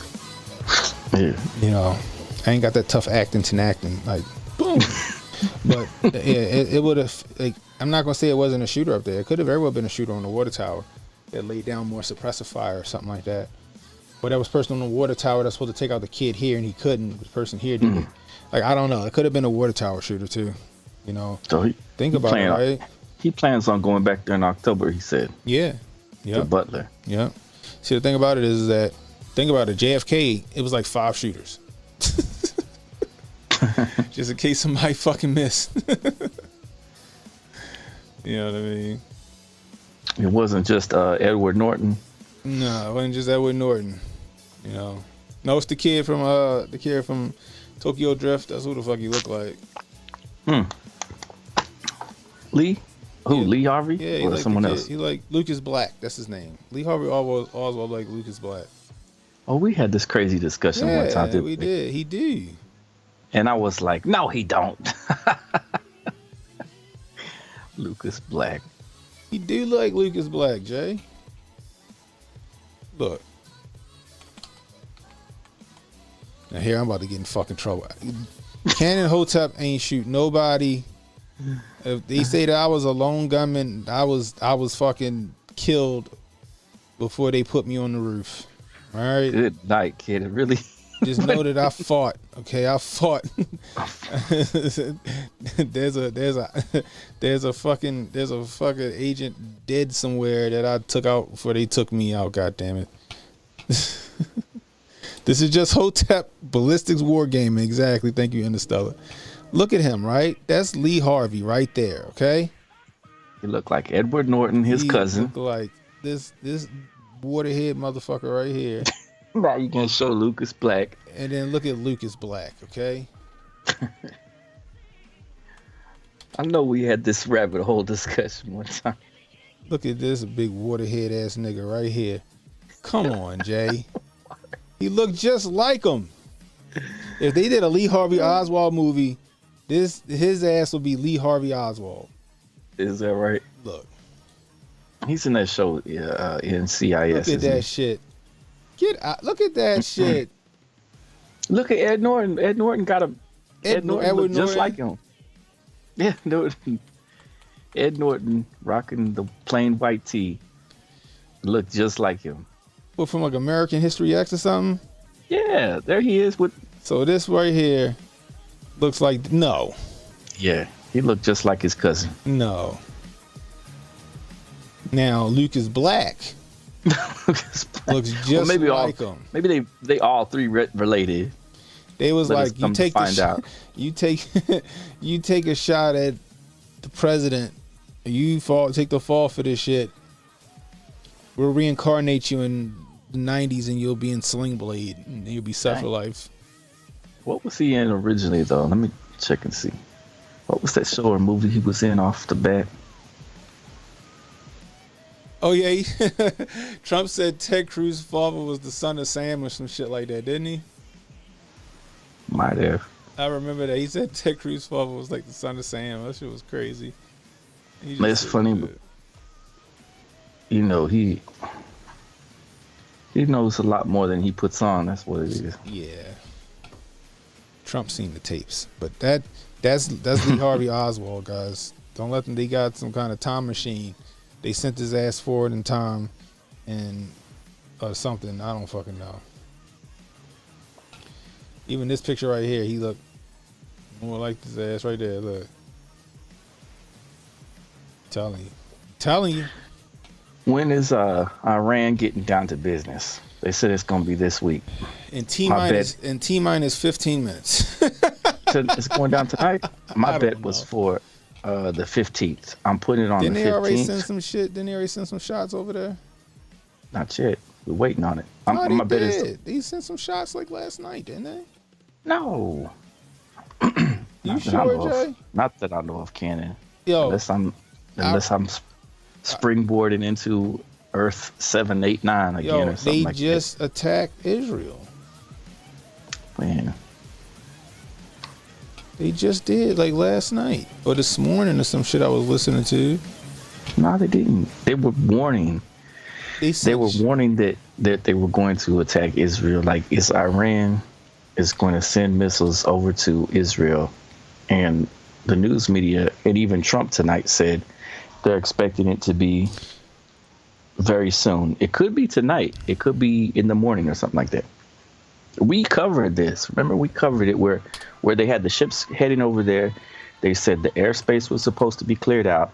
They said if you lived in those different spots, you were supposed to evacuate because they said that it's gonna it's that teetering towards World War III stuff that they kept saying. I could have swore. Because if Iran, they just sent fucking rockets into Israel like this morning. They did. They did back on April. It was April 14th, 2024, that they first sent those rockets in. But the Iron Dome and our ships, the U.S. Navy carriers, with the F-35s, those were the ones that lit all those little drones up. Now those drones, remember, those drones came from Joe and his people because they lifted the embargo and they started letting them build those drones. They knew that they were building those drones up and they let them do that. So we're waiting to see if Iran is getting ready to attack. Either, well, it could be tonight, it could be tomorrow. We don't know. My guess is if it doesn't go down between right now and then probably on the 15th. I must be tripping. I could have swore I was listening to the news this morning, and they said they fucking shot missiles in the fucking Israel. Israel blew up something in Gaza again. That's what happened. Now that was like a couple of days ago. I don't know. Maybe I'm fucking wrong. Maybe I'm in the Mandela effect. Maybe I seen some shit that ain't happened yet. They said fucking that early edition over this bitch. They said that they put Tulsi Gabbard on the no-fly list. Who did? The government. Oh, Lord. Put Tulsi Gabbard on the no-fly list. It's probably because of that interview she did where she said who really run the fucking world. She on the TSA Quiet Strikes program. That's cold-blooded. She probably is. That's what they said. Yeah, I'm tripping, y'all. I'm almost certain. Okay, that's what it was. Hezbollah fires rockets into Israel. Yeah. Okay. It wasn't Iran. That's still Iran. That's still fucking Iran. No, we waiting. Iran got the big guns. We waiting on proxy. Hezbollah just got the little the little rockets. Iran's got the drones and the big boy stuff. They haven't whipped it out just yet, but pause. That's what we're waiting to see if Iran whips it out. I don't know if Iran is. I don't think they going to attack. I think they saber rattling. I don't know. I'm not even gonna say they're not going to attack. What I'm gonna say is this. I feel like they know they're gonna be committing fucking jihad if they fucking attack. But I don't know. Cause who's running the United States right now? That's what it's buried. It's been buried this whole time. Somebody gotta be running the United States. Joe Nichols ain't making these fucking decisions. Heck no, he's asleep right now. You think he's up? Oh, he's asleep, all right. That man he fell asleep probably at like 4 p.m. today. He fell asleep 2 years ago. He ain't got up yet. That could be the case too. I'm just saying. I don't know who's making these decisions. They won another forever war. We already know that, right? They won another forever war. So something gonna get the popping. Something gonna get the popping. Rahm Emanuel and Eric Holder and Barry O. That's the people that's in charge of this place right now. Is there any like significant like holidays coming up? The holidays? Well, we got 9/11 coming up. Not for us though. I'm talking about for an attack. That'd be wild if we got attacked on 9/11. It might. It might. And that's just enough time. And it's just enough time to attack us before an election. That's enough time for them to oust Joe Nicholslick. That's just enough time to oust Joe Nicholslick, right? And put Kamala in as the default president by a fucking loophole. And then the attack have us so-called attacked on 9/11 so they could suspend the election. Wartime. Y'all like my 40-round magazines I picked up while I was in Virginia? That's a 40 rounds right there. Golly mighty, ready to rock and roll. Glock mags, baby. I ain't even try to put it in the Glock for real. Glock round. I put it in my AR9. They fit. But Ken over here is super sleepy. I am super sleepy. I've been up since about 6 o'clock. Oh man, alive! This was a moment though, and we're gonna get to see. I don't know. Maybe that's like remember the missile joint that happened over there in Hawaii, the false fat fingers story they pulled, and now they got Tulsi somewhere locked down. Oh Lord, Tulsi about to get they clone Tyrone treatment. Look, cause continuation of government. That never ended, right? So. You know that if anything does go down, they have to call on these. They have to call up Eric Holder. They got to call up Rahm Emanuel, and they got to be like, "Hey, get to your post, get to your underground bunker. It's go time. Go time." I can feel it coming in the air tonight. Can't know all these old ancient songs. You know that song by Phil Collins. I don't know that song. It had a drum solo in it too. Yeah. Bella said that's one of the best songs ever. I don't know. I don't know. Remember there was a Jay-Z, the Jay-Z version. I never heard the original version. I just heard the Jay-Z had a version of that song? I didn't know that. And didn't he? That's the only version I know. A lot of times, because all I listen to is pop music and hip hop. A lot of the times, I find out much later. Somebody will be like, "Now that's the remix. That came out in the 70s or 80s," and I'll be like, "Oh, for real? I never heard it." Oh, Noel got his kufi on tight. He might be right though. He said, "I think there's an agreement between Iran and Israel to bring forth a new leadership that is not Islamic." Everyone will be messing up the bag for the Saudis, though. Won't they? Won't the Saudis be getting their bag messed up? But the Saudis ain't even. They just like Israel. They're not even the true fucking Muslims. They're not even true Islamists.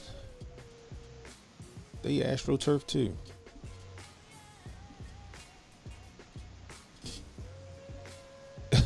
Protocol said you got the Phil Collins 8-track in plastic. Nah. Phil Collins in plastic on the 8-track. I'm telling you guys. Shit about to get wild, y'all. Make sure you got your food and your water and your first aid. Get your gun and some other shit. I don't care if you think you Katniss Everdeen or fucking Hawkeye. Get a bow and arrow or crossbow or something. Protect your neck. Get a shotgun like Ethan Hawke in leave the world behind. They're devastating. Anyway. Yeah, I think so. Boy said Saudis took out the dude in the helicopter, though. He did. What happened with the red heifer? I don't know. One of y'all in the chat said that they secretly sacrificed the red heifer. They might have. I don't know. I don't know. I wish I could have asked Trump questions, because that's one of the questions I want to ask. So, like, you heard about this red heifer in Israel thing? All right, were you there when they did it? How was the steak? That would be hilarious, but it was. Will we make it to Hotep Con? The world may never know. Don't put that on us. No. The world may never know. We gotta make it. We gotta do this. The white buffalo has disappeared, and it's two heifers that have been born. Right. That's right. You heard about the white buffalo that disappeared, right? I did. They went looking for it. Couldn't find it. It's out there. The great white buffalo. Oh, bringing about. Whatever happened to Christy Noem? What'd they do with her? She waiting in the wings or some shit. Who knows? I swear Kamala looked like a white woman in this shit. They whitewashed her to make her look like that painting picture. That's what I feel like.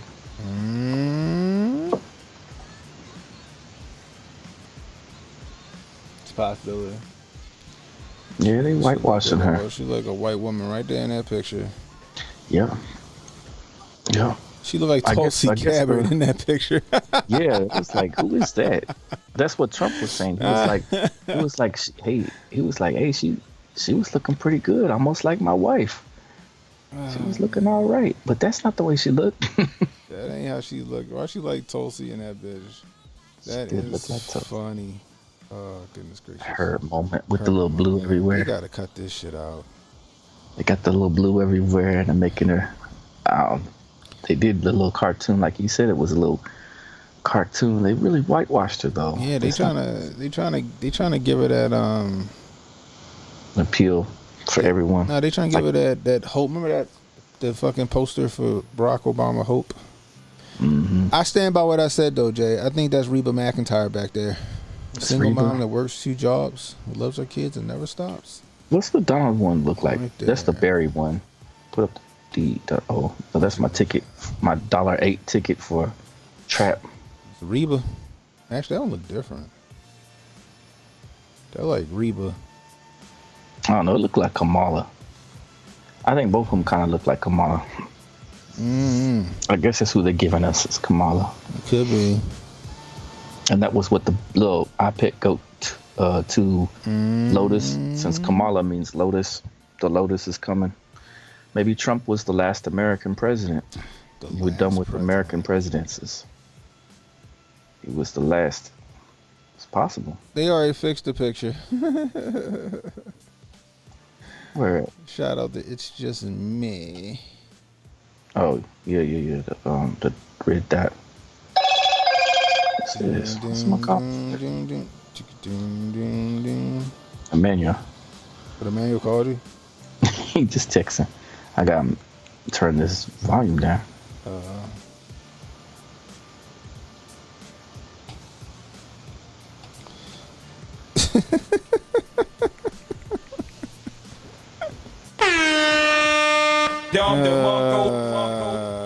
Spicy. Oh, that is fucking hilarious. Anyway, that's all I got, Jay. I'm fucking exhausted. You got anything else for the people? Oh, who's your guest right now and who's getting in? Mine is still gonna be DJT. I think that this could all be a cop out. This doesn't feel authentic. They might switch things up after that convention. There could be something about to go down with Iran and stuff, it looks like. And I've not noticed DJT really go at Kamala like we saw him go at Hillary and others. Like, he could be out there being like, you know how he had his lockup, right? He could flip that around and be like, she'll lock you up. We wanted Hillary locked up, but this is the woman that will lock you up. That's what I mean. He hasn't been going at it like that. He hasn't. So it could be a whole fake out where they a 52 fake out where they Or he knows it's in the bag. I don't know. No, you can't treat it like that. But I think that Donnie T still gets in. Yeah, I think he still does. Even though they're saying in all the polls, but the Rasmussen poll and the Fox poll are showing Donnie T up. So where are you at on it? Are you thinking he still gets it? I still think he gets it, or they fucking lob a missile at fucking Russia, and or something's about to go down. Like we've been saying, like they're giving us these things, these cop outs, to where like when we get to that point on November 5th, yep, like all heck could have already been breaking loose. Yep. Remember the 5th of November stuff, where they had that plot back in the day. They could revamp that plot all the way for today's era and do something at one of the polling places if they wanted to. Mm-hmm. There could be handkerchiefs left and right. There could be polling places down left and right. So it's going to be something crazy. Pipe bombs in the polling place. Who knows? Who knows what they're going to do? Who knows? We'll find out, though. We shall see. And then Iran jumping off maybe tonight or maybe on the 15th. We'll see what goes down with that, or what will the response, because it's really all about their responses with it. They're tied in with Russia and Turkey and all that, and our responses, because how much more into this conflict do we want to be, because we know Joe is not at the helm. But I appreciate you for having me on, man. Ken, it was good times as usual, and we appreciate everyone in the chat. Thank you guys for coming through, and all the super chats, all of the gifted subs over there on Kick. I'm starting my own Kick. You guys started Kick. I appreciate you guys. We got 100 going. How many subscribers I got over here? 167 followers, guys, and 37 subs. You guys are awesome. You put my Kick up in the chat so you guys can go ahead. Yeah, put the Kick in the chat. Make sure I click on Jay's name and subscribe to Jay's Kick channel, guys.